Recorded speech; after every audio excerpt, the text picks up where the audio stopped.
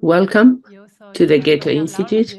I'm Antonia Blau, the director of the Goethe-Institut, and it's a pleasure for me to welcome you here in our house.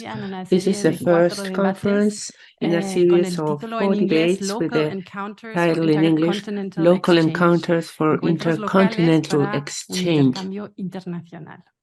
This conference takes place in the context of the Deconfining project that has been co-funded by the European project of Creative Europe and the Goethe-Institut. We are one of the 15 European partners. And normally I would be here today with 2 other women, Guilla Tambi, the advisor of the Dakar Culture Council, and with Celia Mann, who's an expert of the European creative industries.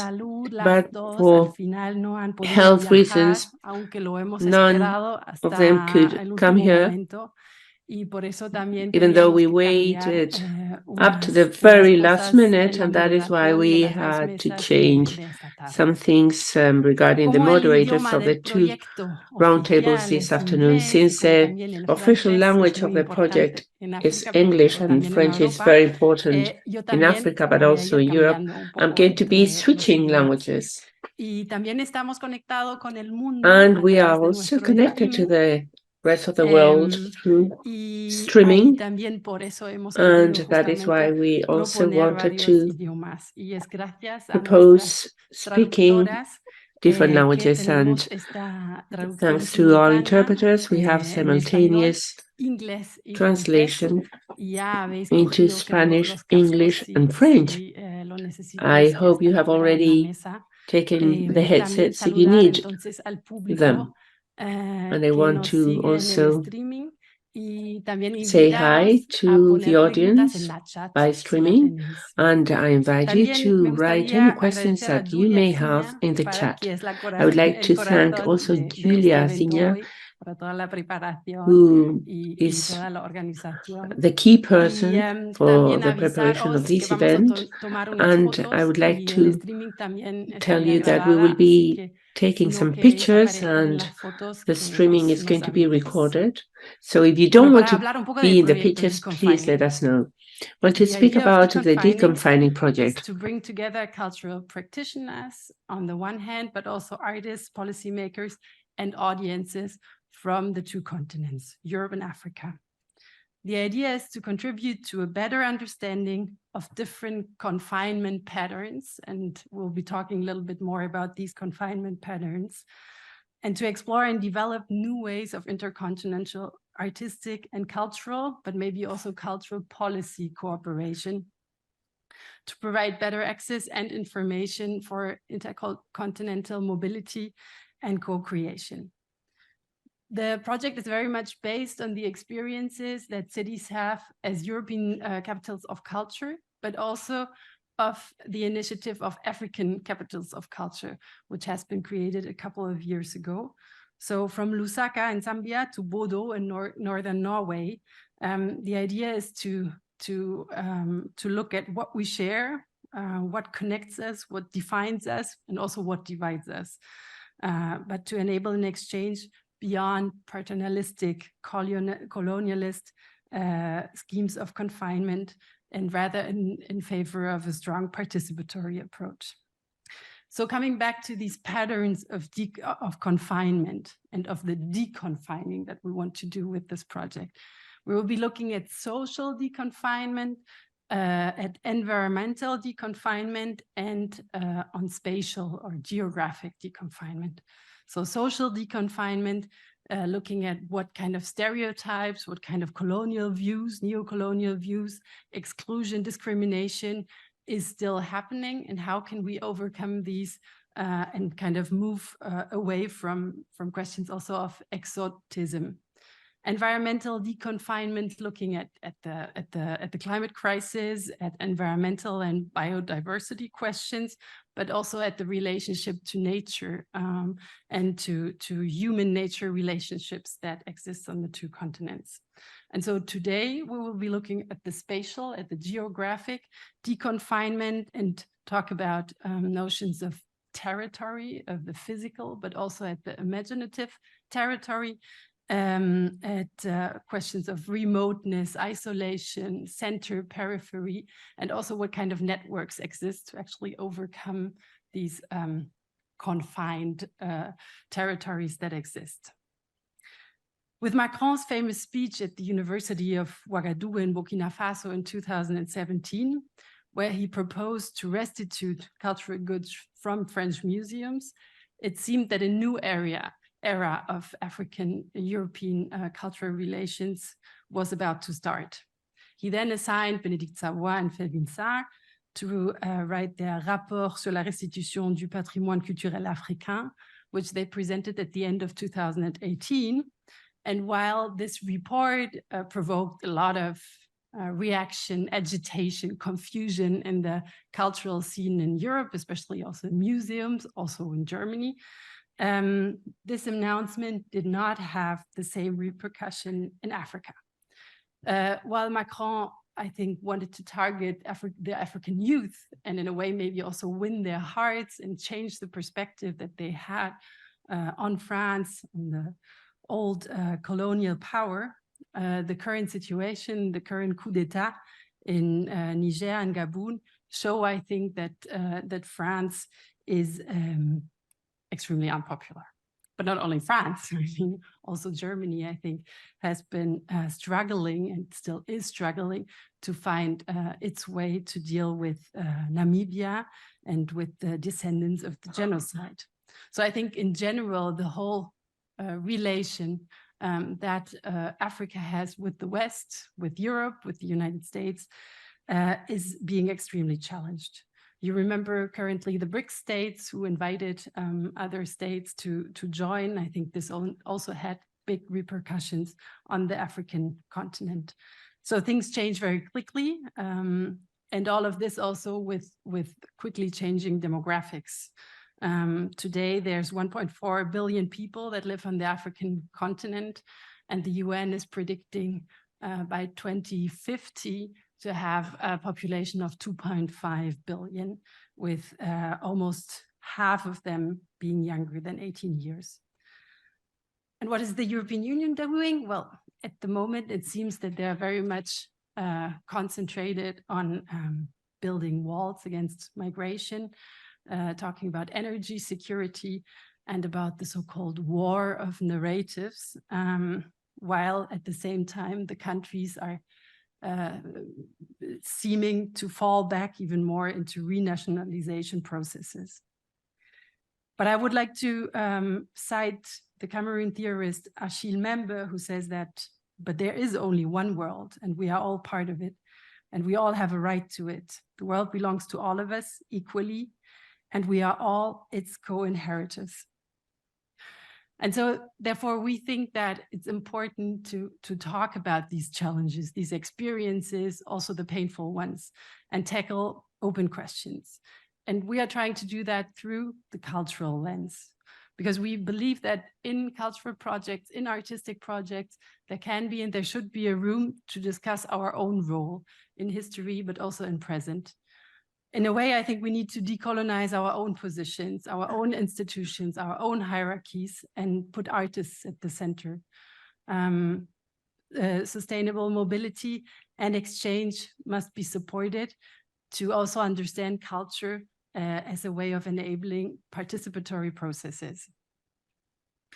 So now that today we start with the spatial, the geographical deconfining, we will do that with 3 different roundtables. We have invited cultural practitioners, we have invited artists and intellectuals. And the first roundtable will be talking about the notions of territory, like I said, like the physical one, the imaginative one, and networks. And the second roundtable will be more about the artistic perspective on a notion that can be called multiple identities. At the end of the day, we want to ask about new narratives and possibilities for connecting or for reconnecting, also for telling a new story maybe, about the African and European continents in a way like Membe thought of, that we're all part of this one world. We also had foreseen a workshop in the afternoon with Ibaku, who's there, hi Ibaku, which not only for questions of last-minute visa and other problems, were just like we didn't have enough time to really prepare the workshop enough. So we will not have this workshop today, but we will have Ibaku, I think, sharing with us a bit of his experience. And so there's a larger break in the afternoon, and then we have the last panel. And at the very end, a concert by wonderful Astrid Jones, who's also part of the second panel to kind of close the day. Mais comme introduction et inspiration pour commencer la journée, as introduction and inspiration to start the day, we have asked the writer Elgas to open this conference. He's a journalist, he's a writer, and he has a PhD in sociology. He was born in Senegal and he has been living in France for 15 years.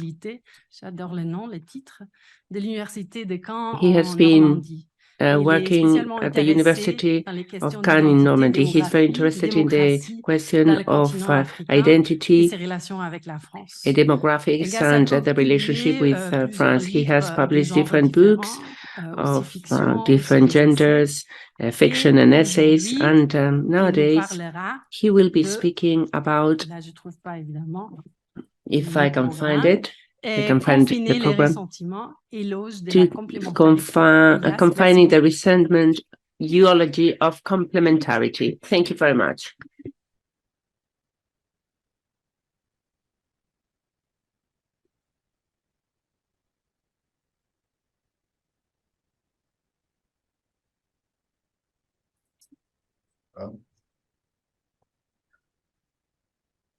Alors bonjour. Merci beaucoup, chère Antonia, pour cette présentation et puis pour good morning. Thank you very much, Antonia, for your introduction and for having invited us to the city of Madrid, which I love. And when I was proposed to ask about deconfining culture, I found a bridge between the subject that I have been interested in for a long time and the subject of my latest book, which is called The Good Ressentiment in the Post-Colonial Era. So I define myself as cross-cutting and to understand the dangers that impact our different societies. They probably share an essence, and that providing partial answers or based on territories would mean to tackle just one side of this evil, which might be interesting in our research, but we should understand that there is an indivisibility of humanity, global nature of this wound, and we have to provide a collective answer. So this is what I'm going to try to convey today in my conference, Confining the Resentment, Eulogy of Complementarity. And I'm going to start by asking, how can we conciliate a legitimate state of anger when it is sometimes very acid, with a very optimistic view, full of hope, to try to correct the unfairness that exists in our world. The issue is decisive in a time which is characterized by different dangers. For instance, how to defend the environment, to make people change their way of life without falling in a catastrophic Comment signifier perspective aux that hommes leur would privilège, leur be position de domination detrimental, vis-à-vis des femmes, how to sans make the aboutir humans à une be probable aware guerre des that it sexes? is a privilege Comment they live in, comprendre how to make them aware, et dire aux générations men, that précédentes they are que le réflexe d'antan privileged vis-à-vis peut porter women, how aujourd'hui to nos sensibilités de convince génération previous moderne? generations Comment faire that their comprendre old ideas aux Blancs can be que la quête de against justice des Noirs sensitive vis-à-vis de l'histoire new n'est pas une ways, victimisation how to excessive make et white people éternelle, ni une understand déclaration that d'hostilité. the fairness for the Ainsi black de suite. is not a La liste des hostility questions, elle est declaration longue, and it's not a elle est vindictive. interminable, So it is a very long list car of l'humanité est questions, traversée par ces questions endless, insolubles en because apparence, humanity qui font du conflit is des affected by identités these un commerce insoluble aujourd'hui questions florissant. that make of the conflict of Nous identities semblons aujourd'hui être un peu plus au a cœur very de ce flourishing questionnement, trade qui nowadays. définiront Now we sans doute la feel that we are charpente more in the de notre humanité center à venir of et these notre manière questions that will à define the habiter le monde. structure of our future humanity in that way of Le parti le living plus in simple à la our world. matière est la démission toute simple, la résignation, The le easiest way to fatalisme. do this Considérer is en to somme resign, to be fatalistic, que le to conflit consider, after à all, that l'échelle the de l'histoire a conflict vocation à être toujours éternel. Il faudrait se that we garder de have ne pas changer inherited le in cours des history is choses, going to et be même eternal, qu'on n'y and that we arriverait have to pas make sure si on that s'y things employait won't vraiment. be changed, and Cette we won't ligne be able to directrice do it a even if we longtemps traversé tried. les querelles littéraires et So intellectuelles. this Faut-il un declinist réalisme type of froid way has been ou alors une poésie réalistique shown in the qui literary world. sublime la douleur?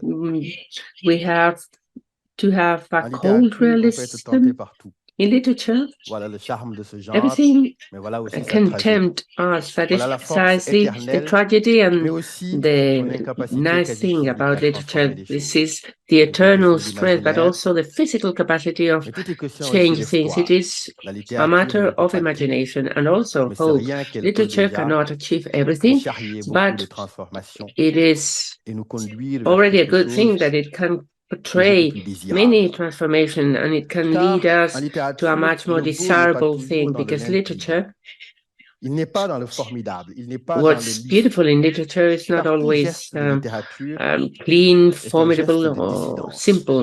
In literature, L'écriture any ne naît pas de gesture la is satisfaction, a mais bien de gesture l'inverse, de of l'insatisfaction, dissidence. de Cultures la don't douleur, come from de satisfaction. l'incomplétion. Most of the times Son it cri de comes from naissance à tout insatisfaction, du cri des bêtes. from Elle heard. déchire le bâillon des And convenances, the cry l'empire des when commodités, literature les is born is chapelles like toutes the cry établies. of a newborn child, is to C'est get ainsi que le over beau, par une what formidable is already inversion en established, what is littérature, n'est pas le uncomfortable, and consumérisme, that is how the mais la beautiful transformation du is not a réel en convention, but rather imaginaire the avec transformation le of concours de l'esthétique. reality into Pour toucher imagination au with sublime, the help le plus of important, the aesthetics au cœur des to hommes. get to the Ce que les discours, real les textes heart of the religieux human n'arrivent pas à beings. exprimer, le texte, par What son génie, peut arriver religious parfois à le confesser.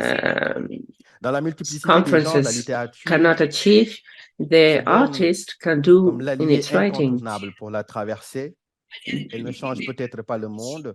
Ambition, on le sait, This vaine is avec absolutely Albert Camus. necessary for Il n'empêche pas que le for monde changing the se world. efface, Sometimes, mais il as we empêche saw que in le monde Albert se Camus, défasse, might be unreasonable, disait Albert Camus. but it doesn't prevent the Lampe world au front dans from le tunnel, c'est descendre disappearing dans and l'abîme, pas appearing seulement again. pour l'éclairer, mais par cette force magnétique In the tunnel, de presser les at the end of the consciences tunnel, à we se have a transformer. light. Dans les And there collèges qui is a nous habitent, magnetic comme rappelé au tout début strength de notre to propos, la make littérature nous dit ceci. people Attention, transform il faut themselves. éviter un ennemi. Literature says Cet the ennemi, il following: s'appelle le beware, ressentiment. we have to Qu'est-ce que le ressentiment? do away with C'est notre our enemy, incapacité with chronique resentment. What is à nous resentment? Our élever chronical au-dessus de capacity la blessure, to be à above nous élever the wound, au-dessus to de be la above prolifération de cette amertume qui parfois enserre le cœur the et proliferation presque of the tend à le sadness détruire. Car si that l'injustice, oui, sometimes est réelle, puts la tentation de pressure tout faire on our voler en heart, and éclats, sometimes it even justifiée, destroys our heart, because la even if force the de l'âme humaine injustice est is real, justement une manière the d'illuminer ce temptation qui of reste blowing everything up destructrice. and Le the ressentiment est strength un of poids qui hatred freine le can cœur, be il destructive l'acidifie, il le tue à terme et ne lui laisse que les ruines. and can Il kill l'empêche de the retrouver son heart éclat and leave it premier. in shambles. Tous les And cœurs portent des it does blessures. not allow the heart from Elles sont pour certaines incurables. getting to its primary situation. Every heart has its wound. Some have long-lasting scars. The illusion of repairing these scars would be an illusion, because obviously what you have suffered is going to leave a mark. But to tame the vestiges as those of our resistance, to surprise catastrophe with the resources of a smile, as Victor Hugo said, can allow us to transform the weight that burdens our souls into a future of hope. I am much aware that it is easier to say than to do it, that sometimes pain paralyzes, but to confine resentment and to face human communions which are much more warm, it's absolutely a need. So in this way, to deconfine culture is not only an imaginary trip, it's not only going from one place to another, it is not a matter of long trips, it is an inside journey to tumble the stereotypes and the reputations that sometimes paralyze us, because it's easier to overcome our own demons than external demons. So in this way, we overcome our own barriers, and we do not decolonize the neighbor, but we decolonize ourselves. And in this endeavor, it is much more difficult to work on yourself than on the others. And we have the history, memories to remind us, like the shout of the French philosopher Jean Confiner, people are not emancipated. People emancipate themselves. You don't take democracy development to anybody. These ambitious, sacred ambitions have made the world really tumble. The US thought they took democracy to Iraq. They wanted to free people in their own territory. The common point of all these adventures is that they have been very deadly and very little productive. One emancipates him or herself because it is something that comes out of your own heart, of the way you want to behave yourself. You can be shown models and ways, but the ultimate wish comes from yourself, and that is how the society is transformed, not from the outside, but from the inside. That is why there is a very fundamental recipe, which is freedom. The writers and many other artists speak about freedom, and there's only one free country in the world. We have freedom illusion because illusion frightens everyone, because you fly, and sometimes we don't want to break our framework, our life framework.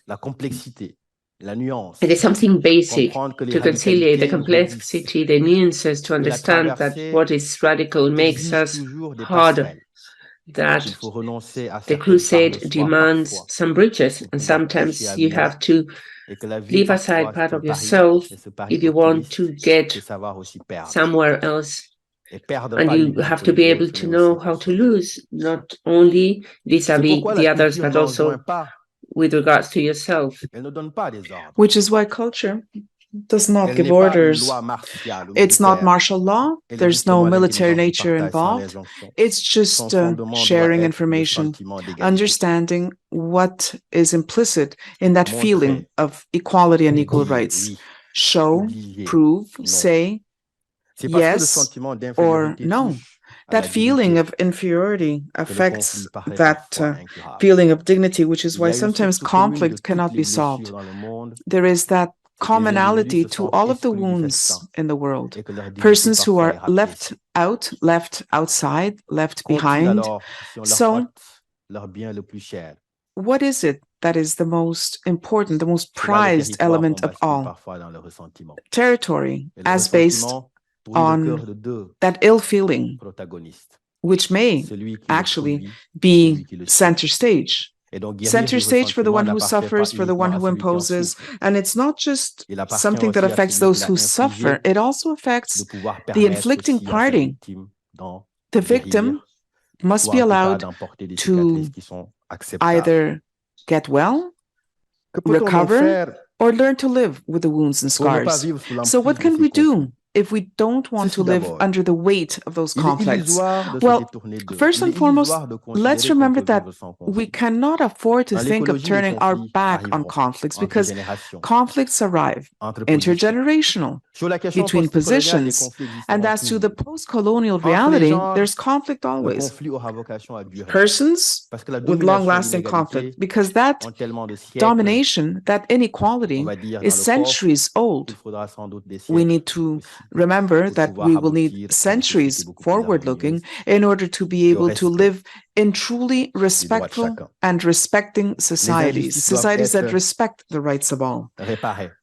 We must be allowed to repair the harm. But how to do that? How to understand what the intentions were? What is it that will allow us to cross borders? Remember that there's an idea which really has not been sufficiently explored, which is that of complementarity. The source is the universal nature of things. But what is the universal nature of things? The universal has always been held back by these representations of life and death.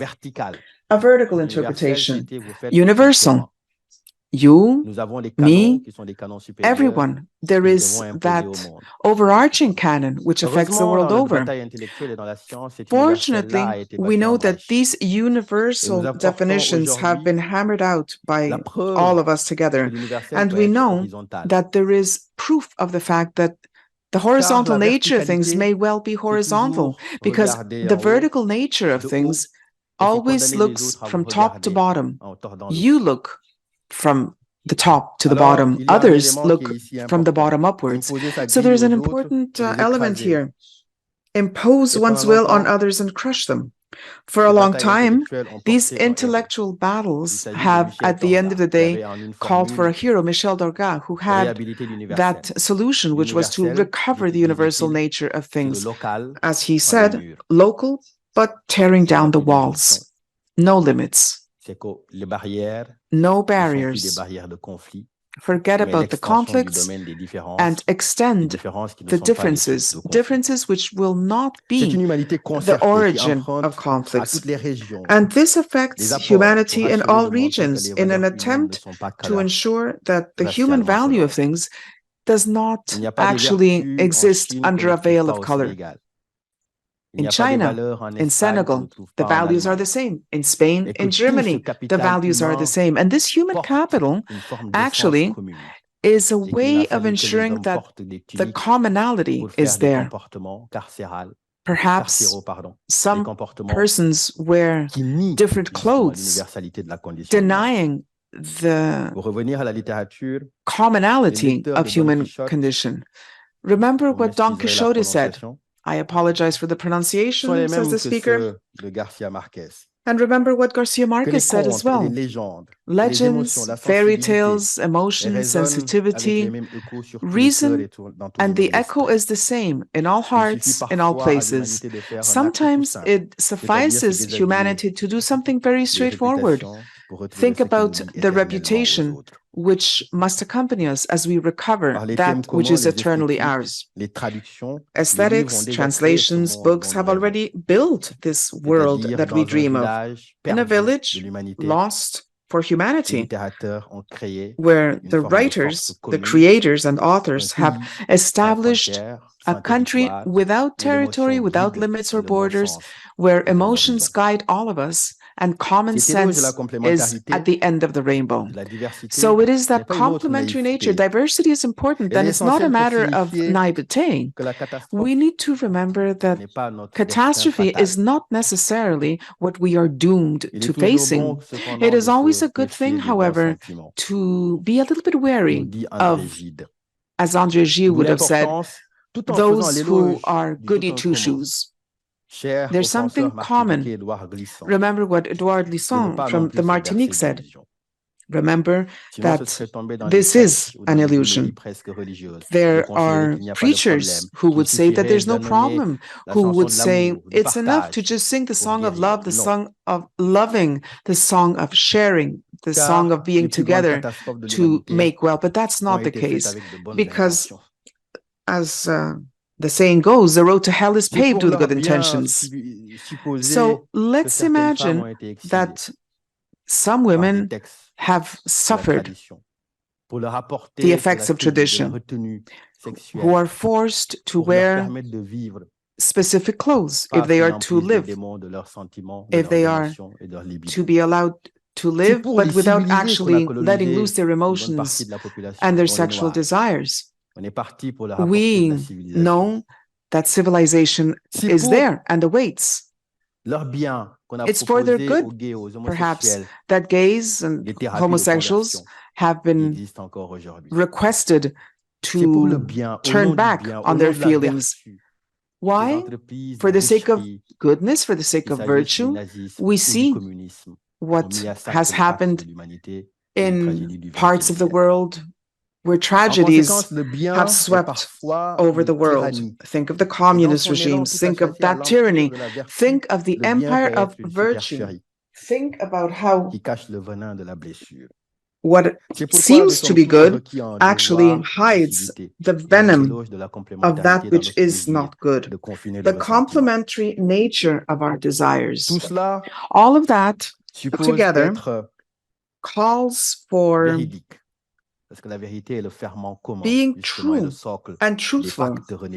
This is the basis for renegotiated agreements and pacts. But we need to slow down.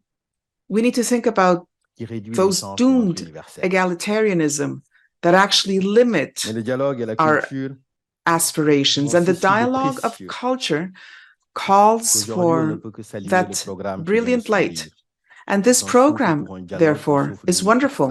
A breath of fresh air, a powerful breath of fresh air, something which is healthy, which is good for all of us. This conversation will ask us to do that which literature allows us to aim at aspiring.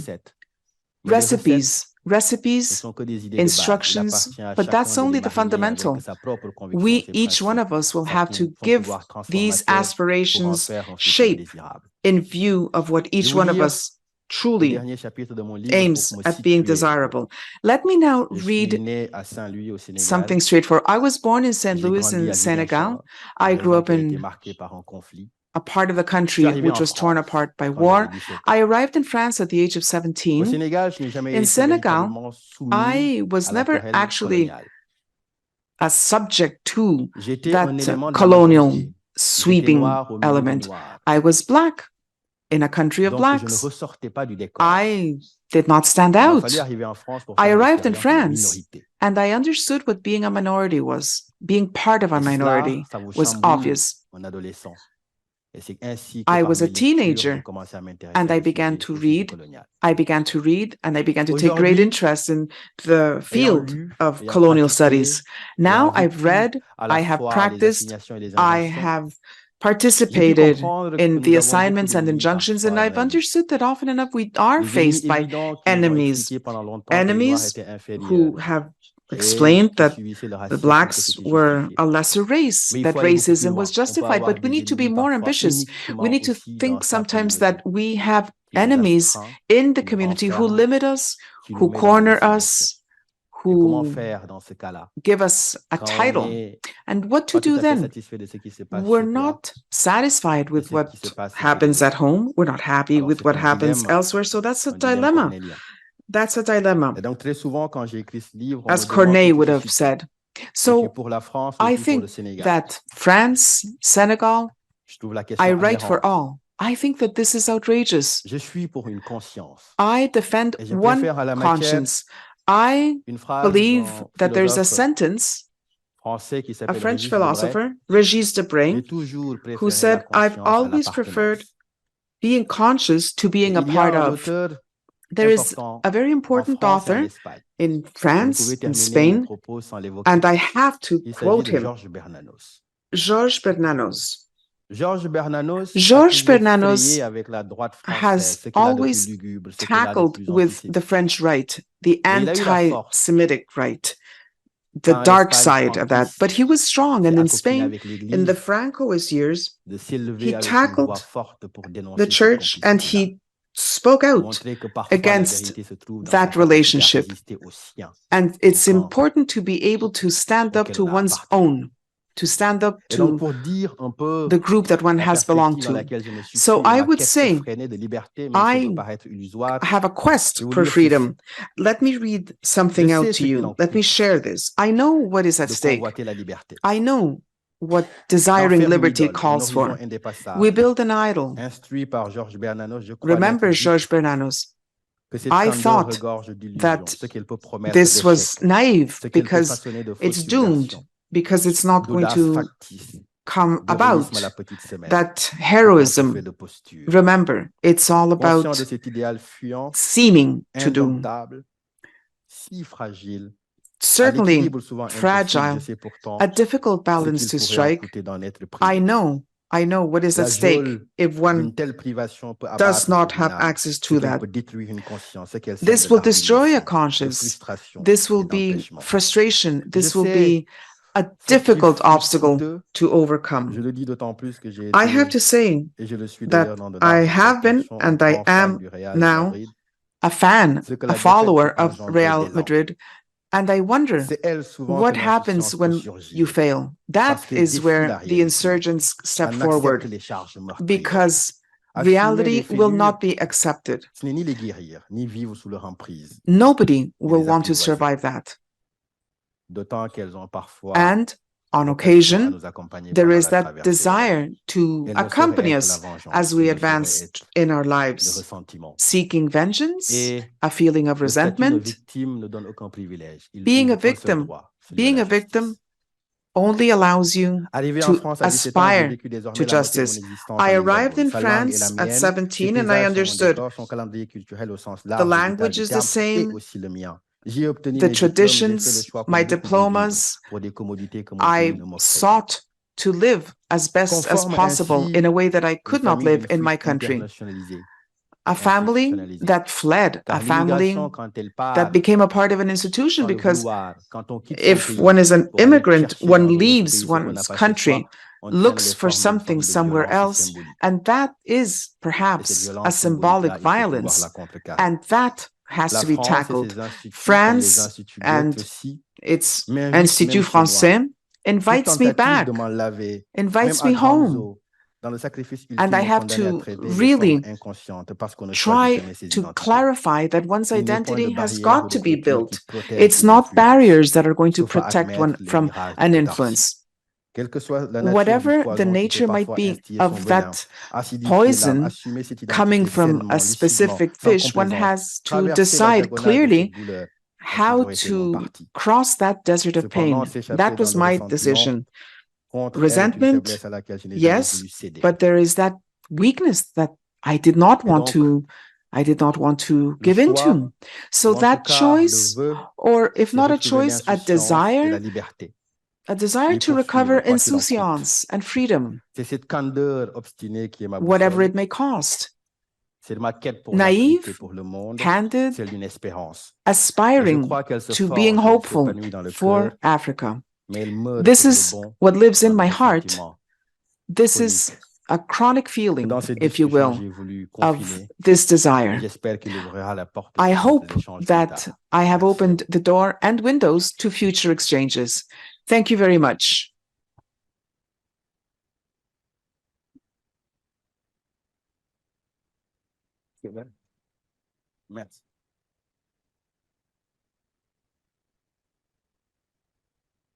Merci beaucoup, Elgas, pour cette Thank you so much, Elgas, for this very interesting introduction. Now, a break, approximately 15 minutes, and we reconvene with our first roundtable. The first roundtable is going to commence in 15 minutes, in 1/4 of an hour. Thank you. Yes, at 12:15. So at 12:15. Thank you. And there's Eddie. Hi, Eddie. Do you hear us? Hi, Eddie. Good morning. Hi, good morning. Hi, great. So everybody's there. So we will start with our first panel on territories and networks. And I would like to again welcome everybody here in Madrid, but also online, and a special warm welcome to the three panelists, Alejandro, Eddie, and Carol, in this kind of, let's say, physical virtual space. So as I was mentioning before, we will be talking about territories, about the physical and spatial confinement patterns and deconfining possibilities. And the idea is to talk about not only the geographical, the physical territories, but also the symbolic and the imaginative ones. The idea is a bit to share the knowledge that is here in this virtual room of existing African, European, and inter-African networks, talk about the needs and the challenges they have, but then also, of course, to have a moment to discuss new ways maybe of improving African-European cultural relations and identifying what is missing for networks to function well. But let me quickly introduce the three speakers to you. And again, I'll be switching a bit between the languages. I'll start with Carol. Carol is la fundadora de la revista. Carol is the founder of a magazine called Africada, and she presides the association, which is based in Dakar and which has a very important role to play in the cultural life of Senegal. And among others, well, thank you for your participation in the Dakar Biennial. She's an architect and a professor of the history of architecture at the Architecture School in Dakar and cartographic in the Polytechnic Pan-African.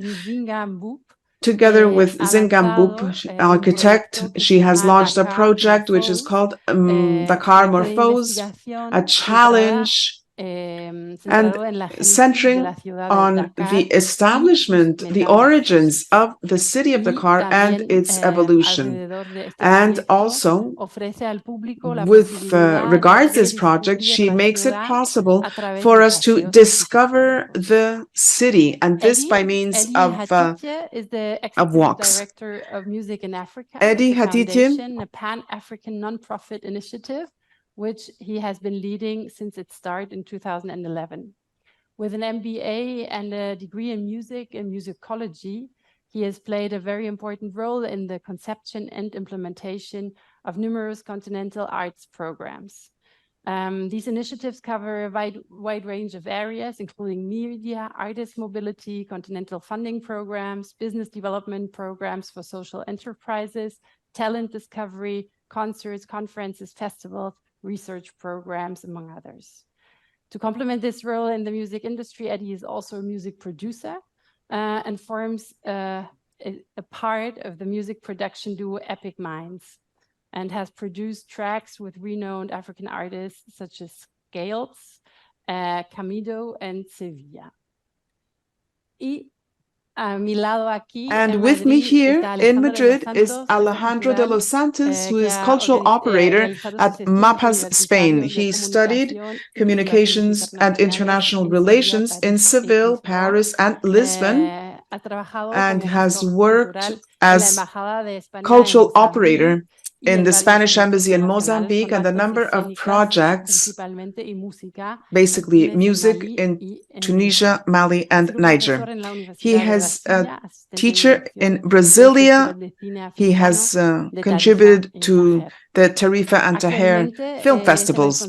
He currently is in charge of African relations with MAPAS, which is the market for performing arts in the Southern Atlantic, and he coordinates the festival called Armaton, apart from being a counselor and advisor for a number of festivals and other activities in Africa and Latin America. He is behind the magazine Afribuku, books from Baobab. So welcome all. The three of you again. I would like to start with again this question of the territory, and I would like to ask each one of you to tell us a bit about the context you are working with. What is the setting? Who are the people you are working with? And why is your work important in this territory, in this context? Maybe Carole, if you want to start. Yes, I can start. So I live in Dakar, which is a city that is known for hosting the most famous African-based biennale. It's also a metropole that is facing many challenges, like demographic growth, climate change, and many others. As an architect, I'm working with construction company, construction workers, but also private and public institutions. And as a cultural actor, I'm working with artists and art institutions. With the work that I'm doing in architecture, but also in the field of arts, and also with the architectural tour that I'm doing. My main goal is to raise awareness on architectural heritage in Dakar, sharing knowledge. I'm also a teacher, and empowering local resources, materials, and techniques. Very good. Then Alejandro, nos hablas un poco del contexto. Can you talk to us a little bit about the setting, your local reality? Es un poco complejo en mi caso porque yes, thank you. It's a little bit complicated for me because it's true that I work in a number of different territories, and I actually don't work where I reside. I'm currently actually living in Germany, in Munich, but I work with professionals in the Canary Islands. You talked about MAPAS before. That's the Southern Atlantic, and that is a meeting point for artists from Africa, Latin America, Spain, and Portugal, and a number of experts from the world over meet there with a strong African presence. I'm actually in charge of relations with those persons together with the artists, and I collaborate in the Canary Islands with the Ahuimes Festival, which is a pioneer because we invite and we present scenic works of art in Spain. The Canary Islands, as you know, is an overseas territory of Spain, which is across from the Western Sahara. This market was actually created because the Canary Islands historically is an enclave which is at the heart, if you will, of three continents. So it made perfect sense to organize an event that would allow the three continents to reach out, establish connections, and what we do is very interesting. And it is important because in Spain there are no other markets or other festivals that will have so many artists who are working in the scenic arts and programmers. So it is new for the international national panorama, because MAPAS together with MATA, which is Abidjan scenic arts market, are the only two markets of scenic work where they include African creation. So my public would be international programmers, and of course the audience that comes every year to attend the activities. We heard something about the city of Dakar. We heard something about the Canary Islands. What is the territory like that you are working with, being the director of a network?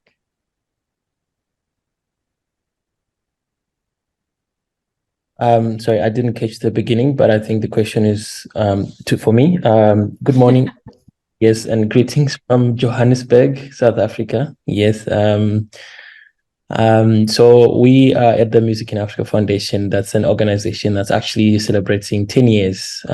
We started around 2011 together with the Goethe-Institut actually, and quite a number of partners across Africa. Of course, the Siemens Foundation. And what we wanted to create was a solution for some of the long-standing challenges that we've had on the continent when it comes to the music industry. And I think those challenges are still there. And possibly in this meeting, we are going to, of course, discuss also how far we've come as far as, addressing them. But we are, of course, operating in a territory that is very youthful, that's full of potential. When you look at the creative outputs, the talent that is in Africa, but also quite a lot of challenges that affect, artists on a daily basis.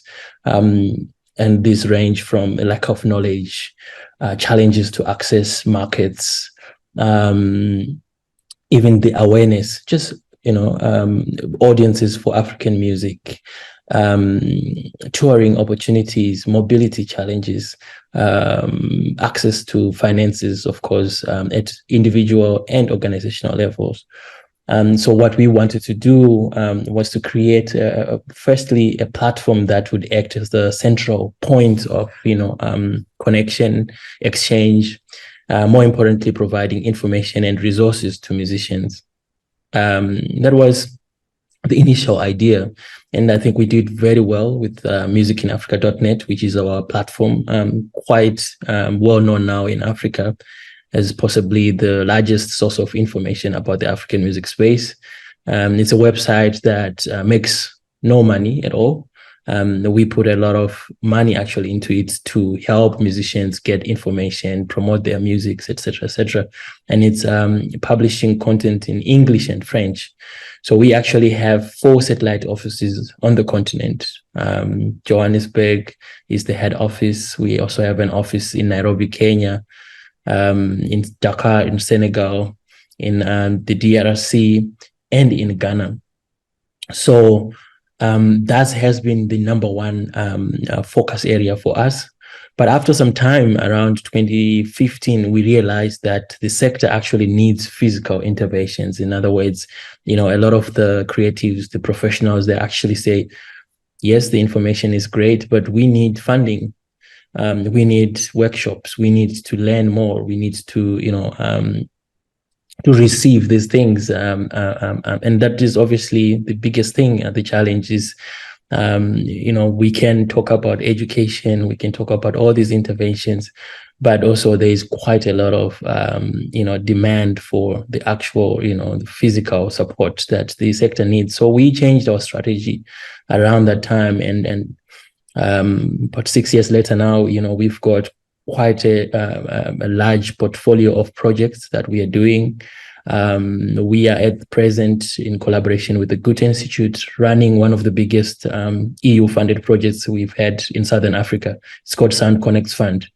It's essentially a fund that is funding organizations across the SADC region here.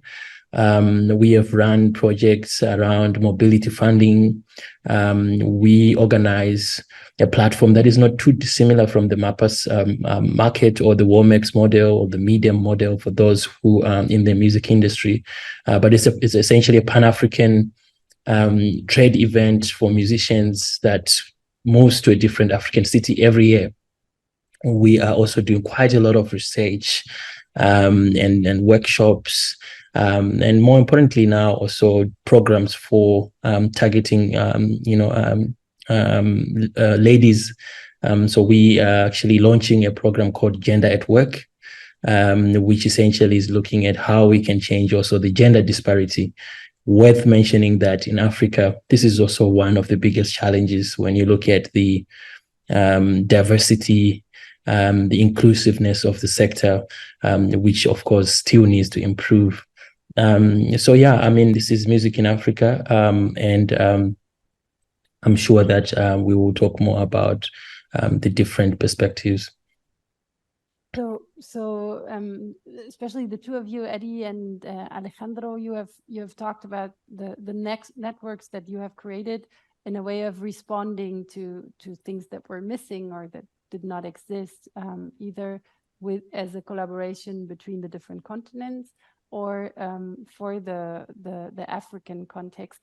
Carol, coming back to you, I think you are also very active next to your work as a cultural operator and architect in also kind of working in networks of women in Africa. This is something that we haven't discussed before, but I just coming back now to the question of the networks and of what is needed, and also because Eddie mentioned the gender perspective. Can you say a bit more about the need of connecting, in this case, different women also on the African continent?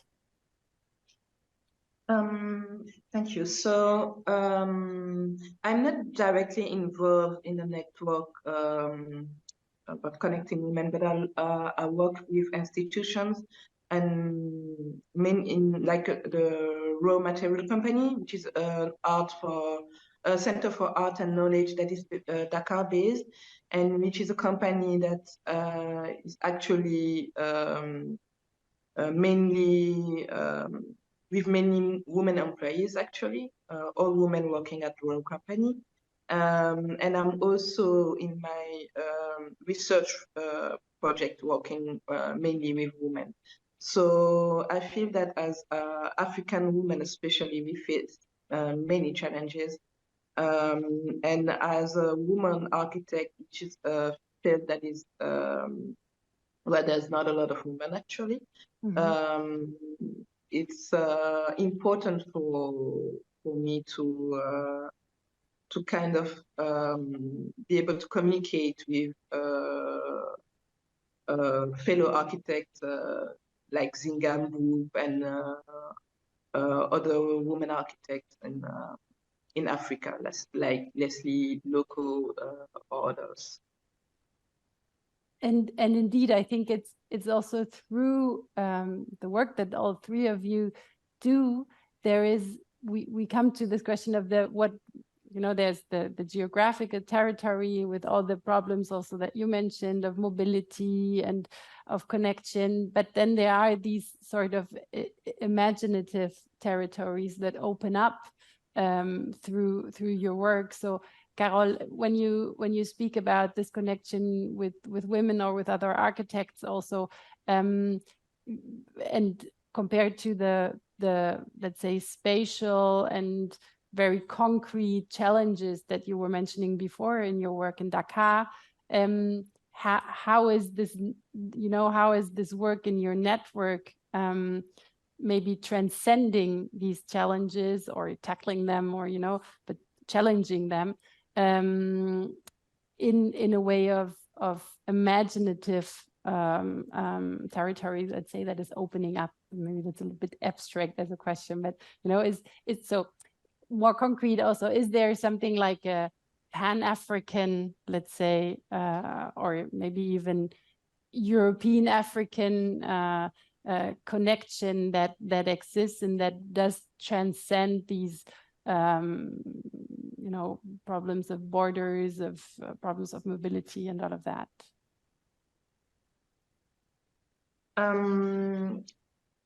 For the question, I will start with the mobility question.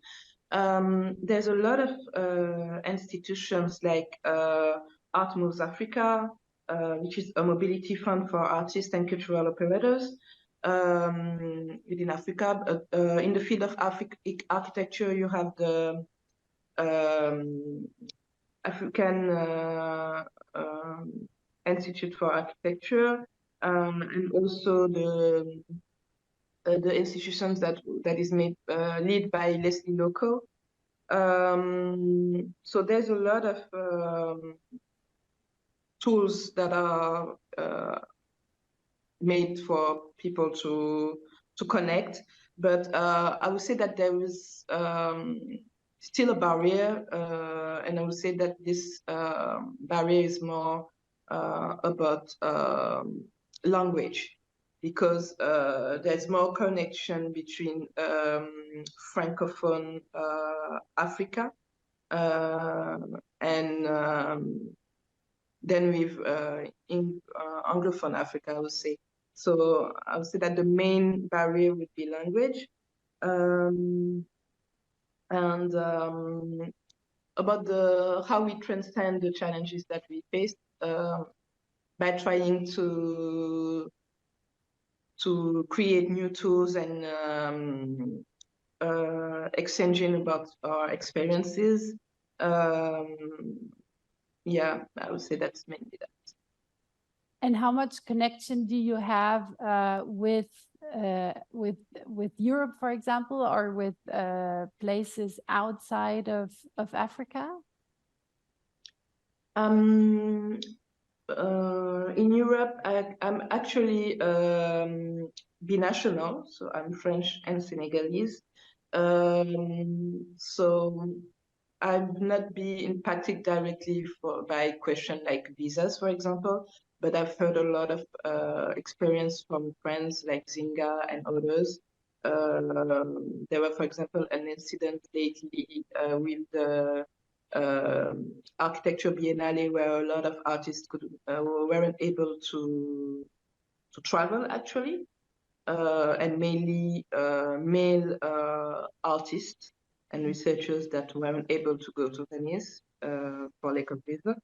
And about the connection that we have in Europe with the project Dakar Morphose, Zinga and I have been invited in Geneva, Lausanne precisely, by the Forum of Architecture for a discussion between the relation between Switzerland and Senegal, and how Switzerland can learn from what we are doing right now in Dakar. And that was a very interesting I would say discussion and exchange.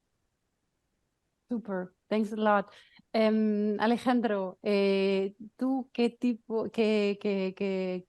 Alejandro, de territorio what type estás of creando territory con are mapas you o con otros creating with proyectos? MAPAS or with other ¿Cómo projects? podemos imaginar, How can we imagine it justamente en términos un poco más simbólicos? in more Pues, symbolic uno terms, de so to los speak? propósitos, Well, one of the justamente, purposes, con algo que ha one of comentado the aims, Carol, que es la with something cuestión that Carol del mentioned, confinamiento lingüístico, que the al final language confinement existe. that at the end of the day Organizado exists. este evento, ¿no? I Mapas en have un territorio organized hispano. mapas in Es cierto que el único país Spanish-speaking africano cuya territory. lengua It is true oficial that the only es country el in español es Africa Guinea Ecuatorial, with y la producción Spanish artística as bastante official language limitada is Equatorial Guinea, por toda la cuestión and the política. artistic production is very Siempre limited for intentamos political reasons. imaginar un So we territorio always try to panafricano imagine a en el que Pan-African haya territory representantes where de there will todo el be continente, representatives from sobre all todo over de the todas las regiones continent, lingüísticas especially the del norte de different África, languages también toda la from parte Northern anglosajona, y Africa, Saxon-speaking Africa and the French-speaking Africa. So we imagine the territory, we try to find which are the most important festivals that already exist in the continent in terms of dance, circus, street theater, and music, in order to create like an imaginary territory that can be representative of what exists in the continent, of the different realities and the artistic creation, which is very different depending on the territory, and something which is has been mentioned by Carol, the visas. We manage 50, 60 visas in every edition. So we have the support of Casa Africa, which is a diplomatic entity that exists in Spain for the relationship between Africa and Spain, and they help us in terms of visa providing. So this is absolutely necessary for this territory to be a reality, but they will mention this, Spain and the EU is being harder and harder in terms of visas, and we have found really absurd situations like in the last edition where we invited a colleague from Mali, and we invited some people from Mali, and one person was rejected the visa. So it is very nice to imagine all this, but then at the end of the day, you have to face the reality. So we've heard about these, let's say, linguistic confining patterns, and then which is a reality, I think, on the African continent, but then also influences, of course, the type of relations that exist between certain African countries or regions and European countries then again. So I think, of course, also for questions of language and of the colonial past, there are certain countries which are very much connected to France, or to Portugal, or to the UK also. So, and indeed, I think it's very interesting that you have this festival in Spain, but then again on an island. So it's kind of extraterritorial, and it's as if, you know, there you have for once this possibility to imagine this exchange, which in reality is almost impossible. For practical questions of visa and everything, but also for questions of language.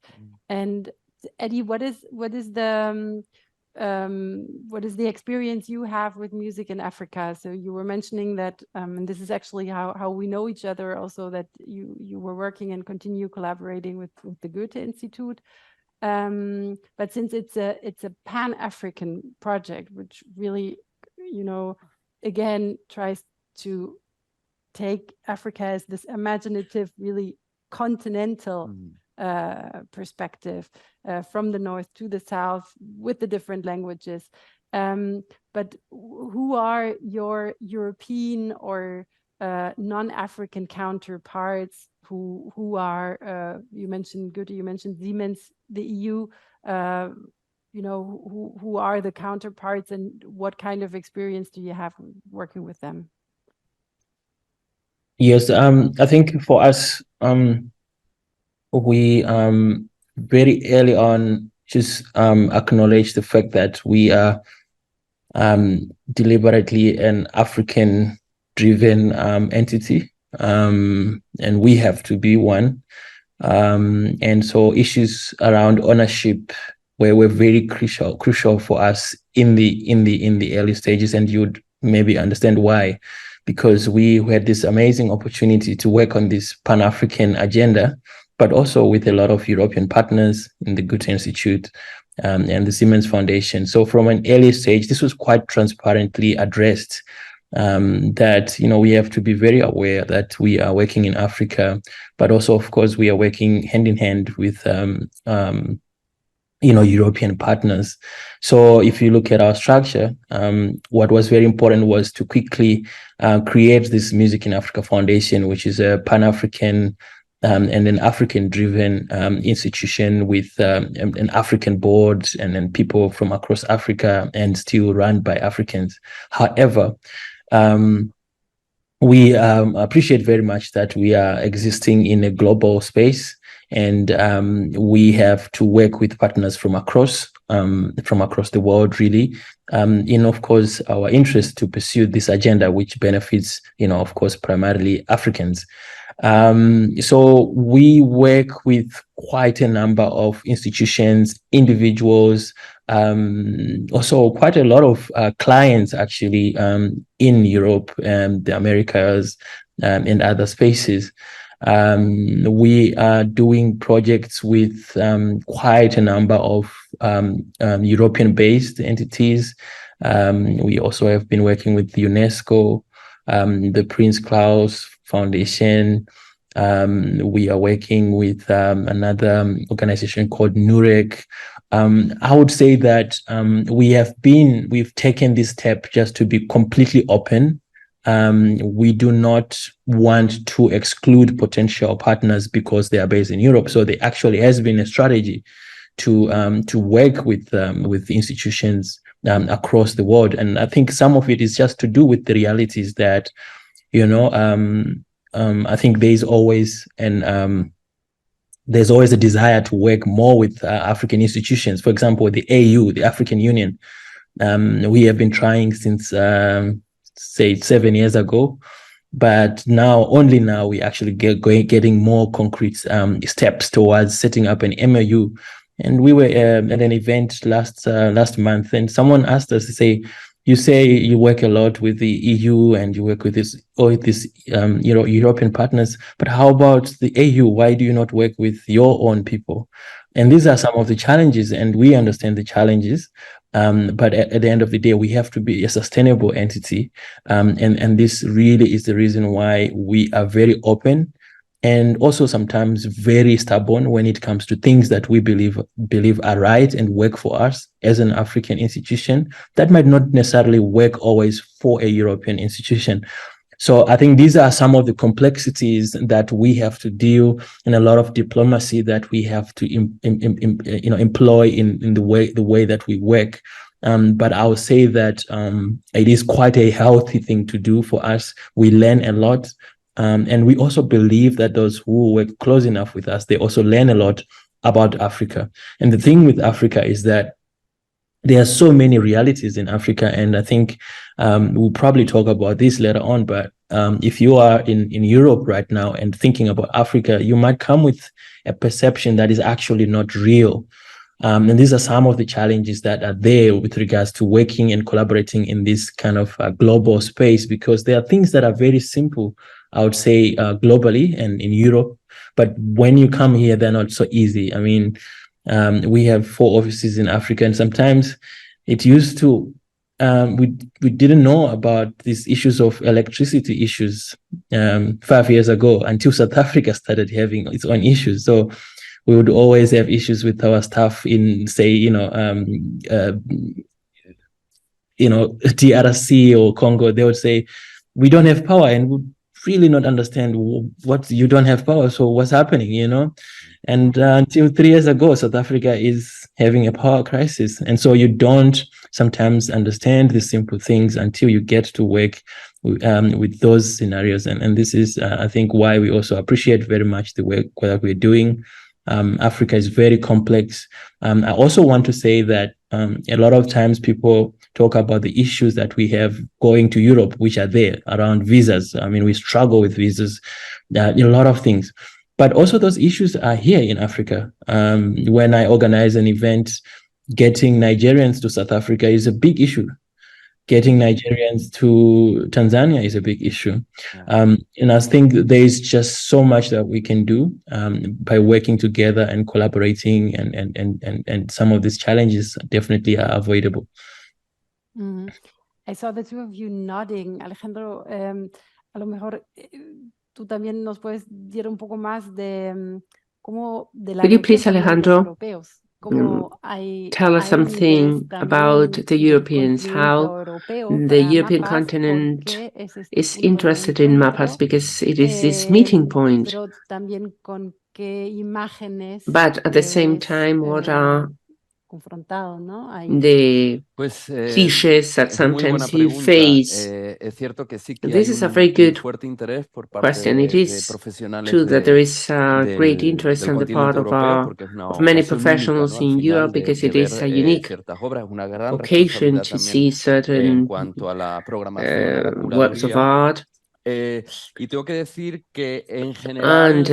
it is also problematic when it comes to managing. And I find all sort of things. There is great interest and there is an increasing interest precisely because of the many debates that now exist in the world after the George Floyd and the Black Lives Matter issue, and because we are living at a time where gender is put in question, but you find those kind of things. There is more connection, I would say, and I'm going to say it very openly, on the part of French programmers, programmers coming from Germany or Holland, vis-a-vis Spaniards. In Spain, it is hard to find programmers that will invite other programmers from Africa. There's more openness in the Canary Islands, but it is more complicated in other parts of Spain. There's many people that think that maybe a proposal of contemporary dance can be too primitive, and these are the typical cliche terms that you have to face many times. And probably afterwards, when we speak about the challenges, we will tackle this. But you also have the matter of lack of understanding of the context, what Eddie was talking about. And for me, it is fundamental. It's one of my missions through MASA in the Ivory Coast and in other events. I want to try to favor mobility towards the African continent so that we understand where the artists are coming from and what are the hardness they're facing when creating, which are many. Yeah, it's a matter of reciprocity too, because in these contacts between Europe and Africa, we're always talking about inviting African artists to present their work in Europe. But we have so many things to learn. Your invitation to Geneva and that Switzerland was saying, you know, what can we learn from Dakar? And coming back to the physical territory and the city, and especially the challenges that you were mentioning for Dakar, indeed, in a way, maybe you are living the future of many of us, and we have to learn a lot from you. So can you give some examples of topics that you mentioned then also in this talk? And I think that would be of immense importance for Europeans to learn. So during that exchange, we talk about working with local materials and bio-sourced materials. Also, we talk about looking back at traditional techniques of constructions, because the exchange was mainly about architecture and also the city. So we've during that exchange, we also learned that there were a lot of similarities between Switzerland and Dakar, and a lot of links that people don't probably know. Like, for example, the Dynamic Museum, that was a modern art museum in Dakar, which is now the Supreme Court of Dakar. was the architecture of that building is the same as the architecture of the museum ethnographic museum of Neuchâtel. Like it's the same, the exact same building. We tried during this exchange to talk about the challenges that we face in Senegal. I talk about demographics and climate change. There's also other, how can I say that? There's other challenging that's coming with the new cities that have been built around Dakar, like Jamiajo, etc. And the Dakar is going to be a big metropole with a lot of people, and we need to learn how to balance that and have a city that's I would say livable. And I wanted to come back a little bit to what Eddie said about the relations between and how it's difficult to travel between African countries. That's actually a reality, and it's not only a question of visa, it's also a question of cost, because it's cheaper, for example, to travel to Europe from Africa than to travel to other African countries. So there's also that question. Yeah. I don't know if you want me to add something else about that encounter in Geneva. Talking about the city again, because I was mentioning the architectonic walks that you're organizing also in Dakar. So I guess there's also some sort of a participatory element in your work, and this, let's say, inclusion of the users of the city, which also seems very interesting, and probably also a format to be to be kind of copied maybe and used elsewhere. Yeah, I say that Dakar is a very complex city, and my physical and imaginative reality is not the same than the one of, for example, the taxi driver of Dakar, or other people living in the suburbs, for example. So it's a lot of there's a lot of layers when you navigate that city. And with these architectural works, what I've been interested in that first I have a better understanding of the city, and I discovered a lot of things doing those works. And for the public, it's to realize that you can be in the same city, but not in the same environment, and discovering some details that people don't pay attention to, but start paying attention during the works. And would you say that through these walks also there's maybe also, or I imagine that there's an access to rather sometimes also technical or historic, like architectonic questions to like a broader public, right? To citizens, to groups that usually wouldn't have access to this kind of information. Yeah, of course. The people that come to the works are not all people that are interested or work in the field of architecture, and generally they learn a lot of things about materiality, construction technique, architecture styles, because, and also how the city was conceived, because with these tours I not only talk about architecture and buildings, but also how the city in itself have evolved and the history of the creation of Dakar. Mm-hmm.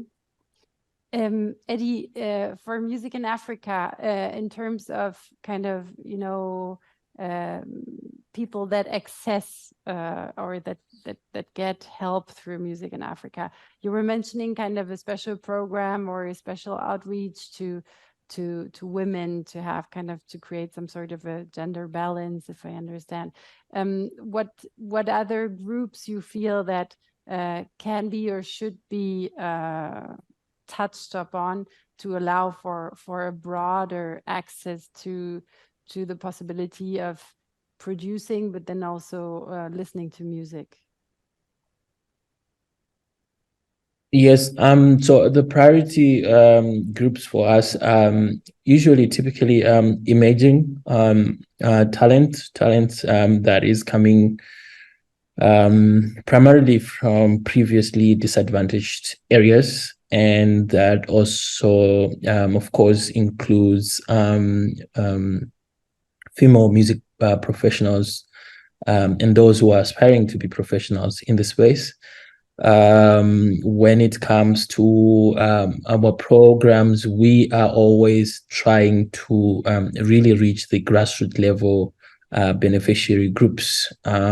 So normally our projects attending to, you know, the needs of the young people who are creative, talented, but have not had the opportunity to access, markets, to operate and to earn from music. And there's quite a big pool of that group across the continent. Of course, we have to be aware that the industry, cannot work if we also start to push these silos.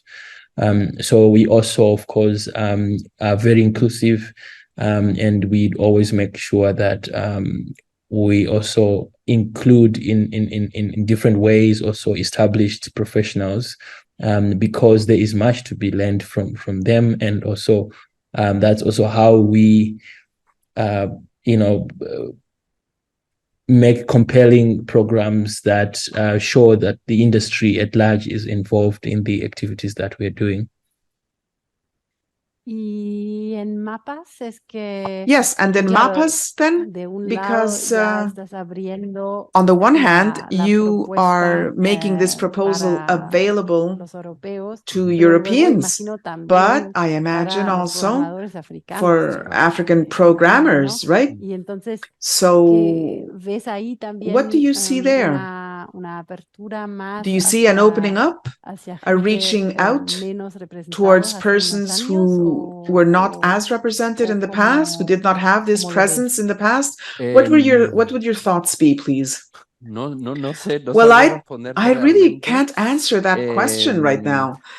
No, quiero decir, hay una voluntad yes, the desire is there, de conocer of course, obras to de teatro become o de danza familiar que vengan de with creadores que works, quizás vengan with de plays, minorías, sí que hay with bastante choreographies interés por toda la that cuestión, come from que tiene minorities. con toda la That creación definitely, femenina, that's por very ejemplo, interesting. y además intentamos Female privilegiar creators, for bastante instance, la they're very creación important. femenina, And we actually encourage también la women presencia de in their programadoras creativity. africanas. Also, the presence of Es African cierto que no es programmers. fácil, sobre It's todo not easy. porque, This is also true, que creo que Carol lo because I mencionaba think that antes. Carol En made el a caso del reference to teatro, this por before. ejemplo, In the no hay case of tantas theater, directoras for de instance, there escena are not mujeres that many africanas, pero sí que hay women bastante directors, interés y luego, but there's pues, interest. evidentemente, And pues, of por toda la course, cuestión LGTBI, because que of también the hemos entire tenido alguna experiencia que no es LGBTQI plus issue, muy común we've en el had some continente, pero mira, experiences, not recuerdo very el año frequent in pasado Africa, but I do remember precisamente una actually obra de last year una chica there was a play. sudafricana de This was a Conwishwa James from South Africa, a young woman who talked about violence against the lesbian community in rural South Africa. So yes, there's interest, yes. And actually, let's see, I'm thinking back now, other works that address female genitalia mutilation, that's very important, and more, not only the African elements, I observe a keen interest. That's African programmers who are very interested in accessing other realities. Latin America too. What is happening in Latin America? What is happening in Mexico? What about the language? So there's a confluence. It's three continents together.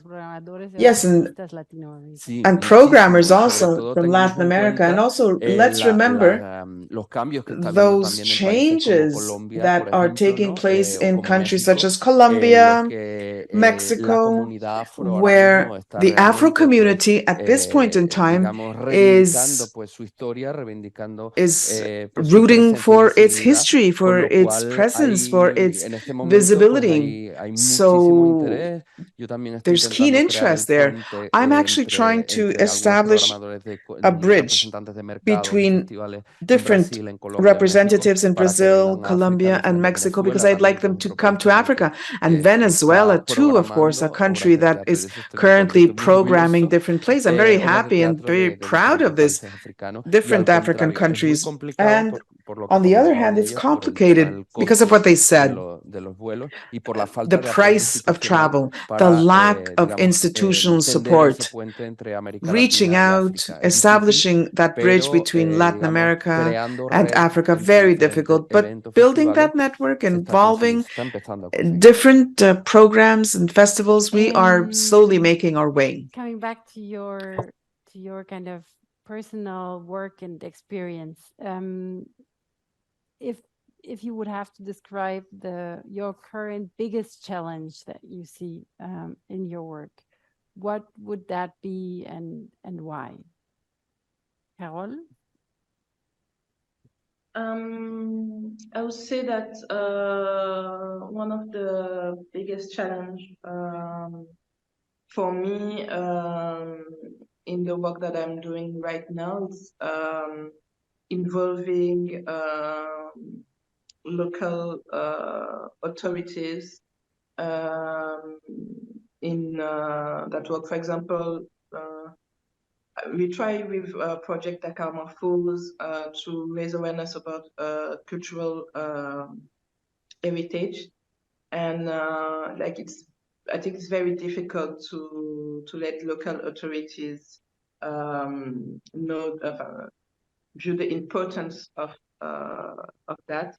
So I'll say that one of the most challenge to work with local authorities. And also funding. But talking about local authorities, I see that there's an exception in the city of Dakar. Lately, I've been working on the skate park, which will be the biggest, I would say the only skate park of that scale in West Africa. And with this project, there was a collaboration between the city of Dakar, the House of Urban Culture, which is an association held by the city of Dakar, and also the International Association of French-speaking Mayors that also financed that project. So there's, I think that we've through cities collaboration, there's also things that can be done. Wow, so that's interesting. The perspective that they open, because at the one hand, you're saying it's the biggest challenge, the local authorities, but at the same time, you're also giving like great examples of how the connection between these local authorities can really help kind of take things a step further. And it's true that that's also a bit the idea with the Deconfining project, because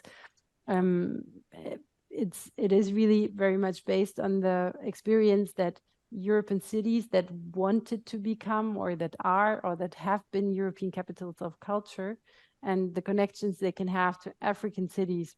Because again, I think it's not the national level that is relevant here, but it's really kind of the on a lower level that I think it's interesting to be looking at these connections. And then the network you were mentioning of French-speaking mayors, so already it's very international. And so that's interesting then. But can you explain a bit more why you think, even though the city of Dakar is an exception, but why it is so difficult to work with other local authorities in Africa? I think that because the political agenda work in short terms and electoral, how can I say that, agendas, and for certain projects you need to work with a long-term planning, and there's not a continuity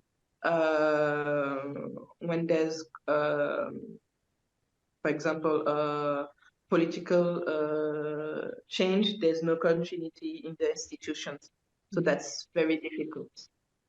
Mm-hmm. That's actually something that reminds me very much of Spain. Talking about it, because indeed, we as a Goethe-Institut are also thinking of working a lot more with local authorities, because we also think that culture or the arts in general should be kind of seen as a transversal thing and not only relevant for like the people working in culture and municipalities, for example, but also for other types of departments, let's say, because it can all, I think the tools that artists use are very relevant for any processes of urban transformation. And so I also think that in Europe, actually, there would be a big need to work with these local authorities and better explain why an investment in culture will actually help, to improve the quality of life for cities in general. Because again, there's kind of it's a transversal thing. Alejandro, how is your connection to the local authorities, and but also then, of course, what is your main challenge? But we're talking about the local authorities. Pues es muy complicado. Well, I have to say that it's very complicated because of what Carol was saying. At the end of the day, Spain is a country in Southern Europe. We're very, very close to Africa. And, I work in different events. I work with different local authorities, and I feel free to address some issues such as the Tarifa Tangier Festival of African Cinema. I continue to work with them. I have been working with them for 8 years now. We had to switch cities for 4 years because there was a political change. The People's Party was in power and said that they did not want to continue to organize this festival, which actually was very enriching for the city, and it had been a 20 years experience. It was interesting to see that. I've had colleagues who went to that space when they were children, and they were used to talking with well-known African directors, and suddenly the mayor said no more. Another project, which was called Harmatan, music, literature, aesthetic arts, that we organize in 3 Spanish cities. Well, we are having great difficulties, great difficulties, because there have been elections. There's Vox in culture. I'm being very open in the municipality of Móstoles, so that's closing down. Murcia, the same, a few years back. So every year it's a real headache to find a new headquarters. In the Canary Islands, we run into the same problem with MAPAS, despite the fact that this is an event of world renown. It is known, as Eddie referred to it, and currently we are renegotiating with the new government. So I have to say that, we're well known abroad, we're well known outside of Spain, but unfortunately in Spain, for political reasons, there is a lack of stability. This is a tremendous challenge, and this is important for the events proper, of course, and for the workers themselves, for the employees who don't know what the future holds. Eddie, please. One of your biggest challenges for your work? Well, I think a lot of the challenges for an organization such as ours has to do with sustainability, and that applies to a lot of civil society, arts organizations on the continent, where there is almost no funding in Africa for the kind of work that we're doing. There is some funding, but there is just great demand. So one has to be very strategic about how you go about getting support for the work that we do. So when you think about upscaling and real impact at a continental level, you can imagine the kind of budgets one would have to put together. Yet there is almost zero funding in most of the African countries for the past 10 years. I think the percentage of the resources we've been able to get from Africa is really, really a fraction. And so that, again, brings up this question, can you be an independent organization on the continent working in culture? And we've tried everything, and we know there are many, many, many great organizations trying different models, but it all points to an openness to global partnerships, alliances, and the likes. But also, of course, that means that one is almost always bound to think in a particular way and to speak the global language, sometimes which does not really allow one to address the very, very immediate challenges that might be dissimilar from the global challenges. So the global agenda at the end of the day is essentially what you would have to follow, and of course try as much as possible to bring in a lot of your own needs and context. But the lack of funding on the continent is really a big challenge.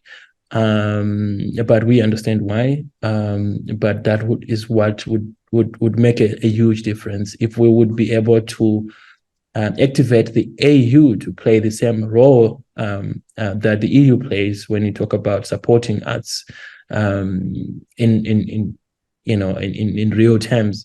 That would provide some kind of a sense of sustainability in Africa, I believe. And of course, if we could unlock a sense of support from our governments, that again will do much. And I think the issue is not only about government changing officials, it's actually government not having a policy and not knowing how they can actually support the arts. They're aware of the value of the arts, but when it comes to the real money, the real programs, research, intelligence, really understanding the issues at hand,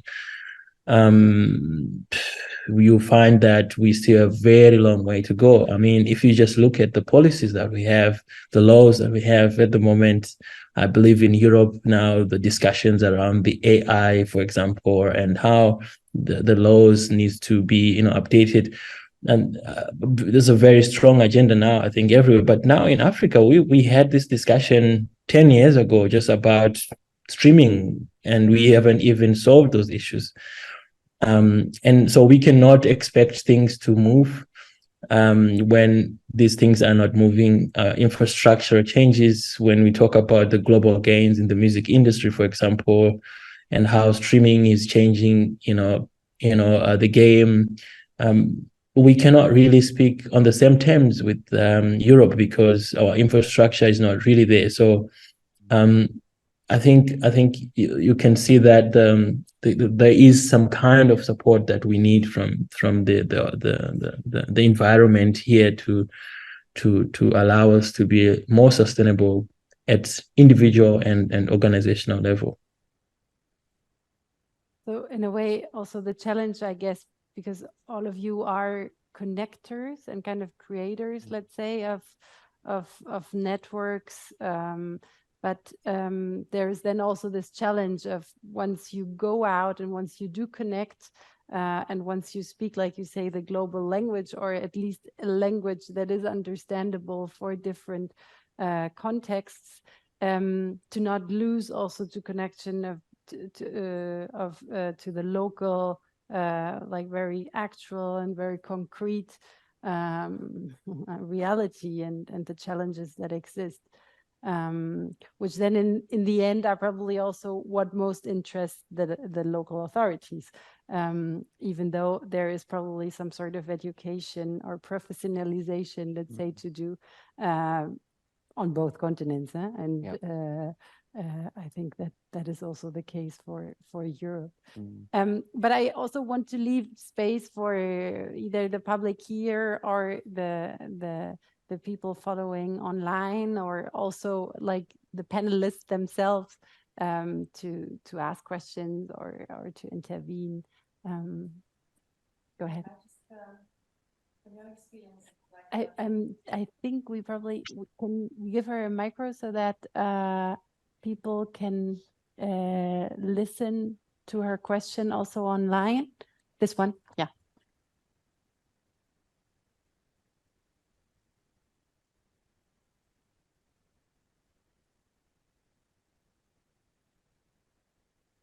Gracias.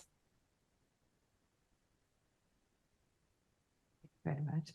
Talking about Thank you. networking, I would like to ask you a question. What you find like the big problems trying to collaborate it with Europe? You can just tell a few, not only the biggest problem you have when you are really trying to collaborate it with European institution or non-institutional company. Carol, Eddie. Carol, Eddie? Yeah, I don't think that for me, I would say there are big challenges that are dissimilar from any collaboration that you would have in Africa, for example. At the end of the day, there has to be an alignment, right? I have not seen a deliberate movement from Europe against Pan-African or, North to South collaboration. I think that's always been open. I think they are just dynamics that one has to be aware of. And these are the dynamics that, come from a lot of, realities. So exactly like I say, like there are global agendas at the moment that I think a lot of the people we collaborate with are very, very aware of, including climate, gender issues, and the likes. And sometimes where this mismatch sometimes might happen is that Africa might be really pushing a different agenda that is just informed by the things that are most pressing to us. We talked about the energy crisis, for example. That is not a challenge in Europe. So when we want to collaborate with Europe, we are looking at addressing our needs, and Europe has got a different perspective to those needs. So the good thing is that I think, better than ever before, there is an openness for collaboration from Europe and from Africa. The challenge is always going to be, how do we get a collective understanding of those issues that are centrally important to Africans and Europeans? Carol? Yeah, I think Eddie said it all. There's not real difficulties to work with European institutions, but there needs to be a common ground and understanding, because reality in Africa are not the same as reality in Europe. So yeah. Alejandro, ¿tú ves algo? Alejandro, do you see No anything? realmente. Well, Creo que estoy bastante de acuerdo not con really. ellos. I have to Solo say that I apuntar, agree with my colleagues, que, but por I ejemplo, would en want una to de las add that, últimas for instance, experiencias, a subvenciones, recent grandes subvenciones de la experience Unión of a Europea major para los países subsidy, africanos Europe to de Africa, lengua portuguesa. European Yo soy Union formador, además de ese in programa que se Portuguese, llama and I'm Procultura, actually a part of that program. It's called Pro Cultura. I have seen talking with experts, artists from Angola, Mozambique, Sao Tome, Cape Verde. I see that sometimes the demands, Portugal's demands, European Union demands in formal terms, well, everything needs to be in order, are a little bit unrealistic. In Guinea-Bissau, you have problems. The forms are too complicated. The paperwork is very difficult. If you're asking for a subsidy of 2,000 euros, it's an awful lot of paperwork. So I think that it would be necessary to do what they say, everything part of a dialogue, everybody speaking, because I think that it's important to adapt to that situation. Yes, and often enough, I think that, co-funding is an issue because they demand a co-financing, which might be unrealistic. Yes. So in the case of large amounts of money, co-financing is requested to a greater degree, but usually the beneficiaries are companies or organizations that already have a robust organization. But in the case of smaller subsidies, there is more flexibility. But even so, sometimes I feel that there's just too much red tape involved. Another question, please, with a microphone. Other questions? Anything in the chat? No. Well, I have a question for myself, actually, because I didn't have the opportunity before of talking about the major challenges because I focused on Spanish politics. Well, yeah, that was a challenge, I think, yes. Yes, it's true that if you establish a dialogue with programmers, we're talking about major African events in the Sahel specifically, where life is very complicated because of terrorism and so on. So everything that's happening right now, Niger, Burkina Faso, just the other day, I was talking with Odile Sankara, who is well known in Burkina Faso in the world of drama and theater. They're having major difficulties in guaranteeing the next edition of the event taking place. This is tremendously important for theater in the region because of that dependency on France. Now, this happens also and affects other events in region, depending on the French Institute, what's going to happen to the funds. She said, well, we're going to have to adapt, no doubt. But the thing is, the state now has one single priority, which is fighting terrorism. I don't know whether we will ever be able to have the state funding our events, but what's going to happen in the meantime? So I think that in my case, working with MAPAS, with Massa, I collaborate with the Journée Théâtrale de Carthage in Tunisia also. There's a major African presence there. My aim, and I was talking with the directors and the team, my aim, as I say, is to broaden the representation of programmers who come from abroad. Because we know that there is a very strong relationship with France, the French-speaking territories, but we're talking about working with Latin America.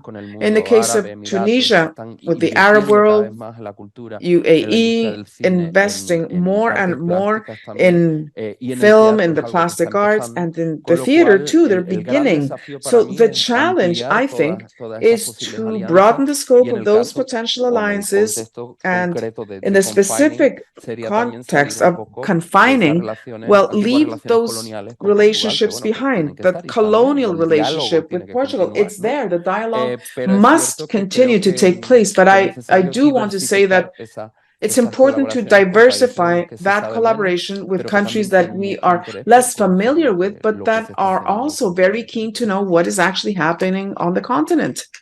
There's the microphone. Maybe you can.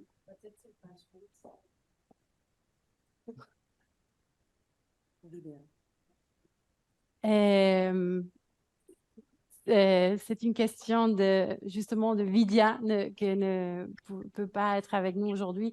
Et elle demande This is a quel indice question sur la création from Viviane, en who cannot be l'équation de la here with us, diffusion and she's en asking, Afrique. Nous constatons que les œuvres voyagent plus facilement de l'Afrique et what d'Europe percentage contre les pays of africains. creation has the publishing Quelle houses initiative in mettez-vous en Africa? We place see pour there are décloisonner more African les publics? works which Je pense qu'on a déjà un peu en are parlé, published mais in Europe than in Africa, and what peut-être measures to on revient decompartmentalize the à ça, audiences. pas This is juste à la something we could mobilité maybe des gens talk about, sur and le continent africain, not mais only aussi the des mobility œuvres, of des idées people in the African continent, but also of the et work, des their discours. ideas, Comment le voyez-vous, Carole? and maybe the narratives. How do you see it, I Carol? would say that that's also an important question.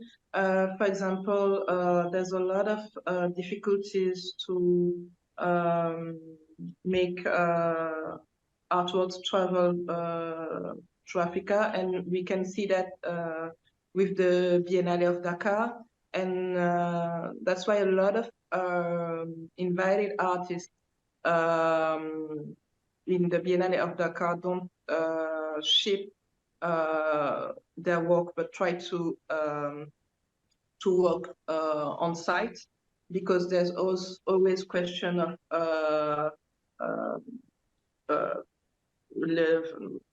like work arriving late, or customs fees and problem. So yeah, it's very difficult to make works traveling across the continent. Mm-hmm. Eddie, I mean, you also already talked a bit about that, but I guess that's also a bit the idea of the platform that you have, which of course works very much in the digital space as well, and then is maybe a bit less dependent on questions of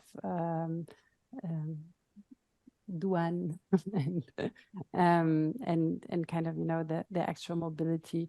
So I imagine this is also one of the reasons, right, that the virtual space, which of course for music works easier than it would for performing arts, but that Music in Africa is successful as an intra-African initiative, right?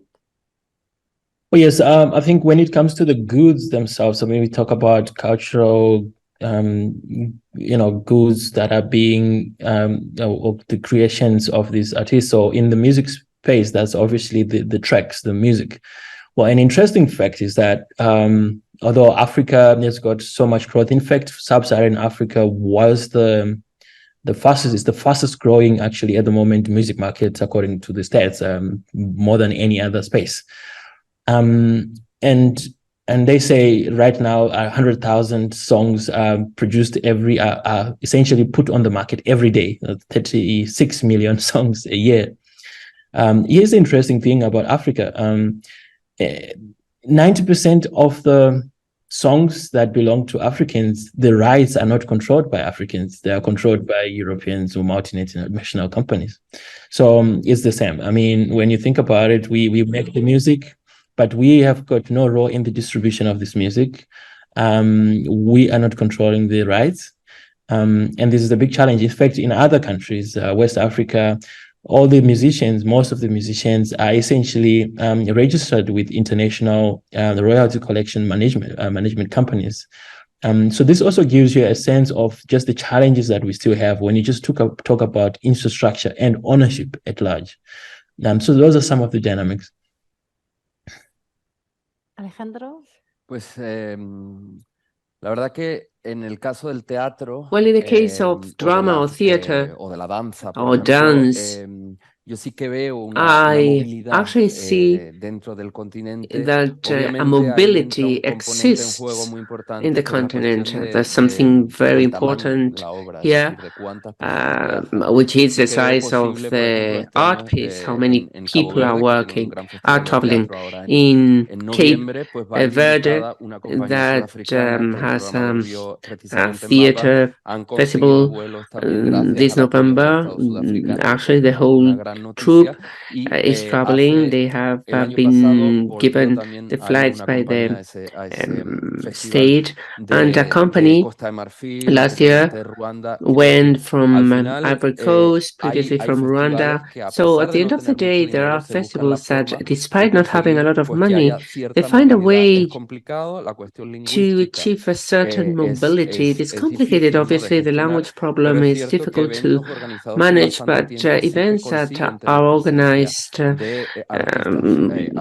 during enough time can count with African artists. An example is the dance festival that will take place in Maputo in Mozambique in November, and there's going to be a high representation from all the continent, from Morocco, Cape Verde, Ivory Coast.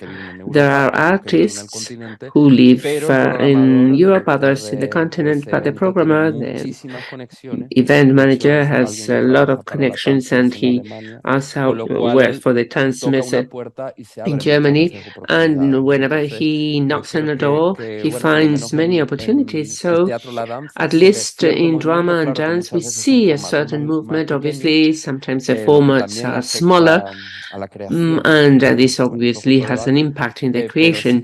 That would be a different debate. But I see there are certainly mobility in the continent, in the north, in the south, from east to west. There is mobility. If there are no other questions, I think it's also nice to kind of close this panel with this, say, rather positive example also of a connected space.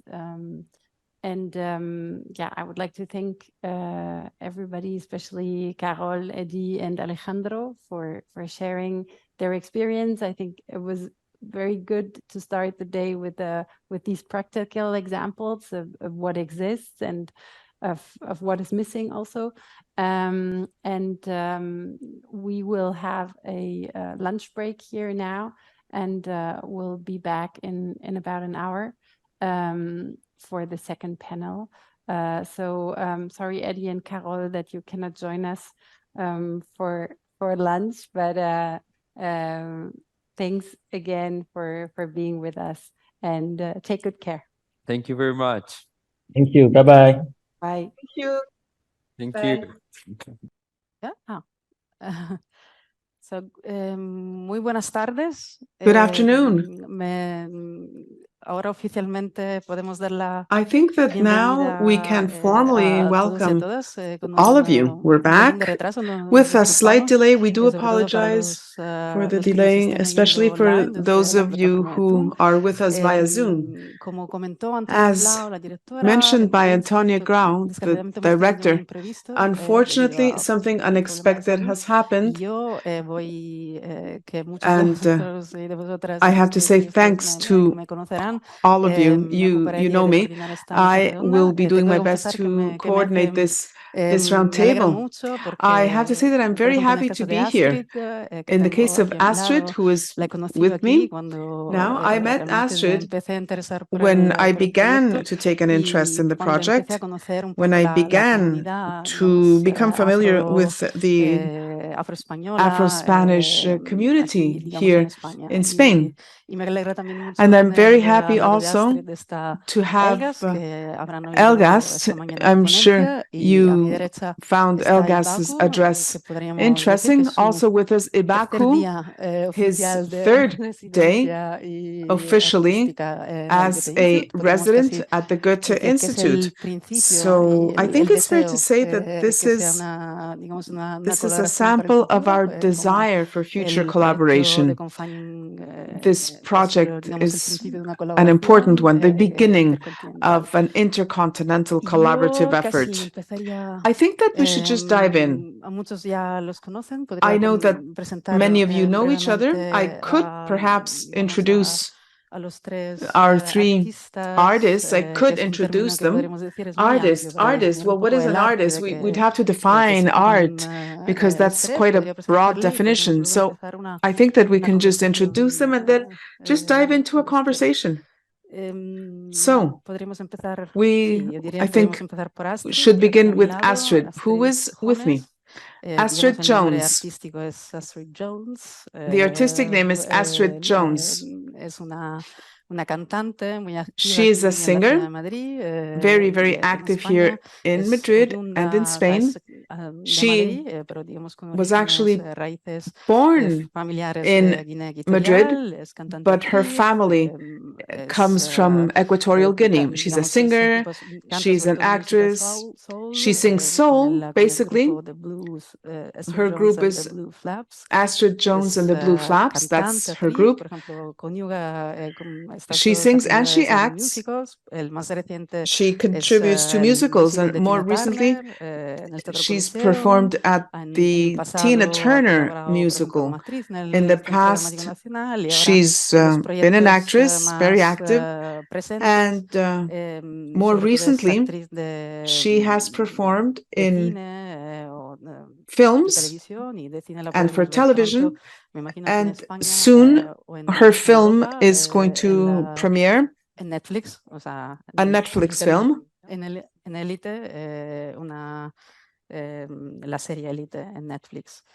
The series is called Elite. And to my right is Ibaku. I like how he describes himself. He likes to speak of himself as a builder of sonorous worlds. He works with Legreppivo, among others. He explores the potential, if you will, of audio. What we hear, what we listen to. I think that what is especially interesting is to think about him as an artist. And what's interesting is that he connects it. He connects this world with other worlds. Apparently distant worlds, the world of fashion, the world of scenic arts. Ibaku began to work in the year 2000 in the iPop scene in Senegal, and more recently, ever since 2016, he's been very, very active in the experimental part of music. And he told me recently he contributes to Canoe. He'll be explaining what Canoe is. And Elgas, whom we met this morning. I think that it's absolutely fantastic that we have this plural makeup in our roundtable. Elgas is very complete, a journalist, a sociologist, a researcher. He works with the University of Caen in Normandy. He has written multiple works, novels, essays, among others. So Astrid, please, when we met, I remember when we first met and I talked to you about the project, our objective. I talked about this roundtable and I told you that I wanted to talk about multiple identities and plural narratives. I remember your expression. You were surprised, you were delighted, and you talked a little bit about that selection of the name, the second factor, multiple narratives. I think that we could perhaps get started along those lines. So let me ask you, what does this mean in your production? In other words, in personal terms, your personal life, your biography, your innermost self as an artist, in terms of your artistic production, this concept of multiple narratives, and then furthermore, the consequences. In other words, the juxtaposition of that plurality of narratives.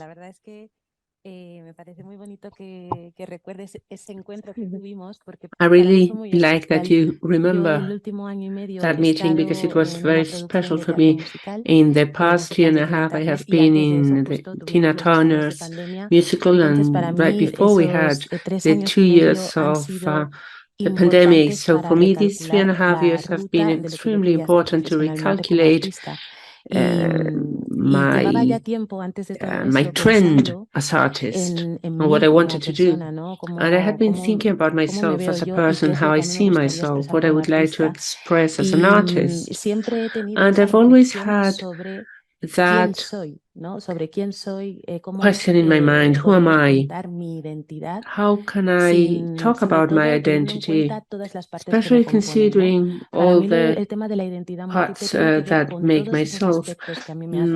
My identity has to do with all those elements that make me be who I am. I am responsible of acknowledging this and to own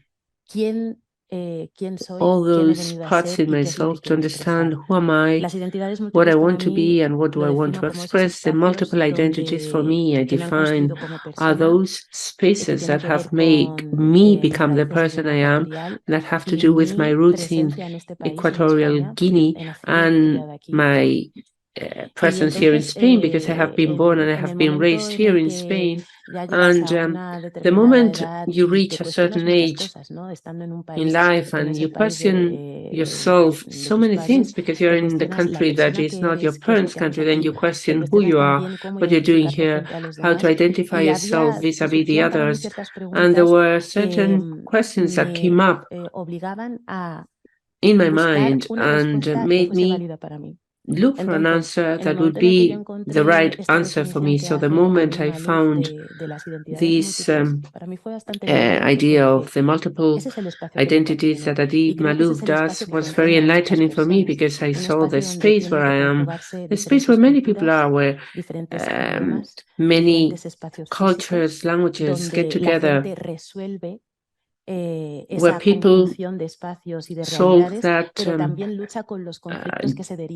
group of realities and cultures, but they also have to fight with the conflicts that arise between the cultures, the people, and there's so many different aspects. So to identify this as a space in itself helps me know what is the space I am in, the space I am right now, and the space that you have to shed some light on, because we are continuously compelled to identify ourselves with a language, with culture, to pertain exclusively to a place, when we are all product of many different realities, by being exposed to many places, journeys, the trips we've taken, the many people we meet. And all these will have an impact in the way we relate with the rest of the world, what we want to convey to the rest of the world. And as an artist, the space of what am I going to say, what do I want to share, what is it important for me to share with others. When I started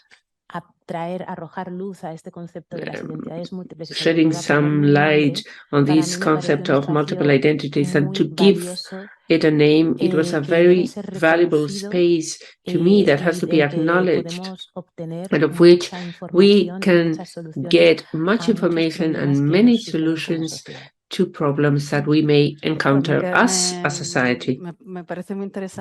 This has been extremely interesting. Acaba de contar Astrid, Elgas, un poco me recuerda what Astrid just said reminds me to Elgas' speech before. This dichotomy between the conscience, the belonging. o qué What corresponde el Astrid is espacio saying, de identidades múltiples, these ¿no? Realmente multiple tenemos todos identities derecho, ¿no? space that a Astrid has formar mentioned, parte, we digamos, are all de un espacio más entitled amplio, ¿no? Que to realmente me belonging to recuerda a mucho lo que greater habías dicho space. tú And it antes reminds y me a lot to what si you, quieres ya Elga, said aprovechamos un before. poco So maybe we're going to take this porque he hecho opportunity realmente una because asociación directa I made a direct con tu association ponencia with your de expose antes. before. Podemos pasar también un Elgas, I poco a think we Elgas sobre can tu go pluralidad to Elgas and what do you think casi about de narrativas, porque plurality sí que en la ponencia nos comentaste de of o sea, de la narratives, because pluralidad you de spoke nacionalidades y de about identidades plurality, debidas también a tu nationalities, relación, a tu identities traslado, digamos, that de have tu to do movimiento, with your digamos, de going Senegal a from Francia. one place, from Senegal to France. Tenemos, o sea, escribes, So you vamos, write, estás activo como you're periodista, an active journalist. digamos, luego en prosa, que You prosa, digamos, en also la ficción, digamos, de una, ¿no? de write una novela, novels, pero luego, digamos, en la prosa de un ensayo, but y then luego also también una biografía, an ¿no? essay or Y luego también, biographies, obviamente, and como obviously, investigador, as a luego tienes researcher, también, digamos, el relato académico, you ¿no? have the del analizar, del academic análisis narrative of luego de la realidad, y que analyzing actúas the también en reality. un registro muy determinado, So this is a pero luego very haciendo, como me specific comentaste ayer cuando llegaste, register, muchas and encuestas, ¿no? Por la what you said calle, por tu yesterday actividad. about the many surveys that you carry out No sé, in the street because of ¿qué your es para activity. Could you ti, please o tell digamos, us, Elgas, what is por for qué you, podríamos decir, or why could we, descomponerte, ¿no? En how could tantos you yos que escriben, decompose digamos, en yourself in tantas so dimensiones many paralelas? Porque esa necesidad, digamos, persons de writing escribir so many different things? tantas, Because that digamos, diversity tantos of géneros, ¿no? writing so many ¿Por qué no solo different uno? ¿Por genres, qué todos? ¿Por why only ¿Por one? qué? Cuéntanos un poco. Why so many? Please tell us why. Alors, merci beaucoup, chère Julia. Thank you Alors, very much, je pense Julia. que les différentes casquettes que j'ai, c'est un peu par accident, quoi. J'ai pas choisi. I think the different J'ai pas labels that I choisi du have are tout parce que just by accident. It is not my choice, quand j'étais à not at l'école, all. je suis né dans une famille d'enseignants, When I grosso modo. was in school, Ma grand-mère était directrice my d'école, mon père parents était were prof, ma mère est enseignante, teachers, my mes oncles sont enseignants, grandmother journalistes, was a mon propre père est school prof de lettres. Donc, director, j'ai grandi my dans un univers, justement, où c'est un uncles univers de are transmission, also teachers, and de my transmission father. So I de have savoir. been raised in Et this c'est très étonnant universe parce of que moi, ma première transfer of passion, ça a knowledge. été le foot. So it is very Donc, surprising because my j'ai fait du first foot, passion really was mais soccer. vraiment, quoi. Même quand je suis I arrivé en France played à 17 ans, soccer j'étais convaincu que mon destin when se I conjuguerait très when I certainement arrived un in jour France, à la Ciudad 17 Deportiva years of du age. I was Real Madrid, fully quoi, un truc comme convinced ça. that my future Et après, would ma mère m'a certainly dit quelque chose include de très going to simple. the Real Pour le Madrid foot, soccer il y team. a Then 10 000 my mother appelés, il said y a un something seul élu. very simple to me. Donc, il faut vraiment For avoir une bonne soccer, there étoile are pour être 10 people who are en quelque sorte admis dans ce asked to cercle-là. Donc participate, voilà, but j'ai then only suivi one les can really études où j'avais succeed. des So you have to be résultats a corrects. two-star to be Et admitted ma to première that group passion, of ça a été le people. So I journalisme. studied, I Vraiment, ma got première good passion degrees, and au my niveau texte, ça a first été le journalisme. passion was Parce que je me souviens que mon journalism, père écrivait dans les journaux especially sénégalais. Il écrivait in beaucoup written de form. I textes, remember beaucoup de my productions. Et puis mon father oncle faisait des used directs to parce qu'on write vivait dans in une grande Senegal famille. Il faut imaginer papers, ça, hein. C'est des newspapers, and he did concessions. a lot On est of quasiment collaboration. 50 dans And la maison. also Et my uncle, we mon lived in a oncle, very extended il family. faisait We ses were directs, almost il 50 in prenait le my house. téléphone, nous on était Just là, imagine. et on So interdisait aux enfants de my respirer, uncle de faire was un bruit parce qu'il était working en train de faire un direct, en quelque sorte. Et non, moi j'étais fasciné par ça, quoi. online, and Le mec we qui children était had avec son to shut téléphone, up qui faisait un because reportage, qui disait ce qui se my passait dans la vie. uncle was Enfant, doing j'étais fasciné par ça. Donc j'ai toujours voulu journalism faire ça. Et puis j'ai job été on the aussi fasciné phone. So I was passionate about this when I was a par les child. journalistes de I guerre. wanted to Les journalistes, do que ce it soit for les work. photographes de guerre And ou I les was journalistes de guerre. also Aller fascinated sur le by front, faire des war plateaux, des reporters, directs. Et donc très vite, war quand journalists. je regardais la télé ou j'écoutais la radio, je mémorisais So quasiment tout le when reportage en I entier. listened to the radio, Et or après, I watched TV. I was memorizing the whole report, and then afterwards I would go to my parents and I would tell them about it. And I would like to end by saying, I'm Souleymane Gassama, and this is for such and such radio channel. As a joke. And then I realized that in all those jobs where voice is used, there's something previous to it, which is the written text. In TV, you need a text. In the radio, you need a script, a text. So one of the most important actions in your life, you have to write, you have to sign. So something comes out very simple, which is that writing is key for everything. So when I went to France, I was totally lost as an immigrant. My parents are not here. I don't know how to cook. In a really shabby place in Nice, and I started to cry, and I said, okay, I have to write to communicate this to the world. So I opened a blog which was called Unrealizable Utopia. I said to myself, you must always have a dream and you have to go for it. And this is how I understood that in order to write, you have to read, because otherwise you're going to be floating in the words and you become pedantic and you have no substance. So this is how a period of really devouring books came to me. An anecdote that should stay here. I even stole books for me to read.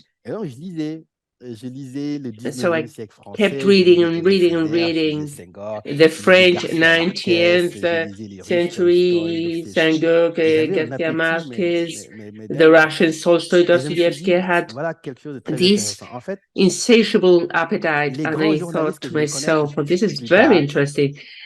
The big journalists that I would meet later on, when they are doing good journalism, it is like literature. When I read Churchill, Kesley, Joseph Kelset, all these people are doing to a certain extent literature when they're writing for journalism. So I kept reading with a literary passion and with an academic training, just because I found a topic that I was passionate about. I've always found it very interesting to know why immigrants are compelled to sending money back to the families back home every month. Because what people send to Senegal, a country like mine, is like 15-20% of Senegal's GDP, very, very large amount. So I started making surveys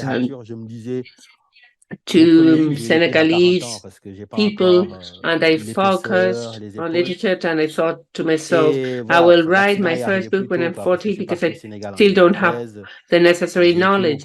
But the accident took place before, because I went to Senegal in 2013. I started writing my first book, and when I came back, a publishing house wanted to publish it, and I have kept publishing in the French newspapers, chronicles, tribunes, collaborations. The World Cup, I also took some notes for a French newspaper, Le Courriel International. And one day, a person who wrote my articles and who liked what I wrote said, now you have to choose your voice. You have to decide what you want to do. And I said, well, I don't know what do I want to do. I want to write. If I feel like it, I will write a novel or an essay or a journey book, because everything has to do with the text. And the relationship with the text, I don't know why it has to be enclosed in a space. The people you meet, the author that has most influence on me is Nécessaire, who's an essayist, a novelist, a politician, and a poet, and a person who's an expert in black writing.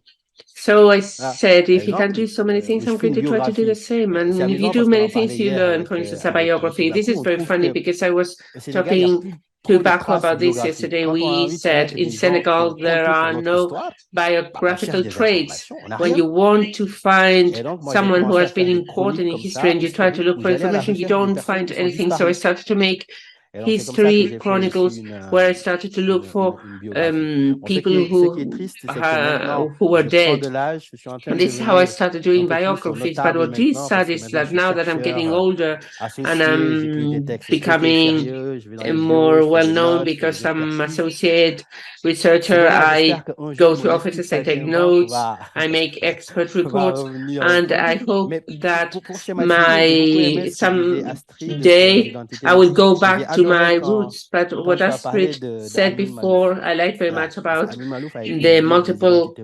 identities, and I like what you said about Adi Malouf, who wrote about the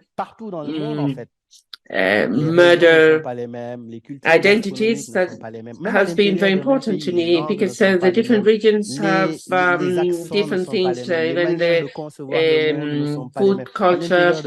When you are in a country, there are different languages sometimes. So we are identity monsters. We have our own born identity that you have not chosen necessarily, and that have an impact on you. Identities are something beautiful and tragic at the same time, because you can have an identity be born of a tragedy. We today speak in French is not because I have decided, but because France was the country that colonized my country, and they taught us to speak French. So these identities are important, and this is the sense of the introduction that I gave this morning. But I imagine there is no one person in this planet which is not the outcome of multiple identities, be it of origin or because what you find along your life. And the encounters is what make us. This is not banal.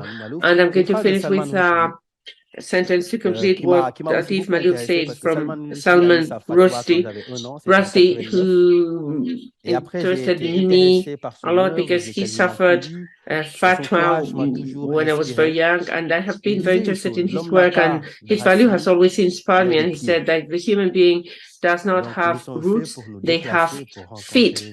So we are made to move from one place to another to meet other people, and this summarizes the idea of multiple identities.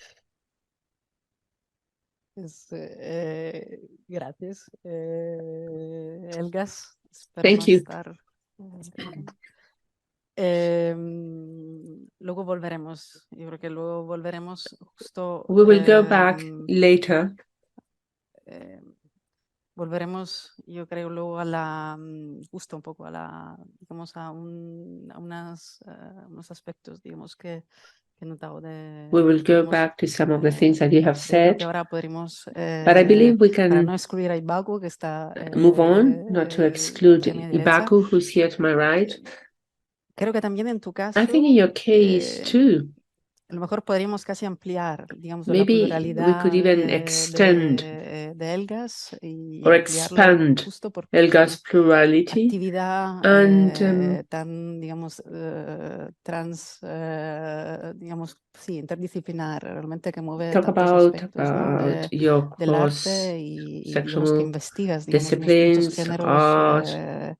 You research many different types of creation of art, of the artist production. Claro, como lo habíamos comentado, tú As we realmente said respecto before, a ellos, with regards to them who digamos que se mueven principalmente entre dos, podríamos decir, entre los dos continentes. Mainly moving between the two continents. Astrid is born in Spain, but her parents are from Equatorial Guinea. Elgas tiene digamos, una conexión, digamos, por su historia directa entre Senegal y Francia. Direct connection because of his life between France and Senegal, and you are the only one who's living in Senegal, digamos, a in pesar, a stable way, más so o to menos de speak, tus viajes despite múltiples, your very multiple ahora trips. estás aquí, luego vas a Now estar en you're here, Berlín, then you're going to y go de afterwards tus to movimientos por Berlin, el mundo, and nos has contado un poco. you have been traveling around the world, as you told us. Podrías empezar a Could you contar, please yo tell creo, us? sería interesante It entender would un be poco tu interesting actividad to en Dakar, understand your activity in Dakar. Digamos, hablando justo de pluralidad de Speaking about narrativas, creo que podría ser plurality interesante que nos contaras de of estos narratives, it centros, would ¿no? Más be de interesting participación to activa, digamos, know from you con el about público, all ¿no? these Con centers adolescentes, con of niños, active con participation ciudadanos y from the ciudadanas, public, digamos, de boys and Dakar, girls, y citizens también in para Dakar, and entender also to las understand narrativas plurales the también que plural creas a través, narratives that digamos, de you tus create artes, ¿no? through O de your tus, artwork, de los lenguajes que tú through the decides, ¿no? En ese languages that you momento. decide También cómo at any cambian, point in sobre time, todo and porque siempre how juegas they change digamos, because para you colaborar con play alguien diferente, ¿no? ¿Cuál and es el resultado to luego también collaborate with someone de una different, you co-creación, change what is the relationship de of una the cooperación, digamos, co-creation of this con alguien diferente? collaboration with Y sobre someone todo cómo different cambia from luego you, and una how it narrativa que tú changes originalmente a lo mejor habías pensado en a un lugar, cómo narrative cambia that con you had esa thought originally co-creación, con of, esta how it colaboración y changes after the comunicación con el co-creation, the otro. collaboration with the other party. Ok. Merci. Well, thank you very much. Écoute, moi, je pense que I think je suis pas très différent de, that my case is not so different de mes collègues sur le panel. from Parce that que, of my colleagues in this roundtable. c'est toujours une histoire It's always d'hybridité. a history of J'aimerais juste revenir identity. justement sur la pourquoi je reviens sur ça, c'est parce que And I'm going to j'ai go back commencé to à beaucoup this réfléchir à cette notion d'hybridité because I avec have thought a lot about this idea un projet artistique, mon dernier album qui est of sorti s'appelait Ailleurs having Cartoon, an et artistic qui project. était un projet musical, My mais qui était latest un projet album, a musical conceptuel project qui se that plaçait was dans un a contexte d'une musical ville project, africaine dans but le a futur, conceptual et d'une ville africaine qui serait en project rapport avec in des the context extraterrestres. of a C'était future un peu ça African l'histoire. city Et je me that would suis be in imaginé comme connection un with personnage dans cette ville qui serait un hybride people from dont other sa mère worlds. serait And I extraterrestre et dont son imagine père serait humain. that it would be a hybrid Et model with ça m'a a amené à human justement father and a cette Martian réflexion mother. sur l'autre, sur qu'est-ce que c'est l'autre. Et ça, on pourrait remplacer l'extraterrestre par made me 10 000 think about who could be the other person, and we could replace the alien with 10,000 other people, other things, but the basis, c'est first and une foremost, réflexion qui vient de mon vécu, en fait, tu vois, qui vient de mon vécu, is a mon reflection that parcours comes from dans les arts, my par exemple, dans la background musique. Quand j'ai commencé in the arts, in dans la musique, j'ai music. commencé par apprendre les instruments. When I Et en même started temps, in the world of music, when I c'était started to l'avènement du learn how hip-hop au to Sénégal. play musical C'était au début instruments, des années but at the same 90. time, Et j'ai it toujours was été en the parallèle, pop justement, movement dans in deux Senegal. mondes, It le was monde back in du the 90s, and I musicien have vraiment, always lived du jeune simultaneously in two musicien worlds, qui that of the apprend musicians, le jazz, the young l'afro, etc. musician Et who's à côté, le learning hip-hop to play qui était jazz, Afro, totalement and then the hip hop révolutionnaire et qui that était was vraiment totally en revolutionary ébullition and au Sénégal, quoi. which was Et really c'est un actually parcours qui a toujours été evolving and being developed in parallèle Senegal. And this has been a trend qui m'a that défini sur la scène, qui a gone fait que je puisse in rencontrer parallel one with the other, d'autres personnes qui and étaient un peu dans allowed me to on va meet dire other people ce chemin. Et who were, so to speak, in my same path. aujourd'hui, quand je communique avec on va Currently, dire, when I les communicate gens qui suivent ce que je fais sur Internet, je les appelle les hybrides. with Parce people que who je me dis qu'ils se follow what I reconnaissent do dans ce in parcours, the qu'ils ont internet, I sûrement call le même them the parcours, hybrids peut-être because I différent, believe mais qu'ils ont, they comme probably depuis have le a début, similar path as des identités mine, multiples, des maybe somewhat influences, des different, but références. they have multiple identities, different influences, Et ça me fait references, dire aussi que and this il y a makes différents me types de think Sénégalais, quoi, si tu veux. Il y a that there pas are different types of on va dire, un people genre de from Sénégalais Senegal, modèle. Senegalese. Does not il y en a des multitudes. specific Et donc, c'était pour vraiment mettre type l'accent of sur ça, sur cette Senegalese. There réflexion are multiple types, and to de insist la diversité this idea qu'on est en tant que peuple sénégalais, mais vraiment à l'échelle the diversity humaine. that we Et du coup, pouvoir have revenir au as travail que je fais, Senegalese, but also as human beings, to go back to the work I'm on va dire, carrying out. un des points communs de mon parcours, c'est vraiment les rencontres. J'ai beaucoup It été dans is des collectifs. mainly the encounter with the Depuis le group. début. From the very Au beginning, début des années 2000, j'ai from the year participé 2000, I have au premier participated collectif panafricain de hip-hop in à the Dakar. first hip-hop collective action in Ironiquement, ce qui Dakar, nous a and rapprochés, c'était qu'on ironically, rappait tous en français, en fait. it has Vu qu'il y en avait made beaucoup qui venaient us du get together, as we would Gabon, du say. Congo, du Cameroun. They came from Il y avait des Gabon, Libanais Congo, à Cameroon, Dakar, des some Lebanese Cambodgiens. who were Et in ce Dakar, qui nous a, from ce qui a fait Cambodia, notre and has ADN, c'est qu'on rappait tous en français. Et and the fact ça nous a that we regroupés autour de all cet idéal panafricain express où ourselves in on se disait que French ouais, on is est our jeunes Africains d'un DNA. peu partout du continent, mais on est capable de faire quelque chose. So we are Africans from different parts Oui, of the continent, but fast we forward, can comme on dit. Je me make permets de things casser les together. règles. On va parler hybride. So we speak hybrid, Fast so to forward, speak. So we make a d'autres fast rencontres, d'autres forward collectifs, and other et groups. du coup, de rencontrer d'autres façons de And I faire, have d'autres been médiums. able to meet Le collectif Les Petites people Pierres, who make different auquel things. j'ai été membre.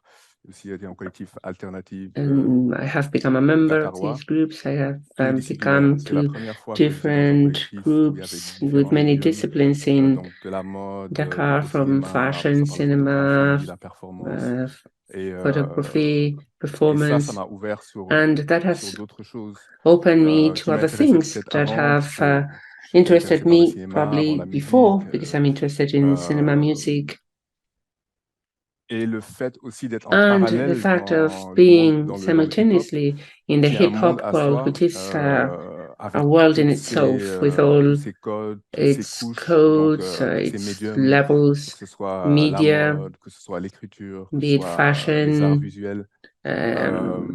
Tout ça m'a writing, beaucoup nourri visual sur art. tout mon All parcours this depuis que has j'ai commencé à fed vraiment être some actif my trend dans la culture, dans la in the création. culture, in creation. Et c'est comme ça que c'est comme And ça that que j'ai is commencé how I have à started vraiment to développer d'autres really médiums, develop other media, à collaborer beaucoup other ways. I have avec cooperated a des gens de lot théâtre, with pour le people cinéma, from à theater, développer the justement cinema, and to develop un precisely éventail real de médiums. Parce qu'à un moment, different group of étant vraiment actif dans le hip-hop, je me suis un peu retrouvé face à un mur. because I have found myself Je me like disais dans le facing a hip-hop, il wall, y avait quelque chose because qui manquait, en tout cas, when le I hip-hop was in hip sénégalais, hop, il y avait there quelque was chose qui something that was manquait missing. The en termes Senegalese d'identité, hip justement, hop was missing d'identité some sonore. kind of Donc, c'était sound vraiment identity. So it une was remise en question de pourquoi questioning myself why on se comparait, on se, comment dire, how could I say it? On miroitait beaucoup par rapport à ce qui se passait aux États-Unis ou So en France ou you ailleurs. look yourself Mais il y like avait in un a mirror with what patrimoine is qui happening était là, with que j'avais the l'impression qui US and dormait, en other fait, et qui était places, une mine d'or but pour moi, vu de mon parcours parallèle dans la musique. Et du coup, so I was like following a j'ai voulu casser ces parallel barrières et vraiment, path ces dernières années, in the ça m'a music permis de and in the past year as well. me It has concentrer et vraiment m'intéresser allowed sur me to les concentrate cultures and interest les myself in cultures du culture sud du Sénégal, en Casamance of the précisément, sud of the et south of Senegal, d'expérimenter des choses, and to experiment certain parce que things, c'est une zone du Sénégal qui est because très it's an riche area of culturellement. Senegal with Et, culturally it is very rich. et voilà, depuis ces 7 dernières années, And in the je fais un past travail sur ces 6-7 cultures, sur years, I ces have been musiques-là, working on that en culture, essayant de that les amener dans le music, futur, en essayant de les faire to portray them to qu'elles the résonnent dans future le and to présent see d'aujourd'hui, dans l'imaginaire populaire. how can it be present nowadays in the Et oui, ça, c'est le popular travail artistique. imaginary. And after 2020, I have participated to the creation of an art space in Dakar, which is called Kenu, the Imaginoire Laboratory. Lui et moi, And en tant qu'artiste, à qui on parle en fait. We have been thinking as artists, who do we talk to? What is what our art is portraying? L'Afrique et l'Europe. Precisely because of the relationship between Africa and Europe. Pas des parias, mais les gens savaient pas ce qu'on faisait en fait. In the community, it's not that we are parias, but people didn't know what we were doing. Comment je peux expliquer à mon boutiquier l'afrofuturisme? Sometimes I said to myself, how can I explain what this African art is about? How can I explain this to anybody in my neighborhood? Ouais, ça doit pas être un concept aérien quoi pour lui quoi. So that it is a concept which they understand. It is not far from them. So opening this art center qui réfléchit et qui agit sur les imaginaires de Wakam d'abord, mais sur nos imaginaires au Sénégal et en Afrique. Present the imaginary of Senegal, Dakar, and Africa, and based on culture as pillar of society.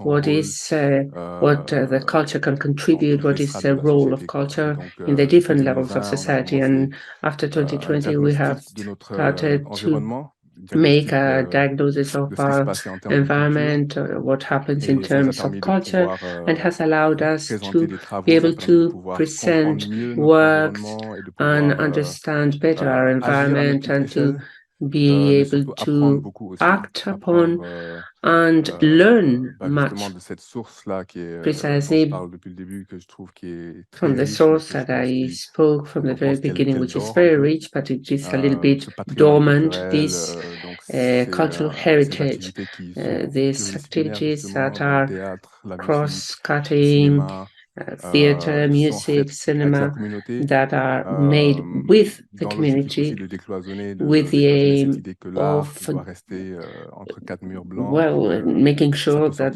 the art can go out in the streets. It doesn't have to stay in between the four walls of a room. And you can see a photo, a piece of work, a performance out in the street. And from 2020, we have developed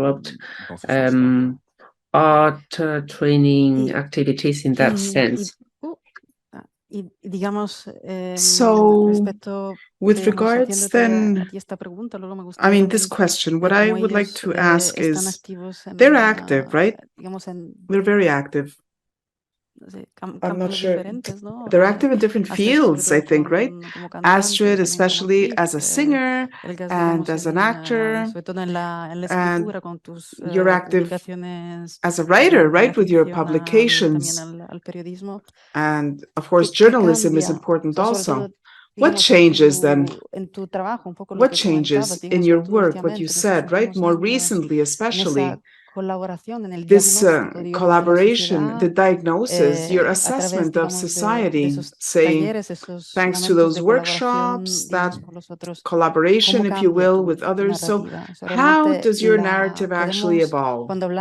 You know, when we talk, if we talk rather about plural narratives, we could talk about the narratives, which are plural, because you avail yourself of a number of different stories, right? Because what you're doing is you're sharing, you're talking about yourself. And then this becomes something which is even more pluralistic because of your audience, the citizens, the people, the groups, the persons who then become involved and who allow you to really understand what the city is doing at that point in time. So it's thanks to your lab work that you actually understand where you stand, where you are, the status quo, the culture and society, and then the narrative, right? This itself becomes something which is more pluralistic. So I'd like to ask, in your case, en situaciones algo, in digamos, en un contexto un poco más distinto, in different contexts, pero if you will. se convierte en algo más plural. But does it gracias a la become something which is broader because of the digamos, direct del público, intervention, the direct por ejemplo, involvement of the Ibaku, audience? So Ibaku, I wonder, you know, if you think about what you've been sharing so far to date, what would you say? How would you describe this? If we think about the men and women, citizens, men and women who participate in those workshops, how does the narrative evolve? How does it change? Does it become something which is more pluralistic thanks to that involvement? And this is because of those multiple identities, because there's your identity also as a person, as an artist, thanks to those reactions. Is there a multiplication? I mean, every experience allows us to build new layers of ourselves. What would you say? Sí.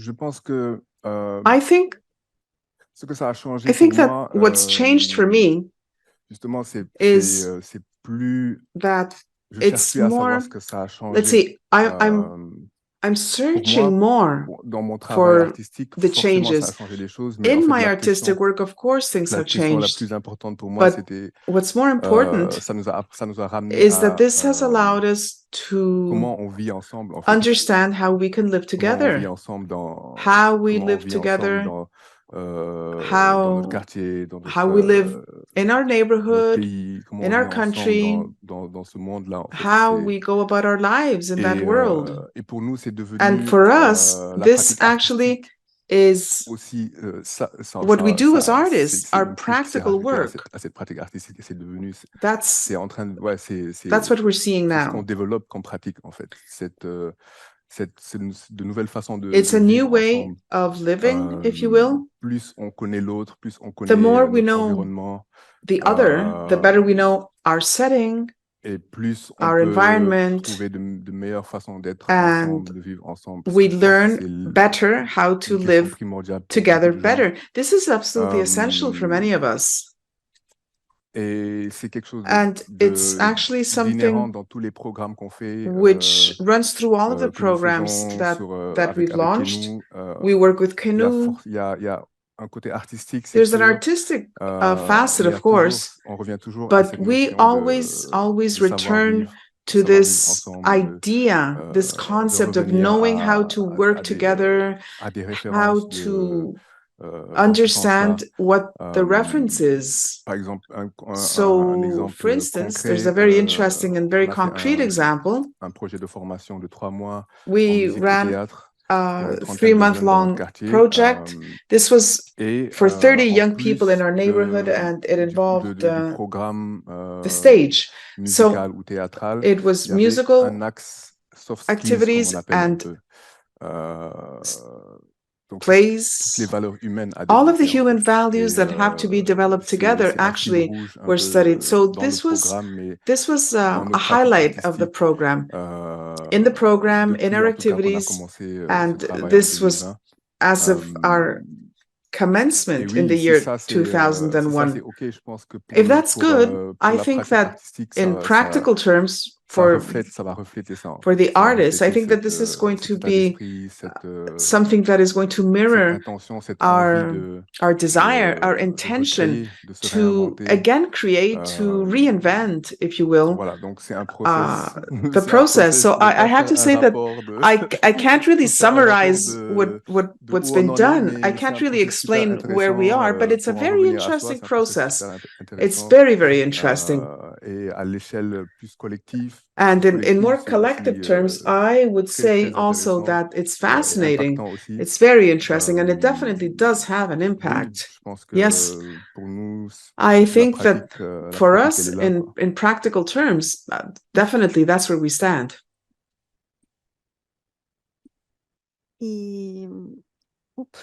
And Astrid, Astrid, back to you. También, digamos, with regards siguiendo lo que decía Ibaku, to what Ibaku was saying, you are active in Spain. What is, well, let's see. I always like to think, I like to say that I'd like to know what the role is of art. Elgas, tú porque has empezado, the expense, right? Escribir, también en muchos casos puede ser I think that we can describe para this. quitarte el aburrimiento, I don't want to. para evitar deprimirte. I don't want to depress anyone. I don't want to bore anyone. But I think it's very healing, right? I think it's very good when we describe, when we sing, when we describe, when we want to ensure that we're not alone because we don't want to be alone. So in your case, your artistic activity, you've changed, right? The way you work, you've written, but you do things differently. Especially, I think, after, well, let's see, observing, receiving, if you will, that specific reaction from your audience here in Spain. It's very interesting to see that you're Spanish, of course, but I think that what might be more interesting is to know the audience's perception. How do they perceive you? And maybe it's not a singularity. It has an effect on your production, on your narrative, on your identity, perhaps also, because it's unambiguous. But let me answer by saying that very differently and sometimes very specifically. I think that what Ibaku said is very interesting. He said something I really thought was interesting when he was explaining that relationship, persons whom he addresses, and as an artist, he says, it's very interesting because it allows you to return to yourself.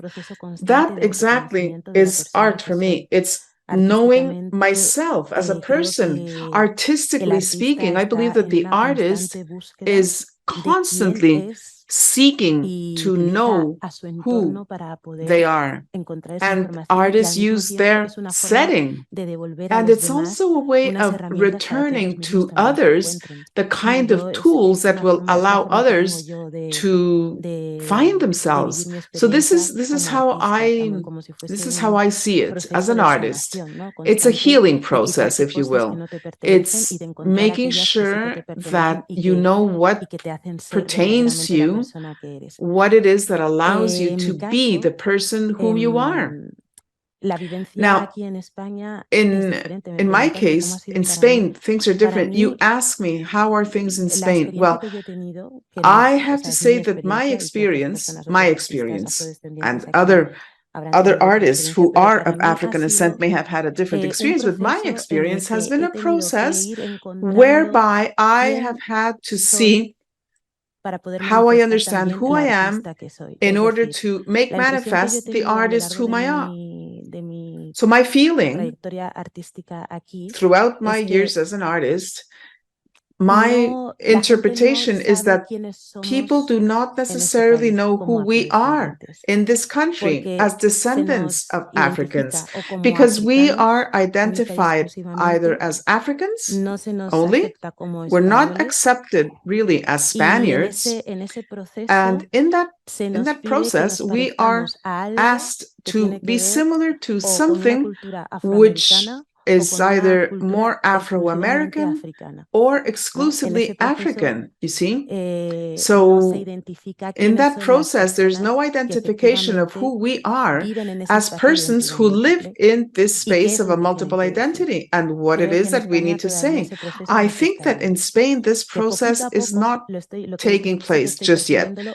Slowly, I'm beginning to see it in younger generations, persons who now are aged anywhere between 20 and 30 years of age, maybe even younger, 15-year-olds. That's what I see. I see that I had never seen that when I was their age. So these persons now are sharing who they really are. And they are twinning those two elements that allow them to be, and also showing proudly, unashamedly, the part which has to do with their African origins. Because here in Spain, what we've seen is that there is a shroud of invisibility, if you will, the connection between Spain and Africa.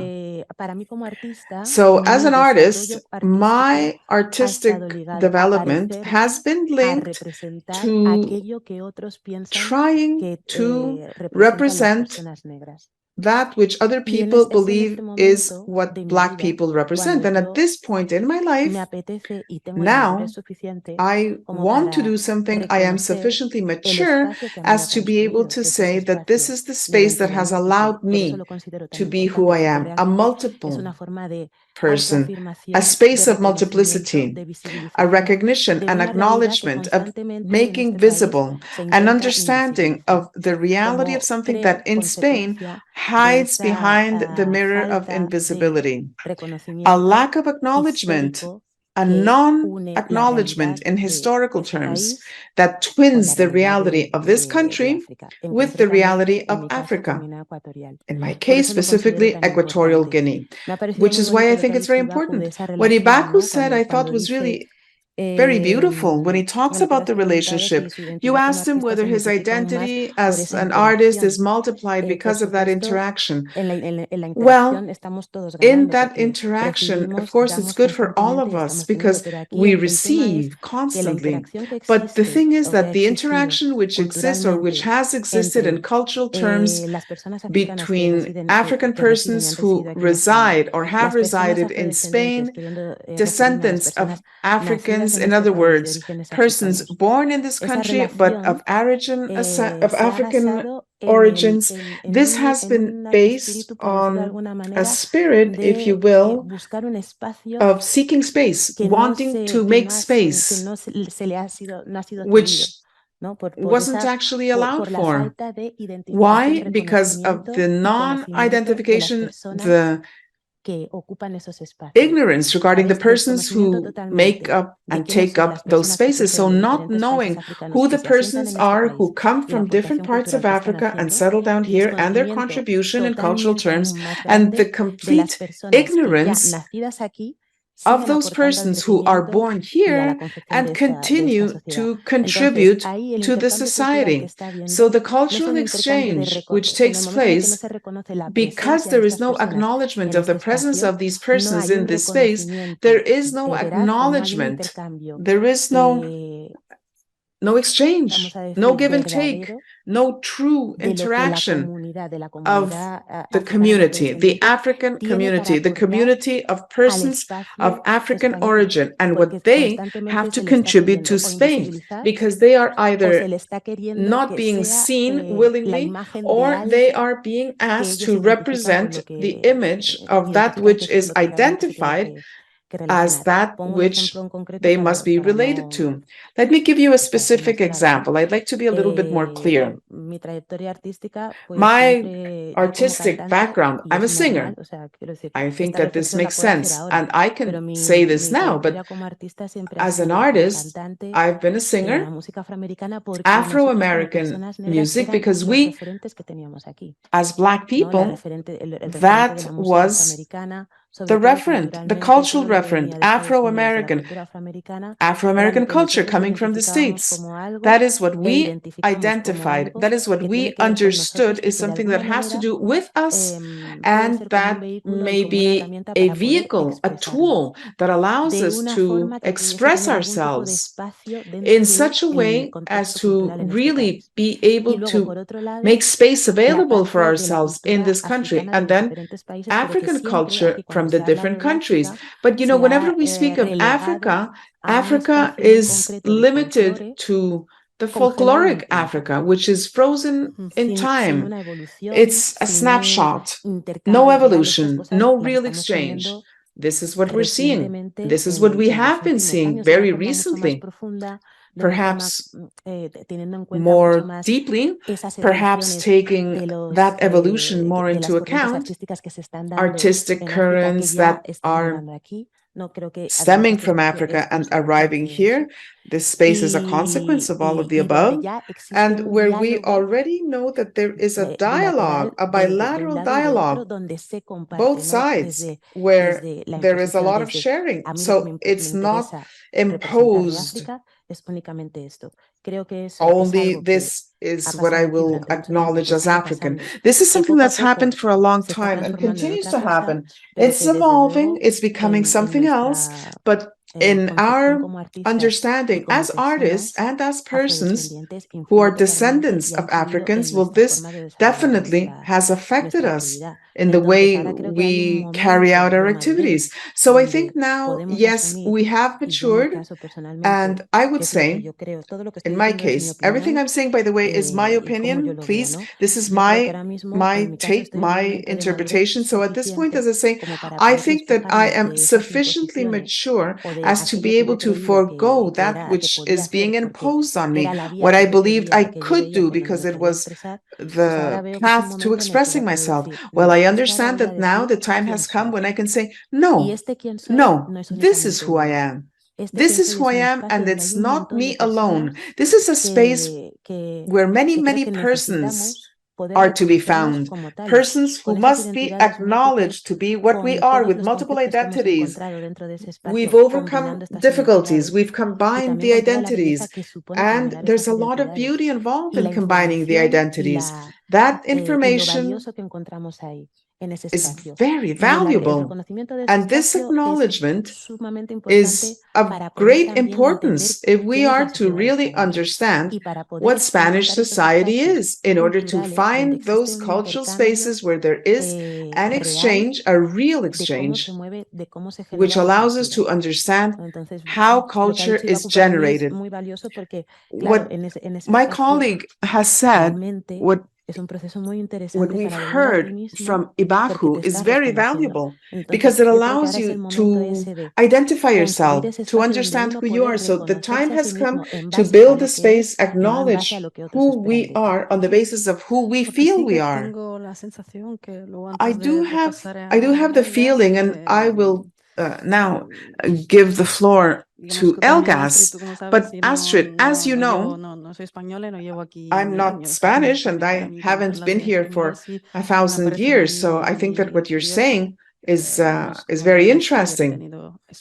With that history of Spain, what I know, not very much awareness. There's superficial awareness, but there's no much awareness really about the past. And it seems to me that this is very interesting. It's what you say. What I know of, well, we do see things happening, but it's what you said before about youth. It would be interesting to, I think, be able to see what people think in general.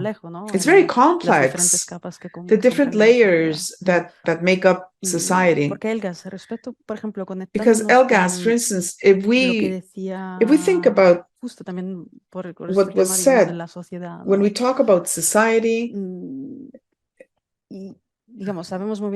we know that in France, this is different.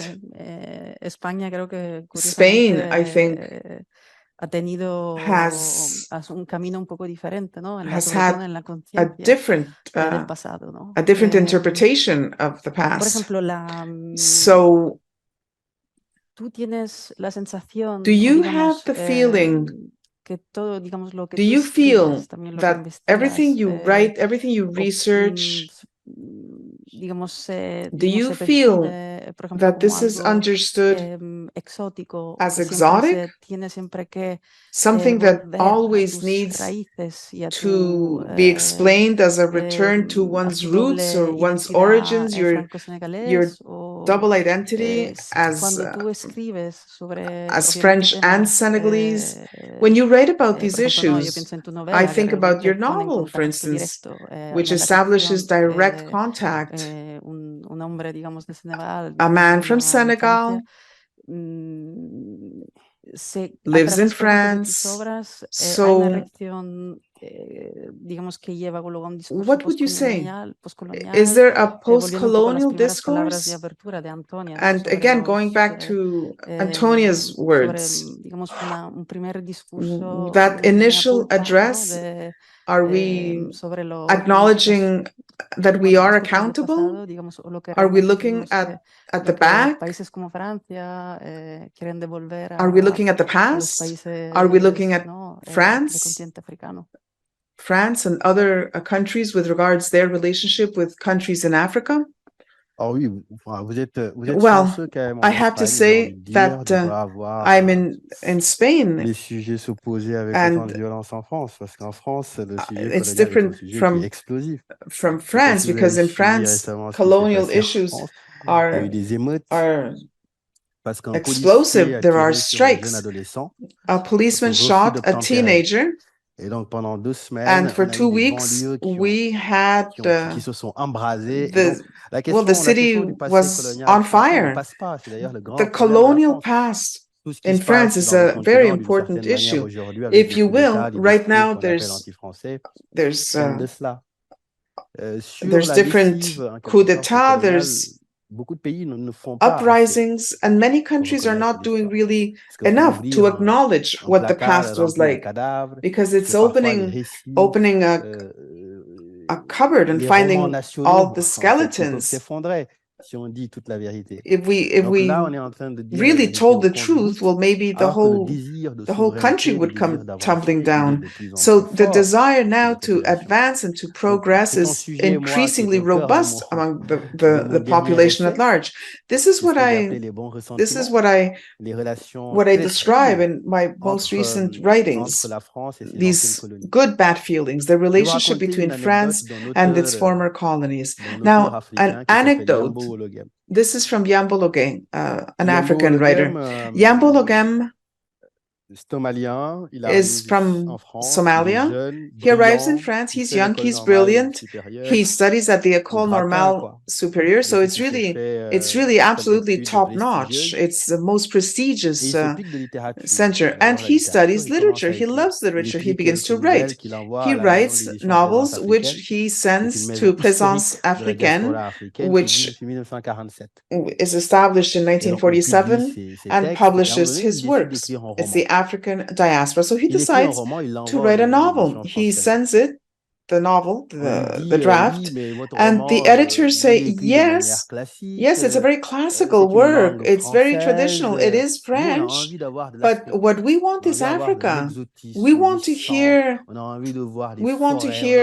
the forest, the jungle. We want something which is a little bit more like cliche. This is what the editorial universe was like at that point in time. This was like they had this idea of Africa in their minds. It was colonial, of course. It was upheld by the institute, by the ethnological institute. The government in France did actually classify the different ethnical groups. They said, well, this group is smart, they have a flat nose, and these others, well, they've got more of a farmer's attitude. They're not that handsome. They're not that smart. So these are documents that exist. And, we're talking about literally, I mean, if you do a little bit of historical research, you see these descriptions. So, this young man who dreams of freedom, dreams of literature, dreams of writing what he will, and he says, my goodness, I'm banging my head against the wall. This is me facing what white people think an African should be like. Whites who dare say what Africa is like. So he says, okay, let's play the game then. So he takes and borrows from classical literature, European literature. He looks at Spanish authors, American. So it's like a crazy quilt. And this is what he presents. And this book actually was awarded a very important French prize. How about that? So what I'm saying here is this author said, you wanted Africa, and I'm giving you pieces of Spain and pieces of the States, and he was accused of plagiarism, but he won his prize. He was accused of plagiarism, and that is why he explained, he said, I'm leaving France. And actually, he decided until 2016, he decided not to say a peep. And that's what I'm looking at now. Every single African author wonders about this, the diaspora. Who are we writing for? Who are we reaching out to with our institute? This is the question to take, because we've got French publishing houses, we've got writers, we've got readers. Our readers are basically French readers. Our awards and prizes, the network, the cultural, etc. network, they're French networks. So we can say whatever we want, but our literature, by definition, is French, if you will. It's French. And we come home and they tell you, well, you're actually not from here. And it was interesting. Whenever I return to France, I hear talk about the great replacement, right? Extreme, right? The Africans are really changing European populations. And then I return to Senegal and they tell me, well, you're a neo-colonialist. So it's very difficult. It's a vicious circle. So every African author has to tackle and overcome this. We are perceived to be traitors to the community, and it's difficult. So every artist tries to reach out to their population. Yesterday, we talked about Ousmane Sembène. This is a film director, and he writes books, and he writes books about films. He says, films, there's no text, images speak, you don't need to write anything down, you can translate. So, and really, it's far-reaching, very far-reaching, his movies. So in general terms, it's refusing to be pigeonholed is to not allow oneself to be pigeonholed by anyone, because then you have colonial counter-build violence. There's that reaction, how people define you. And again, here, it's a little bit difficult to understand. If you think about the diaspora, people don't know their country. They have this idealized image of their country, and they think, oh, in Dakar or in Senegal, everything is, wonderful and the same. And they don't even realize that they run the risk of alienating their own country and countrymen, because in fact, the reality of the diaspora is not the reality of Africa. Post-colonialism is very robust in Europe, and young people want to leave Africa. In Senegal, we've got this mathematical information. 67% of youth want to leave the country. That's huge. We're talking about these very difficult post-colonial times. So the question, I think, is a legitimate one. The very painful fact when we think about multiple identities is that we all agree when we say there's multiple influences, etc., but there's something else that you need to bear in mind, which is that you're torn apart. You're sent over here, others will send you over there. All you want is freedom. right? You haven't done anything wrong, but you're actually being pigeonholed, and nobody wants you to leave that little pigeonhole. So how do we actually acknowledge the artist? Because artists are blown by the winds. You can sing what you want, but you can't necessarily sing your traditional Congolese music. You can't think about Japanese films. If you want to do that, you'll need to learn what Ibaku and Astrid talked about, the processes, the process. And this process is one which is firmly rooted. It's rooted. We can have the feeling, you can have the suspicion that it hasn't fully evolved, but it's coming on. I write 89% of my writing has to do with Senegal, and I'm in France.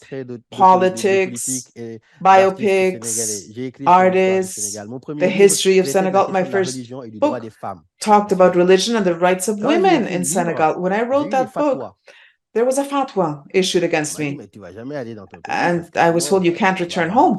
You're going to have problems with the clerics. Well, for 2 years, I wasn't able to go back home. That was the fact. But I was talking about real Senegal, the reality of the country. And that's when I understood that, in fact, there is this tragic facet to the lives of all artists, a part which is impossible to understand. It needs to be onboarded. We're never going to be fully accepted as we are. We need to accept that it's here and there. There will be reactions, and they will be perhaps misunderstandings, non-understandings, or rejections. But there are satisfactions. I left when I wrote that text 2 years after. I went to a meeting, and this was the compliment that in my intellectual life has been the one I have most appreciated. A young woman, imagine a lesbian, a young woman, she's a lesbian, she's in Senegal, and that is not an easy cross to bear. She said, you know, I read your book and I felt brave enough to accept myself as I am. And she said, you know, I had to break off from my family, from my community, because I wanted to live my life as a woman. That's courage in a part of Senegal which is very backwards. You're actually at risk. There are bans, there's violence. You know, that had a chill running down my back. But I understand those issues, those questions posed. And that's what I wrote in my most recent book, explaining that the path towards freedom is a path which has roses and it has arrows and it has thorns. It's not easy. And that's not only for Africans, it's for everyone. Everyone is pointed out. Look at all of those Russian writers, Solzhenitsyn among them. Think about South America, what's happening in South America, what you risk when you pick up your pen, the auto da fés in Europe, in the West. Think about it. Every single literary story is a story of violence and counter-violence, because freedom, that is what freedom calls for. So I don't have a silver bullet, as they say. I don't have an answer that will satisfy everyone, but I think that what we need to do is be strong, understand what it is that's at stake, if we are to, in fact, achieve that certain degree of freedom, the freedom to surprise and shock others, if we want to shock others.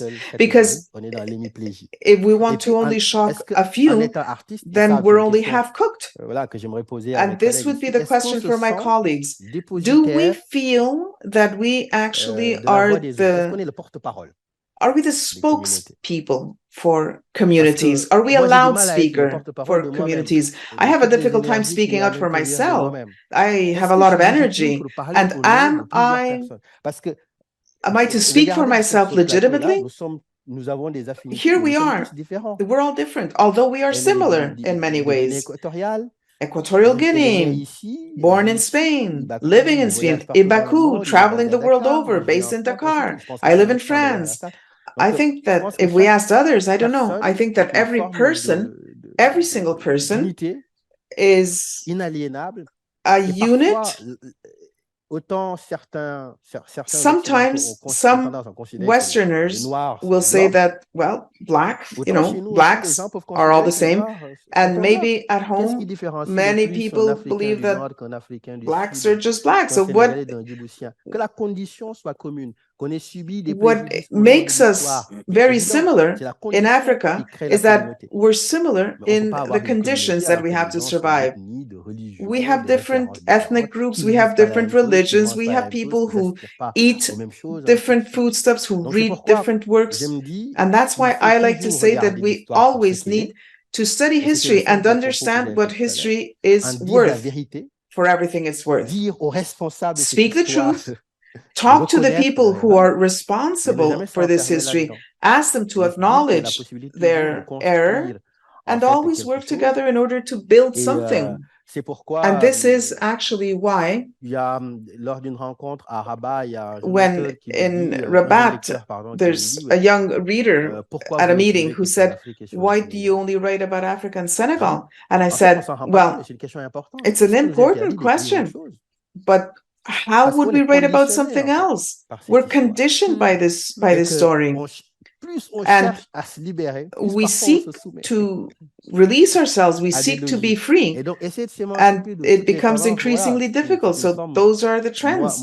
At least this is how I read it, and I know that if we are respectful of others, if we don't take their hand as if they were little children, if we understand that there's that intelligence, that there is an address of truth, I think that this is what is going to allow us to really achieve the objective. This is my experience. When we are there, when we allow for all to express themselves, we won't be seeing the need to explode. This is what's happening in France, and this is what's going to continue to happen in France, because if France does not accept its colonial past, it's going to be very, very difficult for the whole thing not to explode. Muchísimas gracias, porque thank you very much. Es una, o sea, muy interesante. Has been extremely interesting.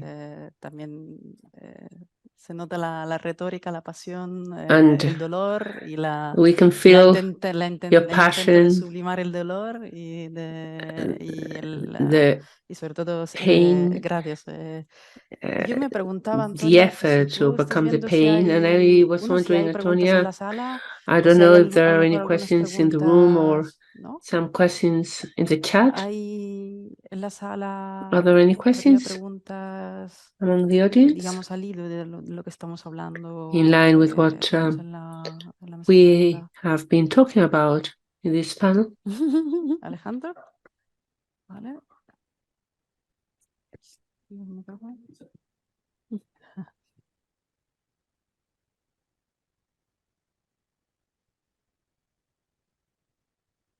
Gracias. Es, bueno, un comentario y well, it is a para Elgas, comment and question to Elgas, even though I have questions for everybody, even for Julia. Well, to start with, thank you very much for all the speakers. It has been very enlightening, and it is a great honor to be able to be here listening to you, because I'm learning so much. Yo estoy leyéndome ahora mismo una de las novelas de Elgas. Reading one of Elgas' novels, Mar et Noir, and I still haven't finished the novel, but part of the book has really moved me, which is when the mother of the main character, I don't know if it's an autobiography, but goes to France to visit him. She's doing some days in that Chambre de Bon, living together with him, and then she goes with her cousin and or uncle rather, and when she comes back to Paris, they argue about love, and she talks to her son and tells him that he's totally apart from the family, and that family means love and being close. However, the main character is looking for something different to love after having had a very intense sexual life. He's looking for something different, and here's where himself and the mother really clash, because he's living a different context. She says, this is love for us, and you're part of us, and this is the strength of the family that forces you to see things in a specific way, and you are in France, you have legs, as you said, and you're living a different experience. So for you yourself, in what way has this pressure of society, of the family society, really been coercing you, considering your path? Oui, merci beaucoup, Alejandro. Thank you very much, Alejandro. De lire ce roman. It is a great honor for me that you are reading my novel. C'est autobiographique. It is always risky to say that it is an autobiography. On va dire que c'est une autofiction, comme on dit très souvent en France. But let's say it is like a self-fiction. En fait, c'est une séquence qui a vraiment existé. Part of it which is true. Je discute avec ma mère, on est dans le Uber qui m'amène chez moi, et donc elle me dit yes, I was talking to my mother. We're riding in a Uber car, going back home, and then she says to me, you are too close to white men habits, and I answer, is love a white men habit? And we discuss, we argue, and she tells me that we have to perceive the different ways of expression that love has. If I don't tell you I love you and I don't caress you, it doesn't mean that I don't love you. Love can also be expressed in silence. And white people always love others because of the money. So we started arguing, and many things came out of that argument and that discussion. The number of friends I have, many of them have gone out with white women, and their parents rejected that relationship. And they keep telling you, don't go out, don't date a white woman because it's going to be a problem. But I'm very daring, and I wanted to write about this topic. What is love? Do you learn how to love? And this is not a question only for the Black people. Do you learn to love, or this is an asset that you get? There are habits, but there's always pressure. Pressure is always present. It is much more difficult to emancipate ourselves from our own self than to emancipate from others, because it means that you have to go out looking for conflict. Look, Mama, I no longer pray. Senegal was probably my country, but this is not my practice. And she's probably going to slap me. And if I go to the end, I get the slap from my mother. So the pressure is there, and the pressure is not only on the part of the family, it's also on the part of the community.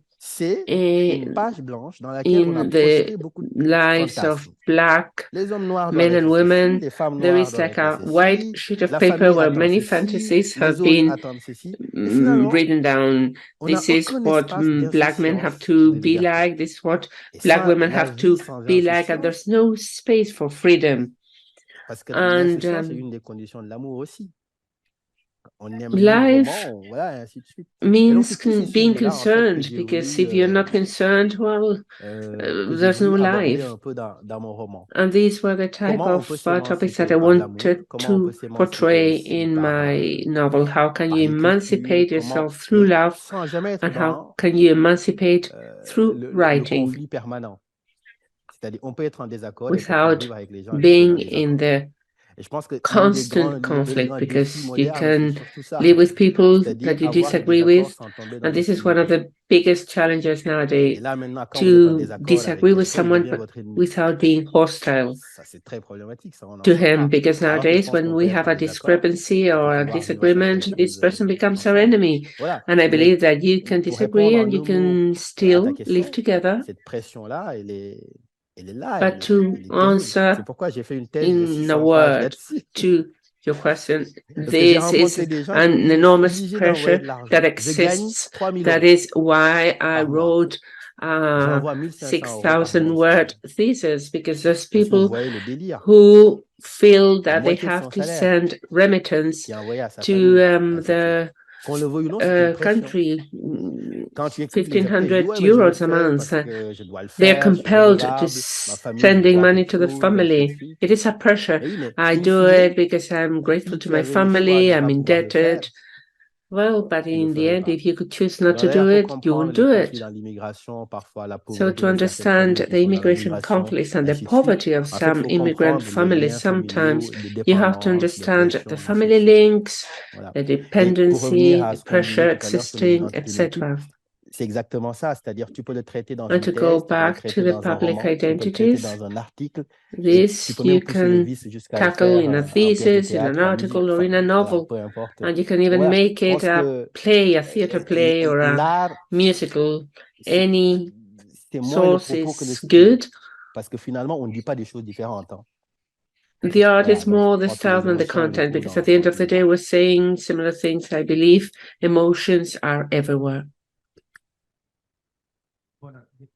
Yo la verdad es que tendría tantas cosas que decir que tampoco quiero alargarme, pero quería empezar con una I wouldn't like to elaborate too long because I would have many things to say, but I would like to make a reflection of what the three have said.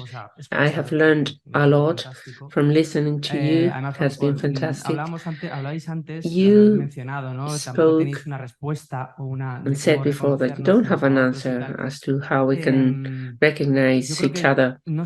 I don't know if from the education perspective, this is the most important part, because we speak many times about culture, art, and I believe there is a capacity in the world of culture to transform.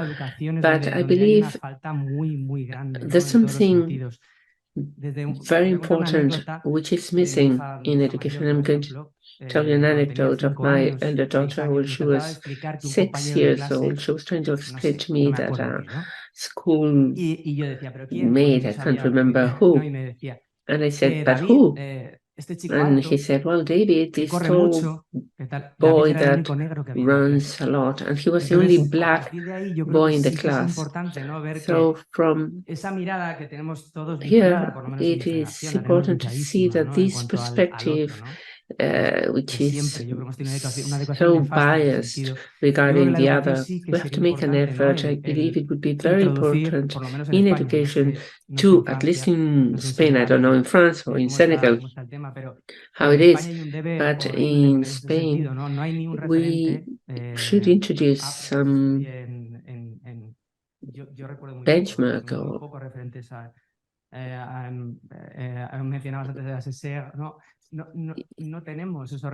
you mentioned my generation, we wouldn't read, and we had to read later on and learn about all these things. So I would like to know what you think about it. And elaborating too much, but the Goethe-Institut and other entities, the Circle of Arts, we promote transnational culture, diversity, ecology, Y esta es la idea que quizá tenemos And en this is Europa, the ¿no? De esa idea Europa, esa that entelequia, we ¿no? Que want es in Europa. Europe, No this sé cómo vivís vosotros el concepto Europa en este illusion sentido, of cuando, Europe. How do a ver, you ¿cómo decirlo? Las ideas creo que see son Europe muy when positivas the para ideas vernos which I de esta believe manera are que very estamos hablando, ¿no? positive? Por la que está apostando el Goethe-Institut en este caso, To, pero no an sé, esa example is what práctica Goethe-Institut is doing here, but creo que es muy the complicada de llevar a practice, cabo, ¿no? Sobre todo it con lo que is very estamos viendo en el complicated to put afloramiento in ahora de los place, extremismos especially when you look to y all tal. these Entonces no sé cómo extreme veis vosotros, cómo movements which vivís are el now concepto de rising. Europa desde un How punto are de you vista living this afrodescendiente concept of y Europe desde África, ¿no? También, from no sé, the perspective of son Africa, dos cosas diferentes, or you disculpadme, pero... Africans, but living abroad in Europe? Bueno, yo pues, mira, me estoy leyendo un libro que Well, se llama Afropean. I'm reading a El book autor which me is parece que se called llama Afropean. John Pitt, no me acuerdo. John Pitts, Él I es believe, is the author. Can't remember. británico, He's British, de padre afroamericano y madre inglesa.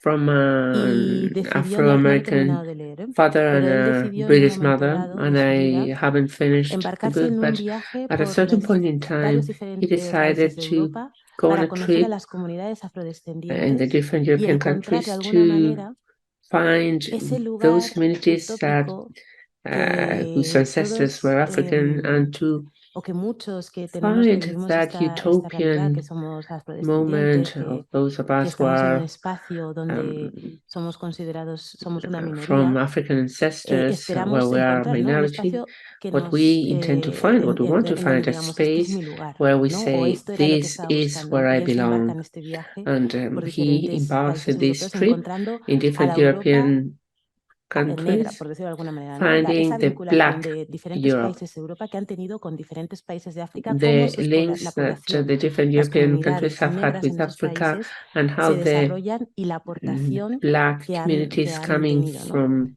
Y es muy Africa have been interesante, ya developed te in digo que me Europe, lo estoy and leyendo the ahora, lo empecé a contribution. leer hace It poquito, is very interesting, this pero book. I have ya, started aparte shortly de ago contar su to propia read it, but experiencia, apart que es from en un telling his suburbio experience, which de is un in a barrio suburb de of Londres, neighborhood in ha London, pasado, me he leído ya París y me he I leído have ya already Bruselas. read Y es his súper trip to interesante Paris and ver to cómo esta persona Brussels, que and además it is dice que extremely ese interesting to viaje, see él es escritor y how this fotógrafo, se person, lo ha this is a costeado writer and a con sus photographer, propios medios. he has paid for this trip by Y lo que himself, cuenta, lo que se and encuentra what allí, he tells, lo que what va he relatando, finds, what he primero es writes interesante about, porque it is creo, very no interesting tengo because conciencia I'm not aware, I de que alguien believe, haya hecho algo I don't igual. think anybody has done something Y, similar.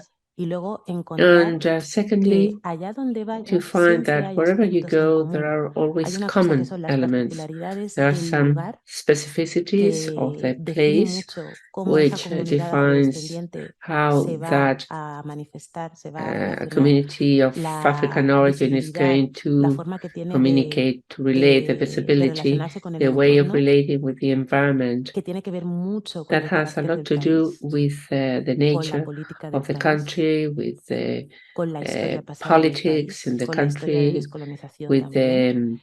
Y history luego background of the country, the encontrar que decolonization background of the más o menos country, tenemos, and to bueno, find yo cuando lo that leo me emociona, ¿no? more or less, Leerlo and eso I feel porque totally también moved digo, when I vale, no read soy la it, única because que I está say, teniendo estos I'm sentimientos. not the only ¿Y person qué who's pasa? having these feelings. Que And desde what hace unos happens that años, for some los years que somos already, conscientes de those of que us who are aware habitamos este of the espacio, fact that we are living in this que es una space, cosa muy which reciente, is very recent, nos estamos dando cuenta we de que are todo lo being que nos pasa aware no es of casual, the fact that que las everything cosas que that nos suceden y las happens realidades to us is que not by salen de ahí chance. tienen un nombre, What happens que to se us derivan de ciertos comes aspectos, de from ciertos conflictos, that. They de have a name. tendencias, They come de from certain situaciones, de conflicts, contextos trends, políticos y económicos political que and nos atraviesan, que economical nos condicionan, que nos contexts determinan that y que nos obligan impact us, también determine o que us, nos condition colocan en, us, and en to situaciones put que a veces us, son muy and which complejas, put us in very pero que ahora complicated mismo hay situations gente que se está sometimes, dedicando a but escribir that sobre ellas, nowadays there are people ya who are sea writing about desde la them, literatura, ya be it sea a través de diferentes from corrientes artísticas, literature, from different y eso es muy artistic necesario. movements, and this is very, very necessary because this lack of visibility that we have been living in is a way of controlling us, containing us, and stopping an evolution which is still taking place and which generates very incredible and fabulous things apart from the many conflicts that may arise. But this is Europe too. And this conditioning has been generated by Europe and is determining us in a very important way. And we have to put it black and white. We have to put it on the table, deal with it, and try to look for solutions, but not unilaterally. We convey solutions of the living together and the exercise we carry out in these multiple identity spaces. And it is about time that we have a role and an important space in the conception of these solutions, to stop being compelled to be in a space which is not ours. Because now, from my mature age, I can speak about it, but it is very hard to say that the children of my friend who are 12, 10 years of age are still speaking of the same problems that I had at their age. So if we don't do this, we won't contribute with anything. What do we want to do to solve this? What is the responsibility that we're going to take up from one part and the other, and what is what we really want to build together? So we have to really look into it, but we have to shed some light in all these situations that we live by ourselves alone, and that some people can verbalize through art and other ways, but not to take it as an individual problem, because it is a community problem, and not to only take it as a problem of people who are descendants of African people. It is everybody's problem. It is a problem that we all have to participate in, and we have to review and look at ourselves, each of us, from a part, and then after this, review this. Looking at us, we will have to put in common and look all together at it. Would you, Elgas or Ibaku, want to say something to Nacho's question? Continuando, digamos, lo que ha dicho Astrid, o following what Astrid said. Oui, moi j'aimerais juste ajouter, en tout cas de ma perspective, I would like to add Sénégalais, je trouve something from my perspective as a Senegalese person. I believe our generation mais c'est un trauma collatéral, parce que quand tu are parles having some trauma, but this is collateral trauma, because when we speak about education in Senegal, generally speaking, my parents' generation is a generation that was raised with the idea that their ancestors were French. Même notre génération, or even our generation. Dès qu'on disait un mot d'une autre langue, on avait un os autour du cou. If we spoke in a different language, you were hit. Ces traumatismes-là, c'est so this autant trauma, tu le ressens avec ta fille, autant on le ressent aussi de notre côté d'une autre façon. Et la culture ou l'art, what you say about your daughter, we also feel it in a way, in a different way. And art is a weapon for deconstruction, where in this deconstructing action, all these traumas of previous years, I can see myself in what Elgas said when he was picking and arguing with his mother. These arguments I've also had with my mother, talking about religion or spiritual topics in Africa. So I believe it will certainly depend a lot on education, but it is also a matter of political willingness. De l'histoire et moins la façonner selon les agendas, mais de beaucoup plus placer les choses comme elles sont. Somewhat convey history and discuter, mais d'avoir une conscience shape aussi, history. C'est aussi ça aussi, je pense. Quand on regarde not la jeunesse based on Europe, someone's agenda, il y a but une bonne partie de la jeunesse qui se rend pas compte de when we look l'apport au jour le to jour de l'Afrique the young people in vie. Europe, many young people in Europe do not realize aussi, the contribution that all these people have to do in their everyday life. And I'm not talking only about history, I'm talking about our days as a part of the young people that don't realize that much of the resources which are used here en tout cas, nous, par l'art, have come from elsewhere. I believe we have to do big work here, and through art, we have to deconstruct. Juste sur la question de comment on se représente l'Europe. As to how Europe is represented, it's funny because if we turn the question around, there are many answers to it. Parce qu'en fait, because, le père du post-colonialisme, c'est Édouard Saïd. The father of post-colonialism is Edouard Said, who wrote in 1970 the Orientalism. À peu près à la même période, il y a un livre qui passe and about the same time, there was a book that was not even known about, L'Invention de l'Afrique, which was called The Invention of Africa. And I hope there will be in the future someone who will be writing The Invention of Europe. It will be fantastic. Maybe one day when I'm old, I will write it, but I hope someone will do it long before, because Europe is so different, so diverse, so varied. We have Latin countries, Scandinavian countries. The colonial fortunes are not the same. The Italian colonial spectrum is different to the French, to the Russian, to the... So we put like the white as if all were the same, and Europe was all the same. But one teacher once said, I don't care about Europe, Europe doesn't exist. We have also spoken that I can't go wherever I want because of my passport, and that is the reason.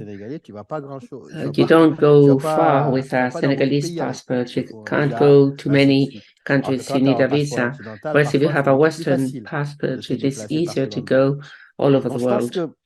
We think, we believe that in all these answers that we have tried to give, there are administrative answers, but we shouldn't be catastrophic.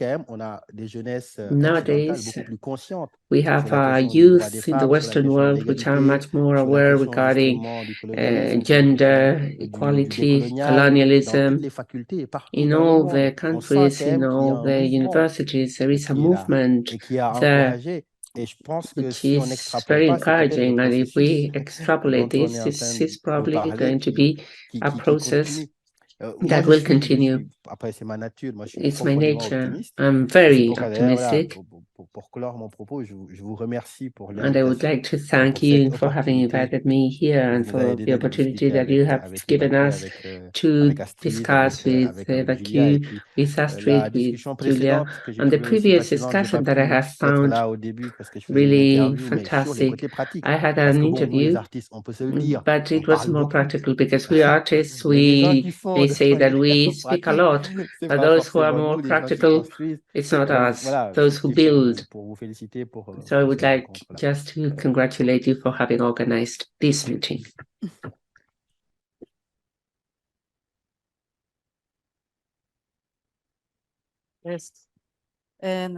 Well, thank you so very much.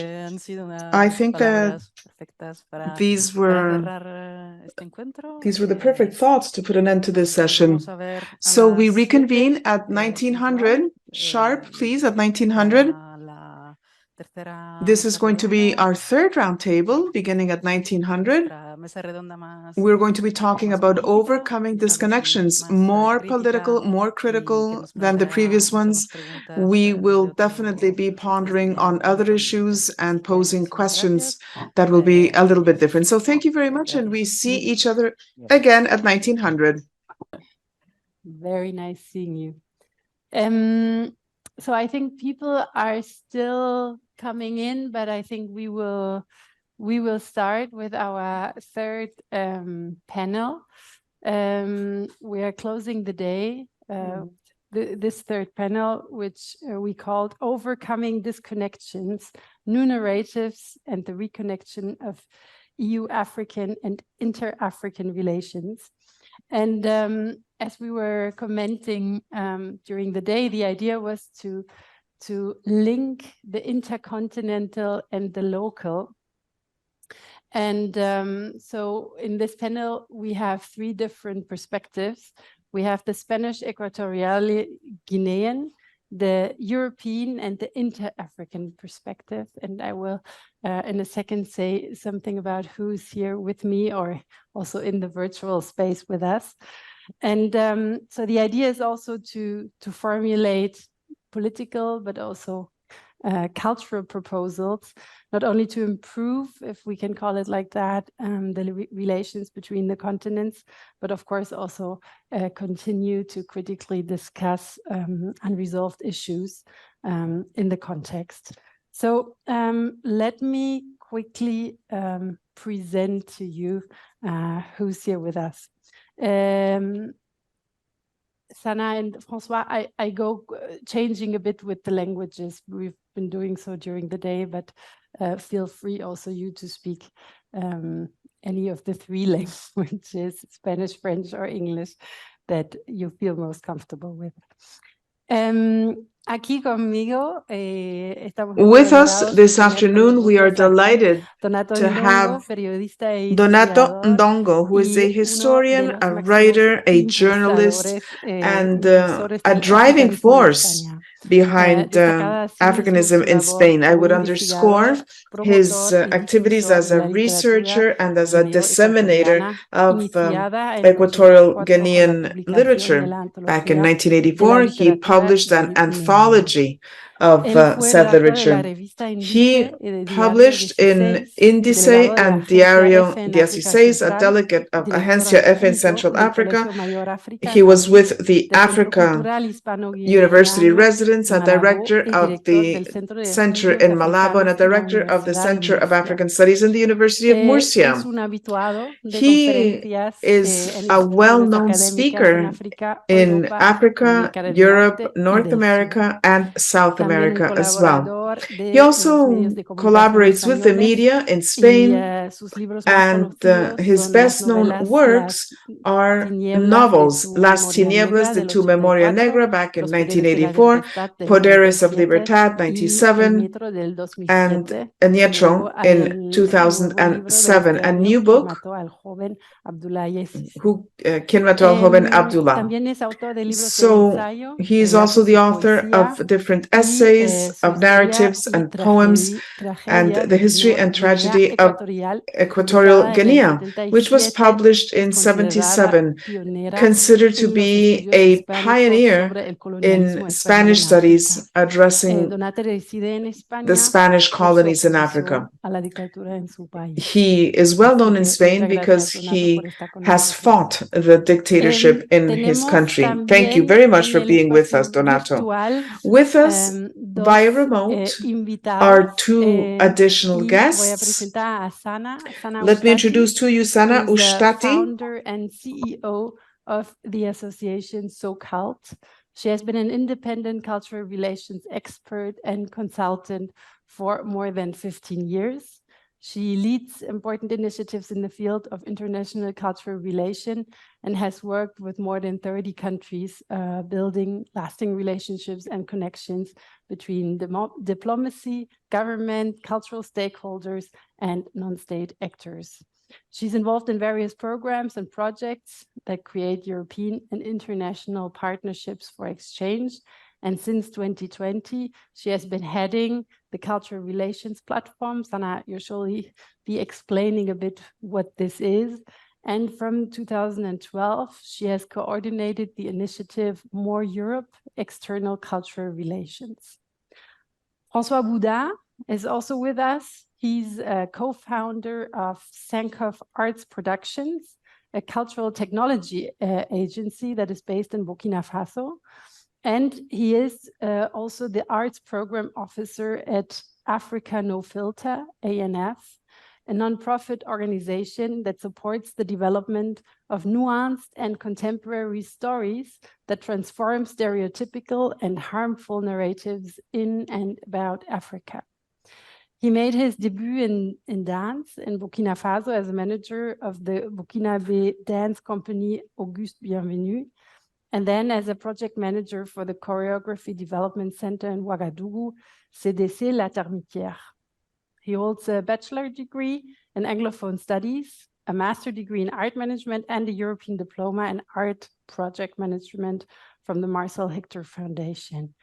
François, you have a large also experience in working with international organizations in Europe, in Asia, the USA, the states of the African, Caribbean, and Pacific country groups, the permanent mission of Francophonie to the UN in New York, the Danish Center for Culture and Development, Art Moves Africa, On the Move, Africalia. He's the author of several studies and was the main expert for the evaluation of Africalia's 5-year cultural program in Burkina Faso. So thank you again for being here. Thank you also for the audience here in the room and online. Again, inviting everybody also to put questions in the chat. And then later on, we'll also have the occasion here in the room to open the discussion. So we will start with an intervention by Donato Ndongo, and we'll then have the possibility to react and to open the discussion. So I would like to ask Donato to take the stage. Buenas tardes. Good afternoon. Muchísimas gracias. Thank you so very much, señora directora, Madam Director, y a sus colaboradores de este and Goethe-Institut, members of the Goethe-Institut for having invited us to participate in this, I believe, extremely important session, a true meeting. Si es que de verdad queremos if what we want is indeed to fix something in the very damaged relations that exist between Europeans and Africans. Europe is the continent that is closest to Africa. We are separated by scarcely 14 kilometers from one shore to the other.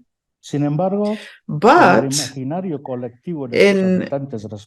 the minds of the populations, this short distance actually separates two worlds that are very, very apart.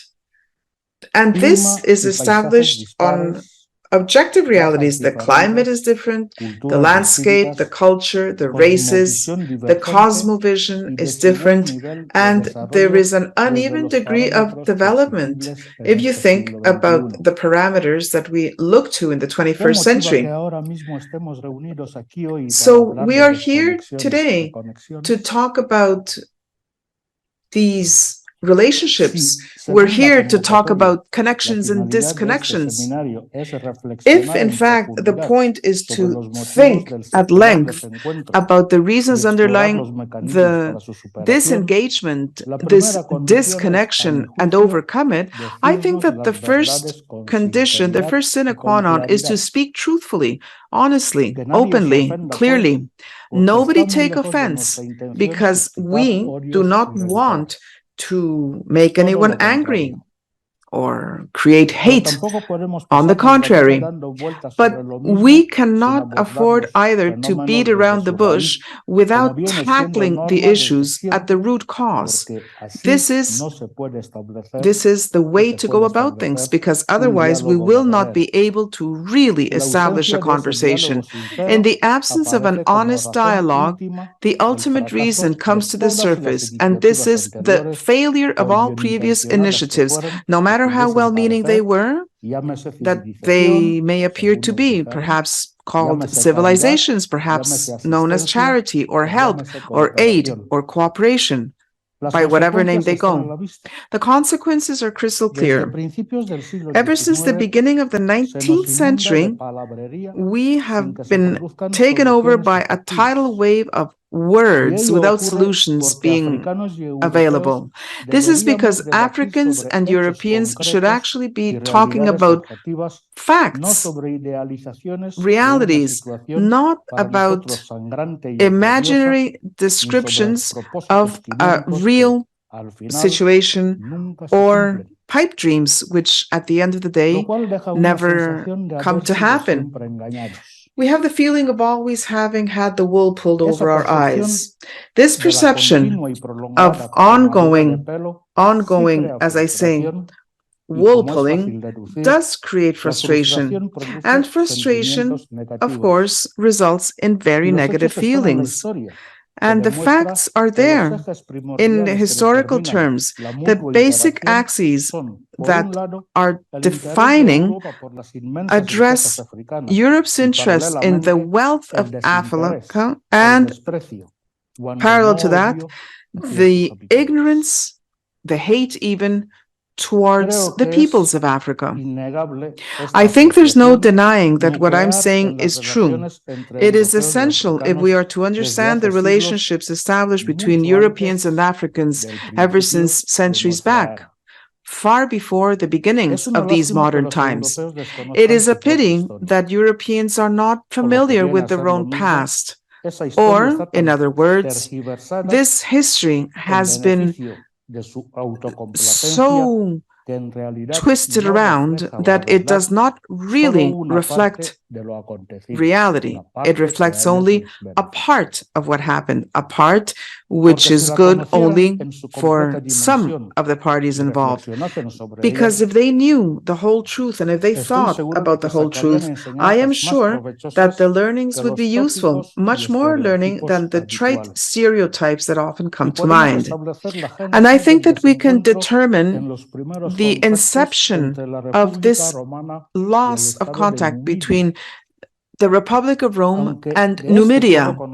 Although all we know about this is the Roman version, but it's interesting to read the war as described by Jugurtha. Salustium, the author, shares and very clearly the fundamentals of that conflict and the result of the conflict, which is not the result of the ambitions of the African state or of any deliberate decision of the mandatories to undermine Rome with the desire of actually annihilating Rome, which did happen at that time, and afterwards the barbarian tribes up north. And I think it's time to remember that apart from Carthage, and we know why, no African people has ever invaded Europe. No African has come to Europe to impose beliefs, traditions, manias. Jugurtha was a very difficult person when it came to actually exploiting and Romanizing Northern Africa, but he was aware of the fact that in military terms he was inferior, so he defended himself from the foreign enemy without ever thinking about invading the space taken up by Rome. He was jailed. He was put into chains. He was walked through the streets of Rome and murdered in Rome. But this was terrible for his captors. The end result was terrible because the moral damage borne upon the Roman Republic were not to be repaired, because it was obvious afterwards that ambition and corruption were the foundations of that republican system. 20 years after Yugurta's execution, the two leaders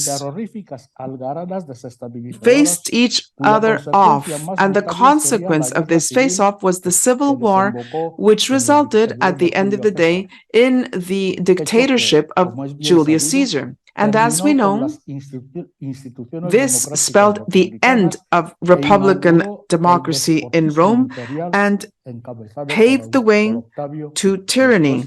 Remember Octavius, later known as Augustus. At the end of the Middle Ages, we began to see more contacts being established between Europeans and Africans, and the pattern was very similar. An initial peaceful rapprochement with commercial ends in mind, intrigues, divide and conquer, and then a military invasion, and the crowning glory, the annexion, which spelled for the destruction of local cultures, the sacking of resources, and subjecting the population to the new powers that be. Because the first articles to be exploited were the Africans themselves. The discovery of America, which resulted in this event, the main consequence was, if we see what historians have to say, just as Rafael Altamira, that trade and the relationship established between slaveholders and those who sought to put an end to slaveholding in Europe. And that was genocide. Why? Because Africans were needed on their own land to exploit the raw materials. This spelled a new epoch in the relations between Europe and Africa. Imperialism, nationalism, the splitting asunder of Africa. We know that this was in Berlin, 1884, 1885, territorial occupation of the continent, and finally, colonization. And what was colonization like for us? What happened? Well, Africans became enslaved in their own lands. It was the end of our freedom. It was the scavenging of our resources and the degeneration and destruction of our natural habitat. Also, we were bereft of dignity and of our own proprietary personality. We were limited to be caricatures of the whites. Our languages, our cultures were snatched from us. We became beings who did not merit respect as a consequence of racism, and thus, until today, we continue to be suffering of complexes, because there is no way that we can actually hold ourselves in high esteem. As we know, after the events in Berlin, there were skirmishes. This led to World War I in 1914. I think we all know that issues that were not well agreed upon in Versailles had the conflict raging until 1945. Practically 100 million lives lost if we include African lives lost, those Africans usually not contemplated by Western historians. The victory of freedom against totalitarianism and racism did change some things. It could have changed even more. Thus, the Fifth Pan-African Congress established the basis of a new world order. The claims of intellectuals and politicians in Africa and Afro-Americans who met in Manchester in the UK in the fall of 1945, and it's an important date, are actually the foundation of the Declaration of Human Rights published in 1948. In other words, the ethical and moral code, which as of that point matters for mankind. All of the relationships established, although today we are witness to the desire to limit them because there are those who would seek to curtail freedom and different rights. Why? Because there are powerful vested interests. Fostering equal rights and freedom for all human beings is essential for the United Nations. This is the main underlying thesis of Black activists who met in Manchester. We know that colonialism seemed to be anachronistic, a leftover from the 19th century. In ethical terms, in moral terms, it was no longer to be upheld, so decolonization was important. And this is what the two winning powers understood, the United States of America and the USSR, but not Europe, who held colonies but had been devastated after World War II. We know that the US did its utmost to rebuild Europe, but nobody has thought about Africa's contribution to the economies of the war or of years following the war. Nobody talks about Blacks fighting in the trenches of the countries that oppressed them. Nobody knows how many Africans died in that war. They were just cannon fodder. Europe fought the battle, but didn't really uphold any specific argument in Paris, London, or Brussels. It was assumed that it was inevitable, and in fact, the right to self-determination was grudgingly approved. But independence was granted as a concession, not as a matter of right. The Cold War also affected the definition of this recovered freedom. Without sovereignty, I insist, these former colonies were reduced to what we see today, what we know they are today. Managed by Europe with managers who are more interested in foreign interests much more than in the interests of their own co-citizens.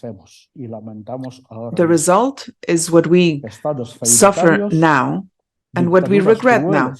Cruel dictatorships where atrocities take place, instability of nations because violence is the only way that power can be alternated. Impoverished populations despite the wealth of resources.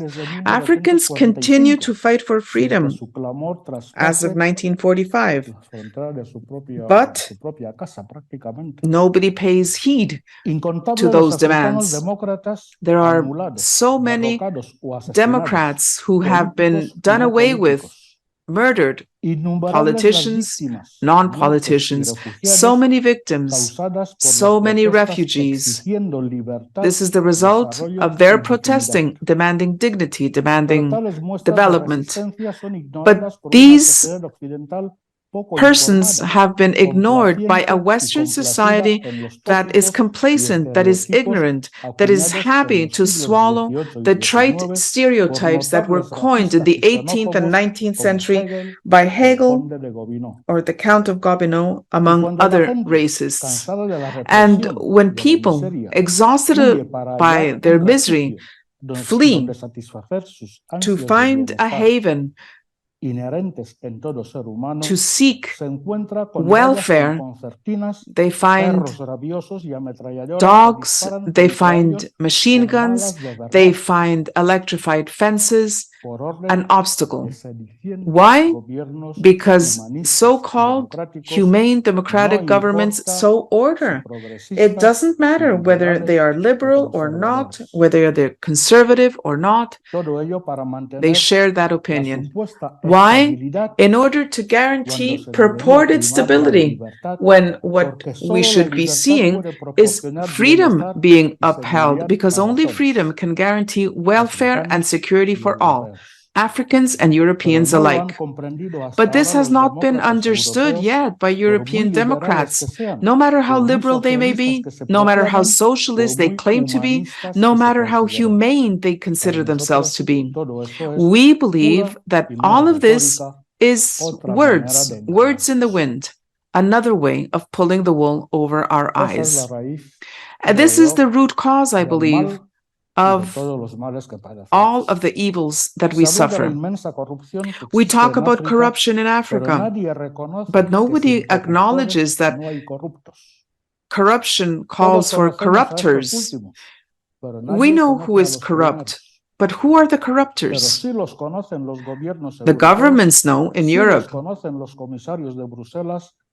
In Brussels, they know. In Strasbourg, they know who the corruptors are. The means are there to investigate, to know who those corrupting elements are. And thus, I think we could continue to talk about these issues, share what we know, what you should know, because you are a deserving public. They speak about not taking the past out of the grave and forgetting history, but it is a perverse way of banalizing the suffering of millions of human beings during 5 centuries, the worst way of denial. We don't want to forget, together with the positive contributions which are evident for us, the most solid part that Europeans and Africans share must also be alive so that nobody will try to repeat it today or in the future with the complacency or indifference of other human beings. Slavery and colonialism existed, and they cannot make any human being be proud of it. We cannot forget about it because we're still crushed by the bloody weight of our relationship with Europe. They speak about forgiving the past mistakes, but according to Christian catechism, to forgive, you need to previously confess your sins, to be willing to do right and to be ready to repair the damage that has been caused. It is true that some countries, Germany for instance, are taking steps to this end, like when in 2016 they exposed the atrocities that had taken place in the countries of Cameroon, Tanganyika, and mainly Namibia. Belgium, rather shyly, has officially expressed they're ashamed of the genocide Leopold II and the ravaging actions in Congo. France is talking about maybe a measure, some positive steps. It is better late than never. But what about Portugal? What about Holland? What about Italy? How about the UK? How to interpret the silence of Spain, where there is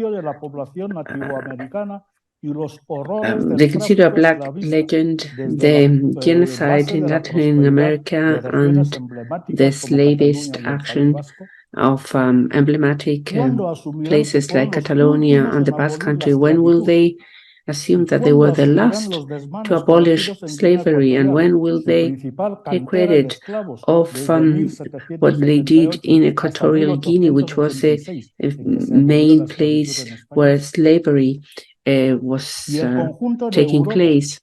And all Europe, that despite not having colonies, benefited and are still benefiting for the rapine of such a criminal system. When will they repair all the damage that has been inflicted on Africans during 4 years of slavery and many more of neocolonial exploitation, a period that has lasted to our days? We are missing some more rigor in the media where they speak about failed states without looking into it more thoroughly. And journalists have abdicated of their research and investigative work, and they just spread to the public audience their ignorance. These are the roots of the current unrest or upset that has been expressed in Niger and Gabon, which is threatening to expand to the rest of the continent, as the Presidency Tshisekedi already warned to President Macron. These are the disencounter elements that make some replace the perverse cooperation with the Western world with other partners. We cannot say it is going to be positive because the map clearly shows that Africa is located in the Western hemisphere, something that the Westerners themselves forget just because they don't look to the map. For us, a mere change of exploiting party is not going to solve the problem, and the problem is going to be our liberation and being dignified. We are an immense majority, those Africans who would like to have a close relationship with the Western world because we speak their languages, we share an important part of our common history, we know their culture, and we are linked also by affection links. But, however, this relationship should not continue as it has been up to now. If Europeans really want to establish normal relationships with Africa, the first requirement is that African will be also the spokesperson, normal Africans, because there are, look for them in the social society, because the tyrants and their acolytes, which are normally called to be their spokesperson, do not represent us because they are the problem and they cannot be the solution. 70 years of supposed semi-independencies without development and freedom prove this, and many Africans will tell you the same, that stability and freedom are not incompatible concepts. We even believe that freedom regimes would guarantee in a better way the stability which is desired by providing the citizens with the advantages of living in this 21st century, which in a nutshell are work, health, education, housing, and all the elements that provide welfare in your own country without having to go elsewhere. Freedom regimes that will dignify the African, that won't be the eternal pariah and clown for the rest of the citizens, and contributing to the development and many other things, and a sincere relationship of quality with the other peoples of this common world, acknowledging what is fair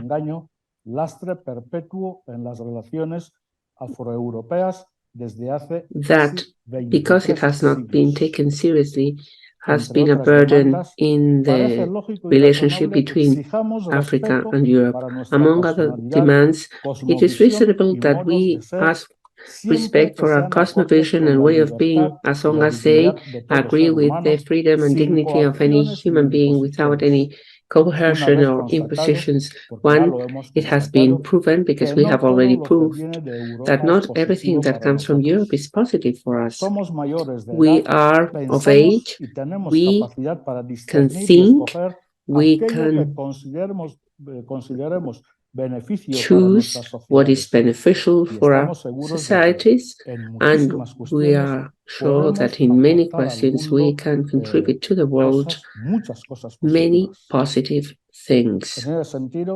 In this sense, we can prove what are the negative impact of Eurocentrism, which is the germ of the single way of thinking that surrounds us. And we are requesting that they will include in their history books the contribution of Africa in the two world wars, that the books and in the classes they will express the contribution of the people of Mali to the flourishing of the universal culture through the creation and the sustenance of the complex of Madras in Timbuktu, which was the first university in the world, that the young people are taught that the Enlightenment was possible thanks to the gold that came from Mali during the trade with Venice, that the evolution in the plastic arts at the beginning of the 20s was possible thanks to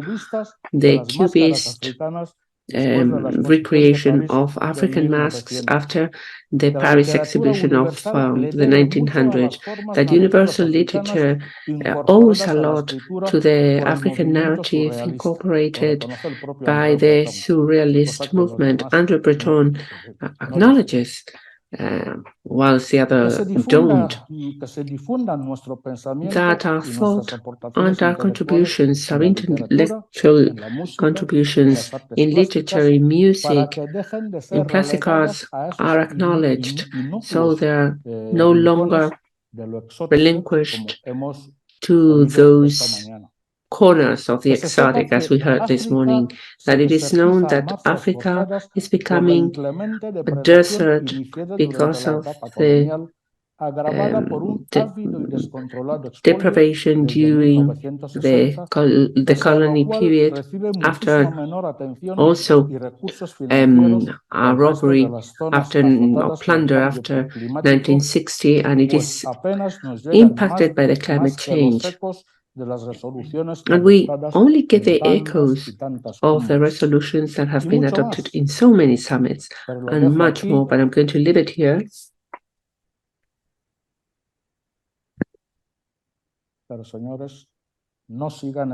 But please don't try looking the other way while we are stoically allowing others to insult us because we are savages, we're ignorant, and many other things that we hear here in the streets of Madrid, Paris, Berlin. Wherever there is a black person, there will always be a European that would call him a savage, etc., etc. Because this happened yesterday, it happens today, and it will happen anytime to any of us. Whenever we are in the street, any passerby, we will say, this savage has just arrived in a boat to look for money and have a better life. Is this a lot to ask?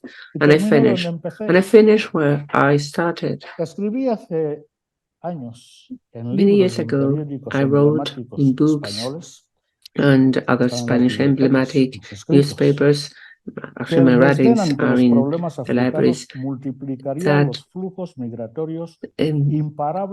the really problems of the African flows had to be tackled in the root, because dissuasive measures would be counterproductive, be they in the borders or already in Europe. And I wrote that.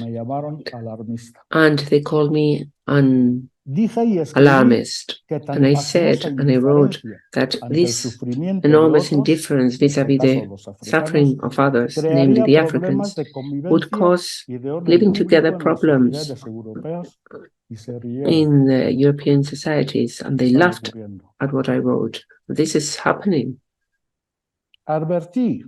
I warned that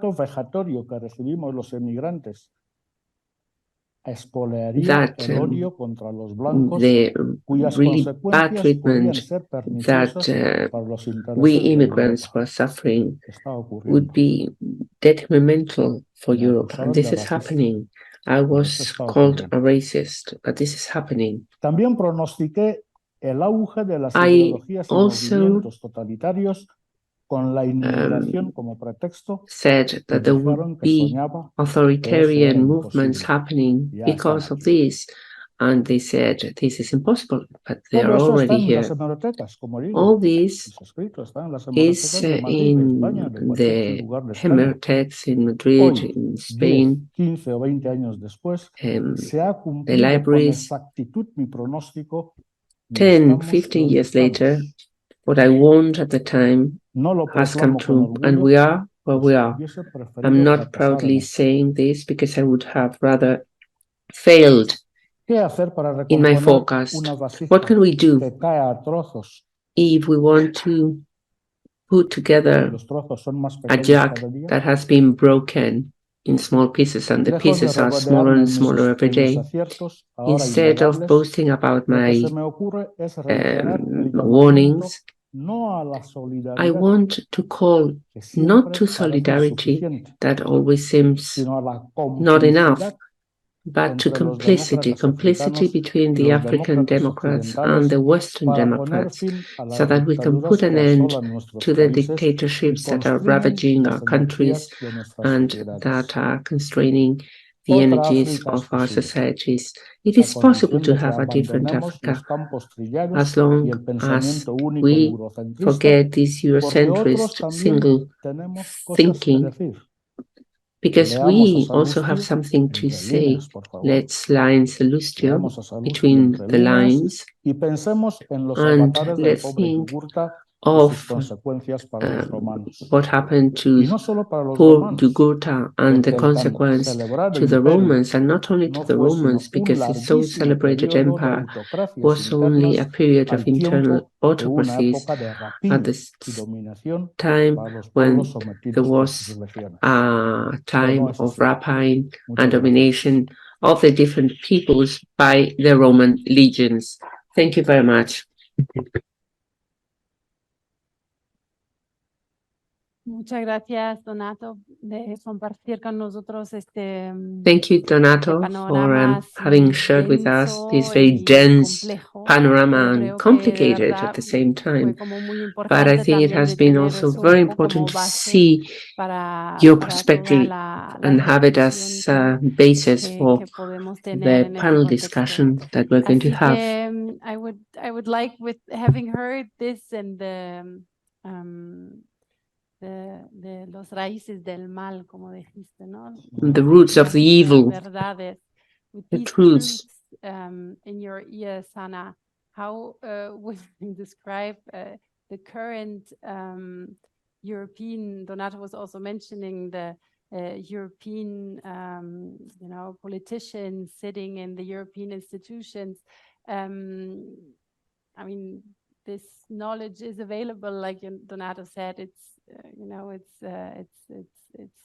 it's shared. It's the humanistic kind of knowledge. However, how are European-African relations currently being discussed in Brussels? And maybe you say a bit also about, like I mentioned before, the Cultural Relations Platform, and explain a bit how you are collaborating with the European institutions and what it is you are doing in Africa, for example.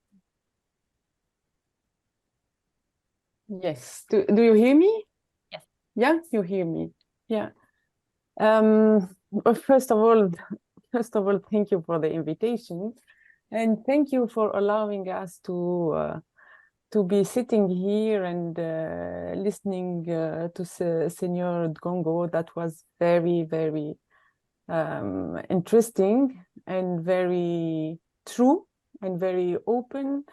And I'm happy that you are putting somehow the principles and the basis of this discussion. Actually, if we cannot bring all these issues openly together, I don't think we can go very far. So what I want to say, and this is in general for the whole panel, I'm working very closely with the EU institutions and also with some institutes of member states. And just to avoid any confusion, I'm not representing to the EU. So whatever I'll be saying, it's really my look and my own opinion on what I see happening, especially in the culture field and in international cultural relations, and those that are somehow enabled by the EU institutions here in Brussels. So first reaction, in my view, these kind of discussions are not happening at all in Brussels. Just to be very clear, they are not happening. And I'm not going to talk about the purely political level relationship between Africa and the EU, because I don't have that information. But if I see this cascading to the culture field, because this is where I work, I'm kind of intermediate between EU institutions and some of their initiatives that are implementing internationally in the field of culture. These discussions are not happening at all. I mean, especially these kind of open discussions are not happening at all. What I can see since 2020, I'm just talking about really opening up to all these issues. There has been a lot of voices in Brussels and in other cities in Europe, in seminars, workshops, etc., where cultural operators from Africa have been voicing a lot of concerns in the way cultural relations between the EU and Africa are being handled and implemented. I attended many of those discussions. What I can say is that at the end of the day, there was a lot of voicing out of issues that are very clear to many of us.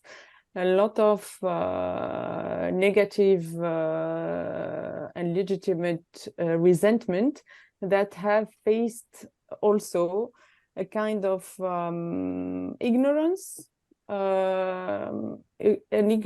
ignorance mixed with really some arrogance. So, and again, I'm talking about discussions between cultural operators trying to work together and trying to be in partnerships and work in the field of culture. And which made me think several times that the dialogue is really being very difficult, even absent, and that we should re-establish the dialogue. And as Professor Ndongo said, maybe starting by recognizing and confessing before thinking of repairing. We have been faced so many times about in many encounters about lack of understanding. You know, we kind of two parties that started conversing with each other without understanding each other, and we felt that the dialogue is still really absent. We cannot dialogue about these issues because we are not saying these issues in a very open way. That's like very very first reaction, because it reminded me of all the very long discussions that came out with some recommendations for future, for improving cultural relations between not only Africa, I would say. It's Africa, yes, but also with other continents that were a little bit like stuck, if I would put it this way. That's to answer your first part, Antonia, but you wanted to know also a little bit more. So very quickly, yeah, very quickly about what the EU is doing in the field of cultural relations, actually, because there is a framework. There is a framework that exists for international cultural relations and for cultural relations with Africa in particular. This is a framework that exists since 2016. It's a strategic approach that the EU has adopted for international cultural relation, and it's very specific in the sense that it is meant to support culture and creative industries and cooperation in the field of culture and creative industries for growth, for employability, and also to safeguard, promote, and preserve cultural heritage, and create and enhance intercultural and interfaith dialogue. These are the kind of main objective of this European EU. It's from the EU institution framework in international cultural relations. This framework is being implemented through different channels, I would say.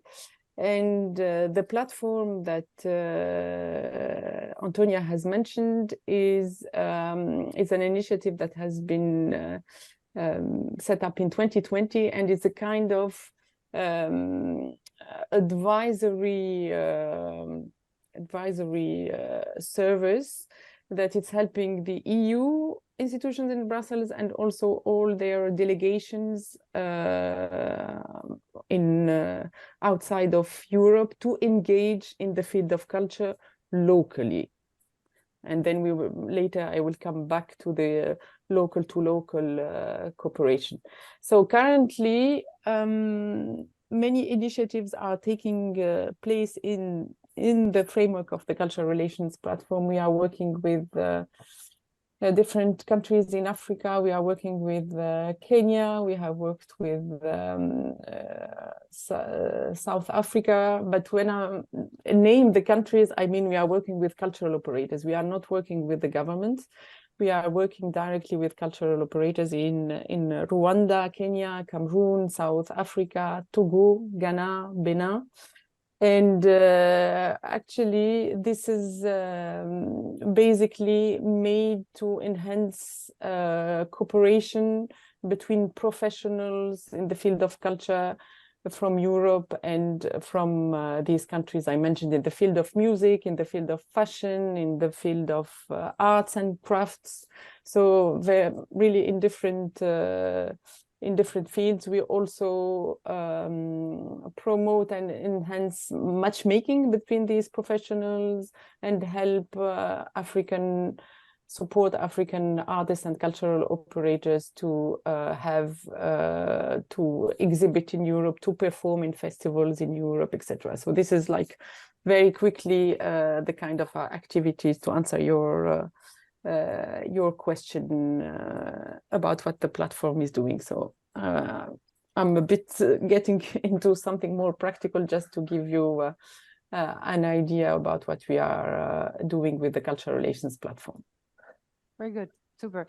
I think that's already like a good again panorama now from a more maybe EU institutions point of view, but at the same time with the platform giving an example also of what practically the EU is funding, for example, you know, to support European African cultural relations. Francois, now from your perspective, Burkina Faso, and especially, I mean, Donato also mentioned it, the last years. I mean, I'm thinking of the pandemic and of how international cooperation basically totally stopped because everything, like all borders were closed, all of mobility was totally stopped. Then the coup d'etat in Burkina Faso last year, what is happening now also on the African continent with even more coup d'etat. How do you feel also, or I put it as a question, are narratives changing towards Europe within Africa, and how? Thank you very much. I would thank you very much for the invitation, and I would also like to thank Mr. Donato for his historic perspective about the African and European relationship. When he was speaking, I really related to what he said, and I think that that European and African relationship has not always been smooth. There have been a lot of turmoil, and what we are witnessing today is a kind of continuation of that history. So actually, you talked about the pandemic. So in December 2019, I was part of a dance congress in Ouagadougou organized by Dance Congress Institution, the Goethe-Institut, and the Choreography Development Center in Ouagadougou.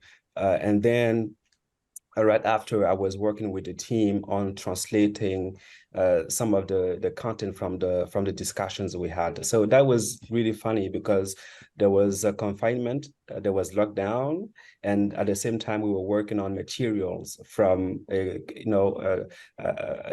international event that gathered more than 20 professionals from Europe, America, and Africa, and some of the discussions were about cooperation, cultural cooperation, international cooperation. So that was really funny. And in the same time, I was also working on, let's say, a report by Outmost Africa on tours and mobility in West Africa. So I was really able to not only witness first but also study the changes that happened with the pandemic. And so I think that pandemic introduced, I would say, reinforced the challenges that we're already experiencing. We are all aware of administrative constraints like visa issues, but with the pandemic, it added another layer of constraint. For example, suddenly we had to do our vaccine. We needed to have a COVID passport before being able to travel to Europe, and at some point, some people from Africa were not even able to travel because there was lockdown. But what this pandemic also introduced is that it brought us to realize that the cultural market in Africa, the cultural sector, is really, really dependent on Europe.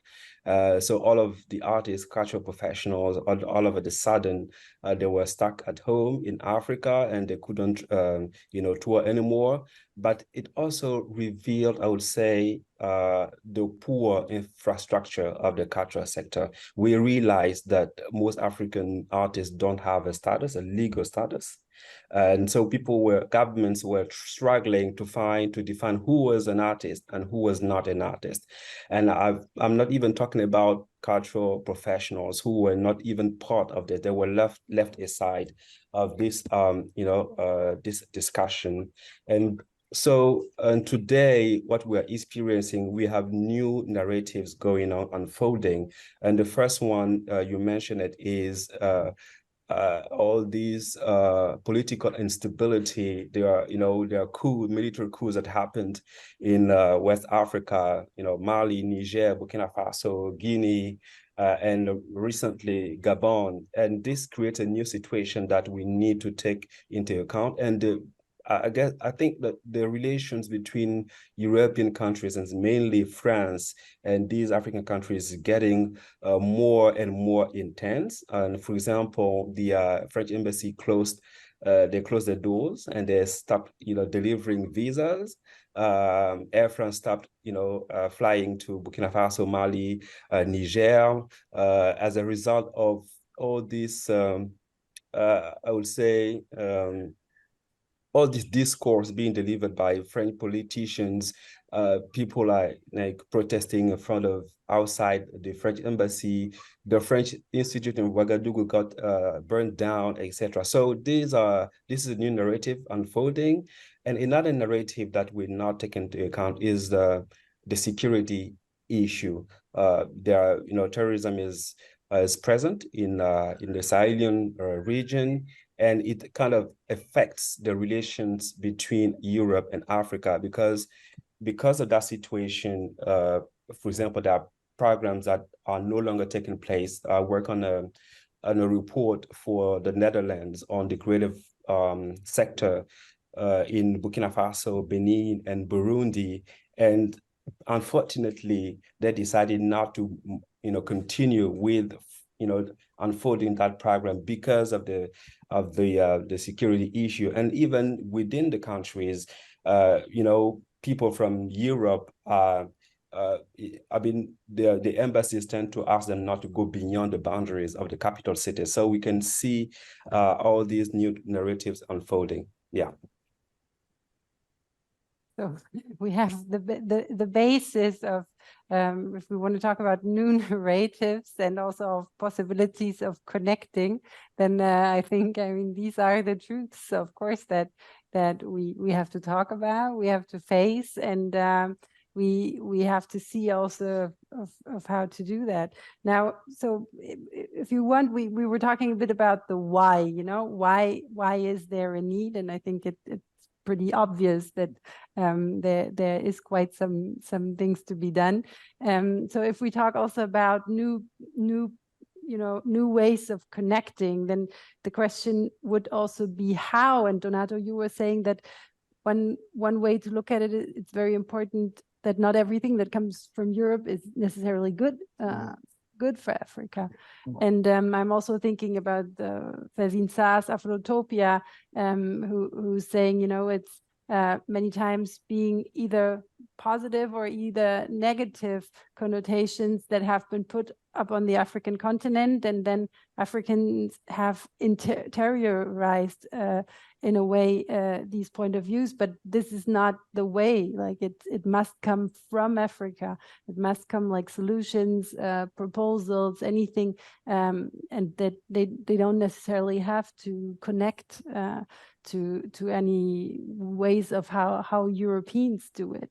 So that would be now the second part of the question, how to connect, like what kind of action, and then the last part would be who are the actors.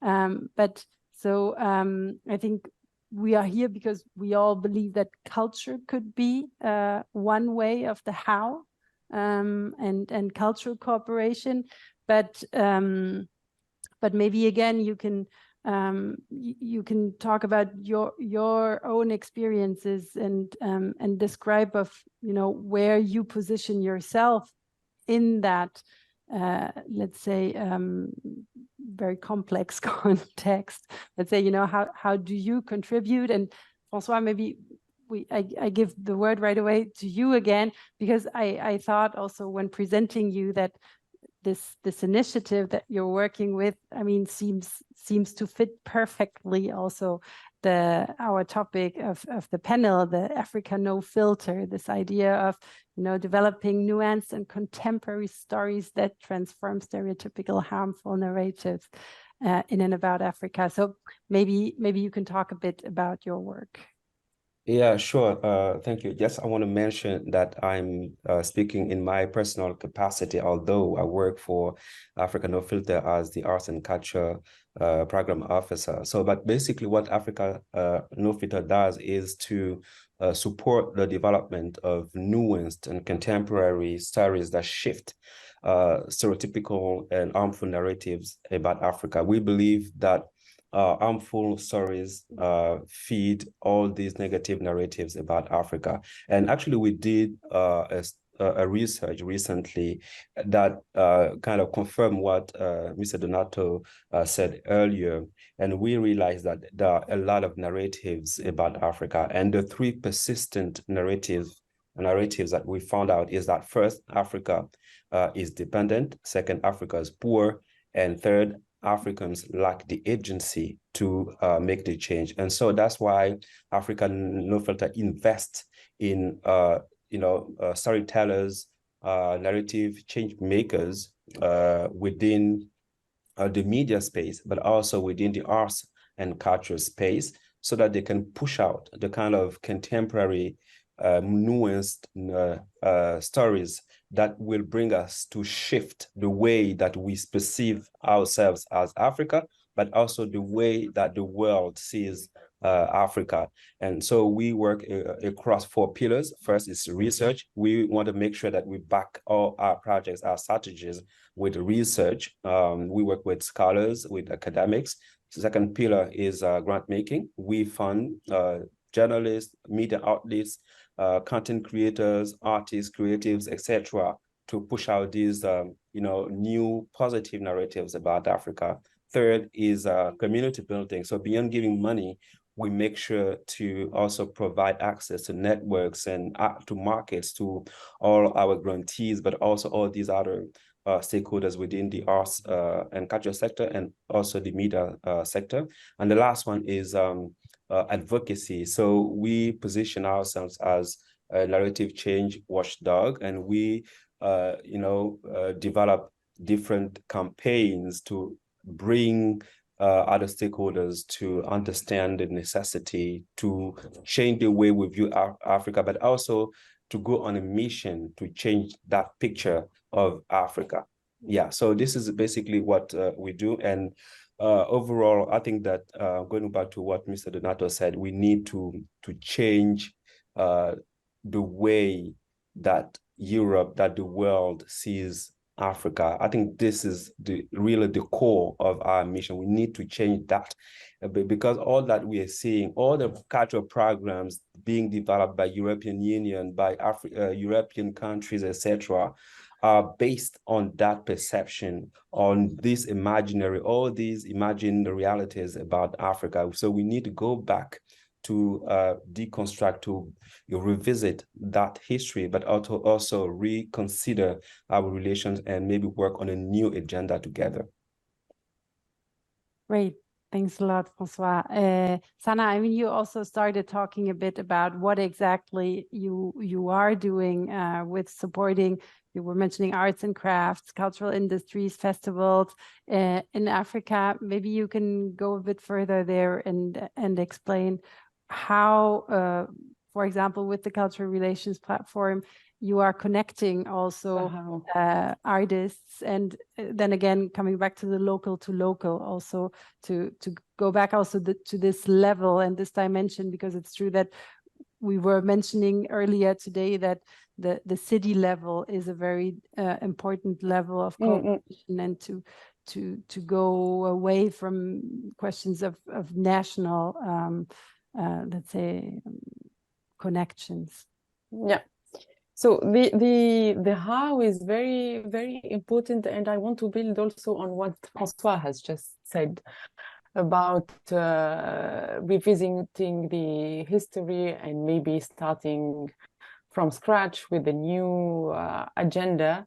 I think what is really important, and what we are trying to do in our work every day with when relating to other continent regions and cities and countries, is first of all to sit and understand. Sit, talk, and understand. Because I think, as I said in the beginning, there is something that has been like completely broken, this capacity of dialogue and of exchanging before starting any co-creation or cooperation in the field of culture. And this is something we do in our work wherever we work. What we start with is to have a discussion and exchange with local operators. We might receive like an assignment from the EU institutions or the EU delegation saying we would like to do this and that. But before doing anything, we do a very deep consultation with artists, cultural operators, and actors in the countries. We discuss about the interests, the needs, and more than that, the priorities, because obviously the priorities are different, and sometimes the ideas of initiatives to implement in the continent might be completely different from the priorities of the countries or of the country of the continent, given also the fact that everything is evolving very quickly and is changing very quickly. You discussed about, you mentioned, François, the coup, the recent coup, the position of France in the Sahel in general, and you know how much cultural exchange are at stake also. Everything is evolving. Recently, the constitution of the BRICS Plus has been also something new coming into this discussion. And into the relations that will be probably framing and the relationship between Europe and Africa in the future. And I'm sure there will be more and more things developing and evolving quickly. So for many reasons, and for these reasons also, we start always by doing this. These deep consultations with the sector. What is important also to know that at the EU level, the recent years during COVID, and it started a little bit before COVID, there was really an eagerness from cultural stakeholders in Europe and in Africa to really change the discourse about how cultural relations are being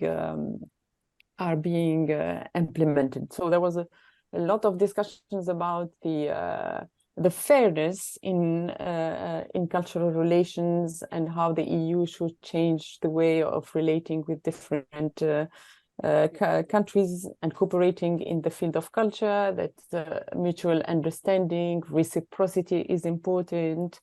The freeing cultural cooperation from political agenda is also important. The equality, the access to funding, which is really also a big issue. So all these principles of cooperation have been laid down and are being discussed since a couple of years now. I would say some of them are implemented, but it's not something that it's really automatic. So there is a narrative discourse. For me, a narrative is kind of it's not something you build, actually. It's not something you construct. It's something that emerges by itself. But I would say that there are these principles that are being pushed there. They even have, and this, you know, Antonia, there is this FAIR toolkit that have been developed to somehow teach and explain to cultural organizations and actors how they should do cultural relations and how they should pay attention to the fairness in whatever they will be doing. So several initiatives also from funded by the EU that you can see in some parts of Africa that are being successful, but I would say that there is a long way still to go really to embed this principle in a very in a true way. Meaning when we talk about freeing cultural relations from political agendas, it has to happen. When we talk about equality and equity in cultural relations, it has to happen for real. Like you have mentioned the visa issue. The visa issue, we have this every day. We organize a lot of encounters between professionals in Europe, and we are really following all the visas one by one. Sometimes you are successful, sometimes you are not successful, and the visas are being refused. And more than that, now you can add to it this idea of the awareness and climate sustainability that is pushing cultural actors to travel less. And for sustainability reasons, obviously, but when you look at the continent and you see that visas are being refused, that traveling is not something, it's not something easy for many reasons, not only the visas, but many other reasons surrounding it. And if you add to it that the European programs now include a provision that all the travels there and the workshops, whatever is done, have to be sustainable and bearing attention to climate and environment, etc., that becomes another obstacle actually for cultural relations or cultural cooperation, not only the matter of visa. So in general, there is really a way to go about all these issues and to unfold them in a proper way, taking into account the very moving ground the operators are working in, with all the global challenges and all the political changes that we witness every day.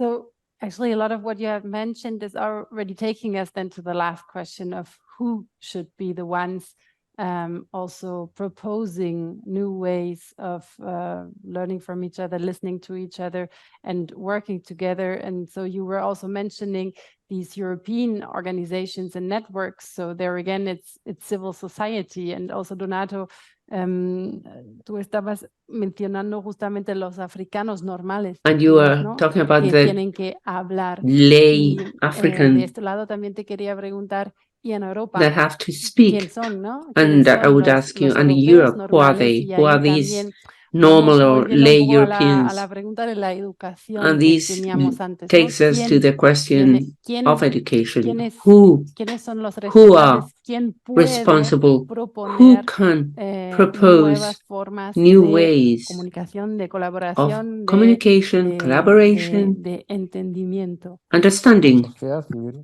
Civil society.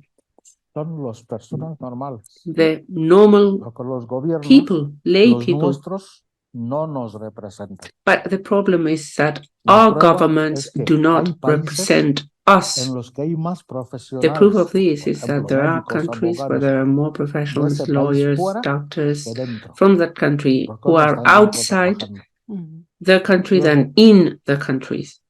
la sociedad civil, And the luego, civil los gobiernos, society, evidentemente, obviously the governments, obedecen a una serie de intereses they que obey normalmente son contrapuestos a los interests which are nuestros. normally against our Estoy seguro de que el interests. gobierno de Berlín, el Because I'm gobierno de sure Madrid, el that the gobierno, en fin, los gobiernos de la Unión Europea Berlin saben government, the Madrid perfectamente qué government, es lo the que está EU pasando governments en know África, perfectly well quién what is going on in entorpece Africa, el desarrollo de who África, lo saben is perfectamente. Pero sin blocking embargo, siguen the dándoles development dinero, in Africa. siguen siendo They sus know it perfectly interlocutores, well. cumbres Nonetheless, they're still giving Europa-África. them money. ¿Quiénes van? Los They are the dictadores, los tiranos spokespersons que nos who attend mantienen en el the exilio, African los tiranos que European empobrecen summits. nuestros These países. are the tyrants that are Presidentes como el de impoverishing our Gabón, tuvo que countries. venir a morir a Presidents Madrid porque en like treinta that y of tantos años Gabon, que who had gobernó, to no come to construyó die un in hospital en su Madrid propio because in the país. 30 years he Y was sin in power, embargo he siguen did not mandándoles el build dinero. a Es hospital que no son in iguales. his No country, and puede they're ser still sending them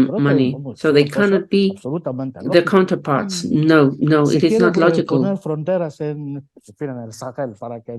They want to put borders in Sahel to prevent jihadists from going to Europe. Well, this money is not really efficient. Why? Because they keep it, and Europeans know. And the following year, they give more money. So please, let's stop and let's change our direction. Because in the 19th centuries, there were charity actions to regenerate Africa, like the colony ministries, which are now cooperation ministries, but the structure is the same. So let's look to what has failed in so many centuries. We're not talking about months or years, we're talking about centuries, saying the same thing, beating around the bush, but without solving anything. And in Europe, well, it's the governments, they know what they're doing, and they know what's happening, but they don't do anything. But you, civil society, you must do something. And you have an advantage we don't have, which is that you choose your governments. We don't. We don't choose our governments. No person from Guinea put Teodoro Obiang for 40 years in the power.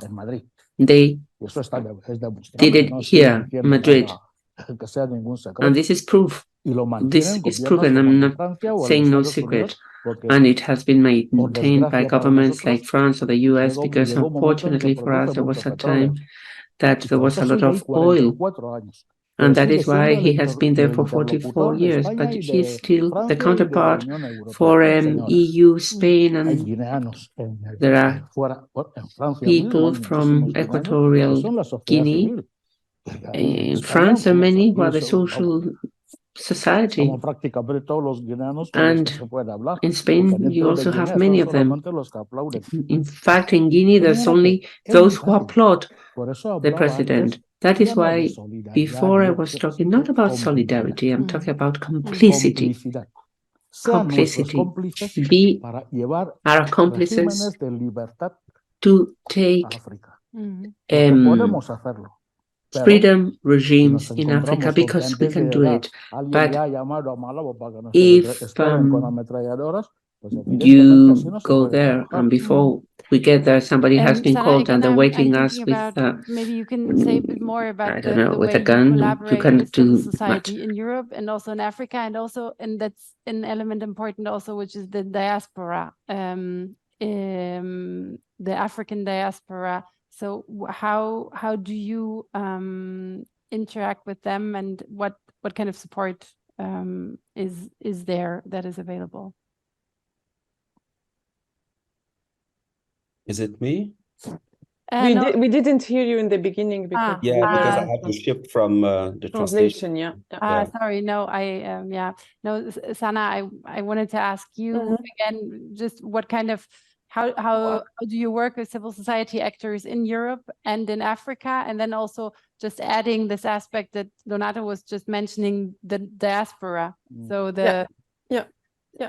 which are actually many times the most relevant civil society representatives of the country.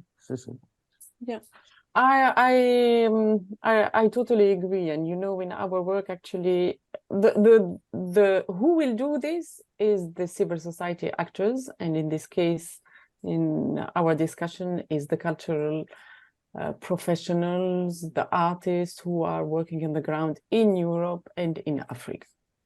Those are the ones who are able to change things. They have to advocate, and they need, I think, to advocate for the kind of framework and shared and common principles they want to work.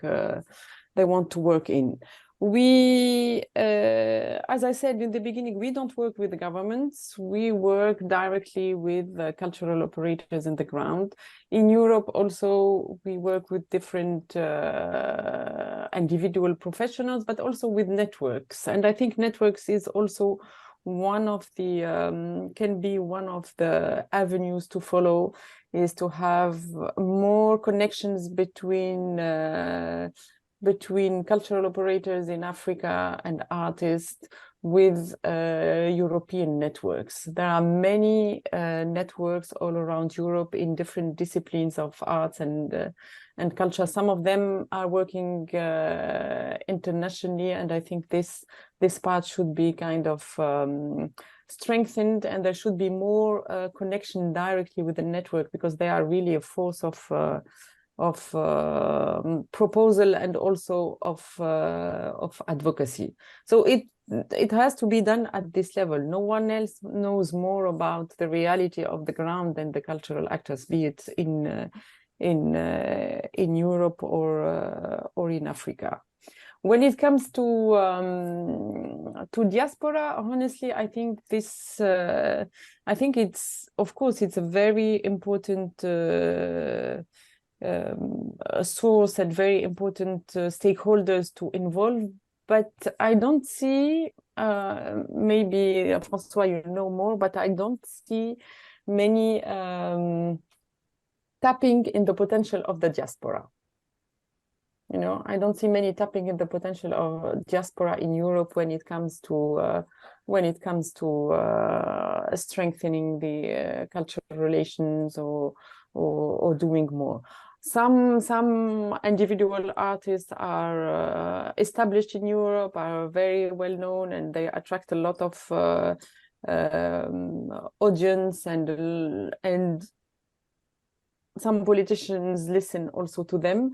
But there are many more. I think there are many more that are there, and I'm sure, I mean, their contribution could be really, really valuable, because they have this knowledge of their countries of origin, and also of where they are based, and they are really the good interlocutor to strengthen cultural relations. But to say the truth, I don't have the feeling, at least in our work, that there is a lot of sometimes we reach much more easily to cultural operators on the ground than the diaspora in Europe, which looks a bit strange, but it's the reality. We have much more direct connections locally than with the diaspora. But definitely it's a very important stakeholder to consider. That's the who for me. That's the who, with the local cultural operators from both sides. That's the who. Mm-hmm. And François, I mean, you were also talking about the artists, and that, for example, during the pandemic, also it became clear that many of the artists in Africa don't even have a legal status. So then, if they are one of the main stakeholders, you know, how can you also support them? Yeah, so I would like to first say that we have a legal framework at the international level that we can leverage on to kind of build or revisit that relationship between Europe and Africa, as the 2005 UNESCO Convention on the Protection and Promotion of the Diversity of Cultural Expressions, and notably Article 14, which is related to cooperation for development, and Article 16 on preferential treatment for developing countries. So this being said, I would like to state again the need for us to get away from this dependency relationship between Africa and Europe and move on to a new kind of relationship where there is equity, where there is a respect. And so this being said, I do believe, I will not be that pessimistic like Donato, but I do believe that our governments still have a role to play, because they have to set the framework by signing these treaties, these international, treaties, so that we have, something to work with. And I do think that all that we are witnessing today, all these military coups, all this instability, we can look at it as instability, but it can also be looked at as progress that is being made, because you have a large majority of Africans that are youth, that are very young, and who understand better the situation, who want to bring change within their countries, but also within the African continent. So I do agree that civil society has a role to play to kind of do this advocacy in order to bring our governments to understand, I would say, the importance of having culture being part of international cooperation. And Salah, you said earlier that we should free our relation from the political agenda, and I totally agree. And taking the example of mobility, for example, you talked about visa issues, etc. And yes, it's because there's policy, there's a political aspect to it that we are witnessing these issues. For me, my mobility is being confused with migration, and this confusion is creating all that we are seeing. The same with and same with the you mentioned climate change, same thing. So this is a new box to tick on the agenda, but I'm not sure that this is the top priority for African countries, especially those in the Sahelian region, facing terrorism, inflation, political instability. For me, climate change should be put on equal footing as the other issues that these countries are facing, and so I believe that there's a need to change the way that we relate to Europe. You mentioned all these European countries programs being developed on the African continent. I think there's good progress, but there are still things that are needed to be done, and I will speak specifically to the ACP-AU program. The progress here is that now we have local stakeholders, counterparts. For example, if I take West Africa, we have the Art in West Africa program being developed, implemented by Institut Couret in collaboration with Institut Français in Paris, but they don't have the lead. The lead is Institut Français. So I think there's still a need to take the discussion further and make sure that the lead is taken by Africans themselves. And I also think that we need to go beyond all these inherited roots from the colonial past. I'm talking about all these Francophone regions, Arabic regions, Lusophone regions. It feels like we are not able to navigate outside of these areas. We evolve in sort of bubbles, and I think we need maybe to reconsider these relationships and see how we can,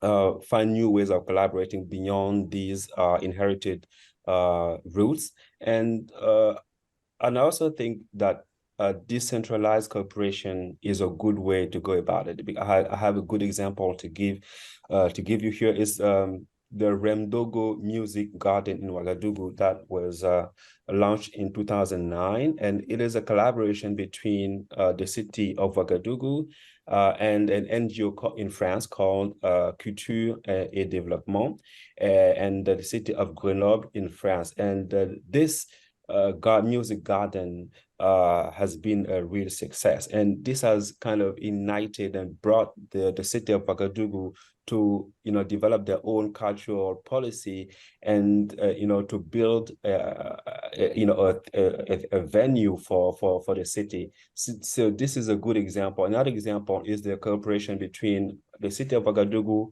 and the city of Belfort in France that brought Burkinabe artists and French artists to travel to France or to Burkina Faso for training, for artistic residency, and for performances. And so I think that decentralized cooperation can also be a good way around it. And the last thing is about diaspora. I do think that the diaspora has a big role to play in this because I can see within the dance field that I know very well, choreographers, dance artists coming back in their countries. I can list Salia Sanou, Georges Momboy in Cote d'Ivoire, Olivier Tapaga, who is in the United States. All of these artists, actually, what they do, anytime that they want to create a new work, they always come back in their, their country, in their home country, and they work with the nationals. They work with artists, on the ground there, and this kind of create, I would say, strengthens the links between Europe and Africa, because they do not only work with their foreign national counterparts, but they also work with European artists, with American artists, etc. And I think the diaspora has a big role to play in that. Yeah. I think, Donato, we will have to be kind of rounding up, but I would, be happy to give you the last word. Sí, yo quería insistir en dos temas. Yes, I wanted to insist, because there are some issues which I believe are very important. Interventionism by Europe in Africa. In general, any European who sees a Black person, a communist, say, a European communist, wants that Black person also to be a communist. A liberal will say to that same Black person, you need to be a liberal. A Christian Democrat will talk to that Black person and they'll say, you need to be a Christian Democrat. And it's very difficult to keep track of, very complicated. We have our own minds, we can reason, and we can decide whatever we will. We don't want to be imposed upon. What's more, I've seen in Africa that money is actually given to persons to do things against their will because they are interesting for Europeans. I've seen this in Africa. So please, don't meddle. We can deal with our own problems, because when a government doesn't run smoothly, well, I think it would make sense anywhere in the world that we cast out that government, because if they're killing people, think about what we see in Africa. Yes, it might be good for European traders who have dealings with that president, because that's stability, but they're killing us, our sisters, our brothers, our mothers, our children. And what we want is to get rid of that political party. But there are the Europeans coming to help, coming with weapons, and we have to continue for another 50 years, for another 80 years. We have to continue to put up with these tyrants until they die. And that really shouldn't happen. Interventionism really must be stopped, because we are adults. We should be able to do whatever we think we should do in our country. I've said before, and I can prove it, that not one African has come to Europe to tell white Europeans what they should do. We're sick and tired of being told on a daily basis what we need to do, attacking our own brethren. And there's a good example, I can think of a good example. Thomas Sankara was murdered in Burkina Faso, Mitterrand's orders, by his brother, practically. I've read the statements, Sankara's mother's statements, saying he was asleep in the same bed. Now that's friendship, sleeping together. But a Frenchman said, kill, and one brother killed the other. That's meddling. And I could give you thousands of examples. It's been 70 years ever since independence and until today. And then something else which I think we should talk about, and which I believe might be advantageous if we are to achieve harmony or a harmonization of the relationship between Europeans and Africans, and that would be this lack of indoctrination. We don't want to be indoctrinated. Europeans don't indoctrinate each other, because if there were campaigns or actions or programs run to raise awareness, to explain that blacks are like whites. Fanon wrote this already. It is the white people who create this conscience of being different. When I arrived in Spain, I was 14, and I was just another child in my school, but slowly, I came to understand that I was different. People would come up to me, my classmates, and they would touch my skin, and I would say, it doesn't come off. And I became aware of the fact that I was not identical to my classmates. I was not equal to them. If you raise awareness, if you explain this to children, you raise awareness, we would recover our dignity. And we would be able, I think, to walk European streets without having to be on the defensive every day for years. Because we who live in Europe live on the defensive. Because anyone on the street, and there are very many foolhardy persons, we are afraid of being told, go back home. And that is a lack of awareness. Now, this has to do, of course, with breeding. If what we said before, who knows that the first university in Europe, not only in Spain, was the University of Timbuktu? Who knew that? Nobody knows that, but it's in the books. Universities in Europe, nobody says, nobody teaches this, and there are European Spanish teachers who talk about that teaching in Timbuktu, and then they came to Salamanca. They say that Salamanca is Europe's oldest university. So this needs to be taught, this needs to be printed, and not because I'm a writer, but we heard this morning, we're told we are left behind, African writers, we are left behind because we're exotic. We're left on the sidelines. That shouldn't be the case. Read our books because we have so much to say, so much to contribute. And this happens in African universities. We study the European Middle Ages. That doesn't make sense. We should be studying African history.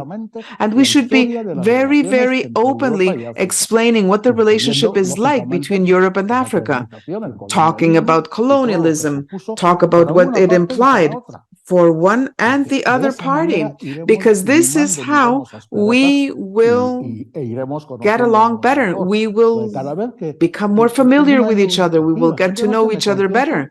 People don't seem to understand what Spaniards, their parents, their grandparents did in Equatorial Guinea.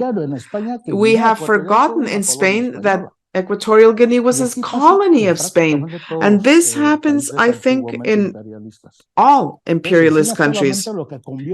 So we went to civilize them, is what Europeans will say. What is civilization?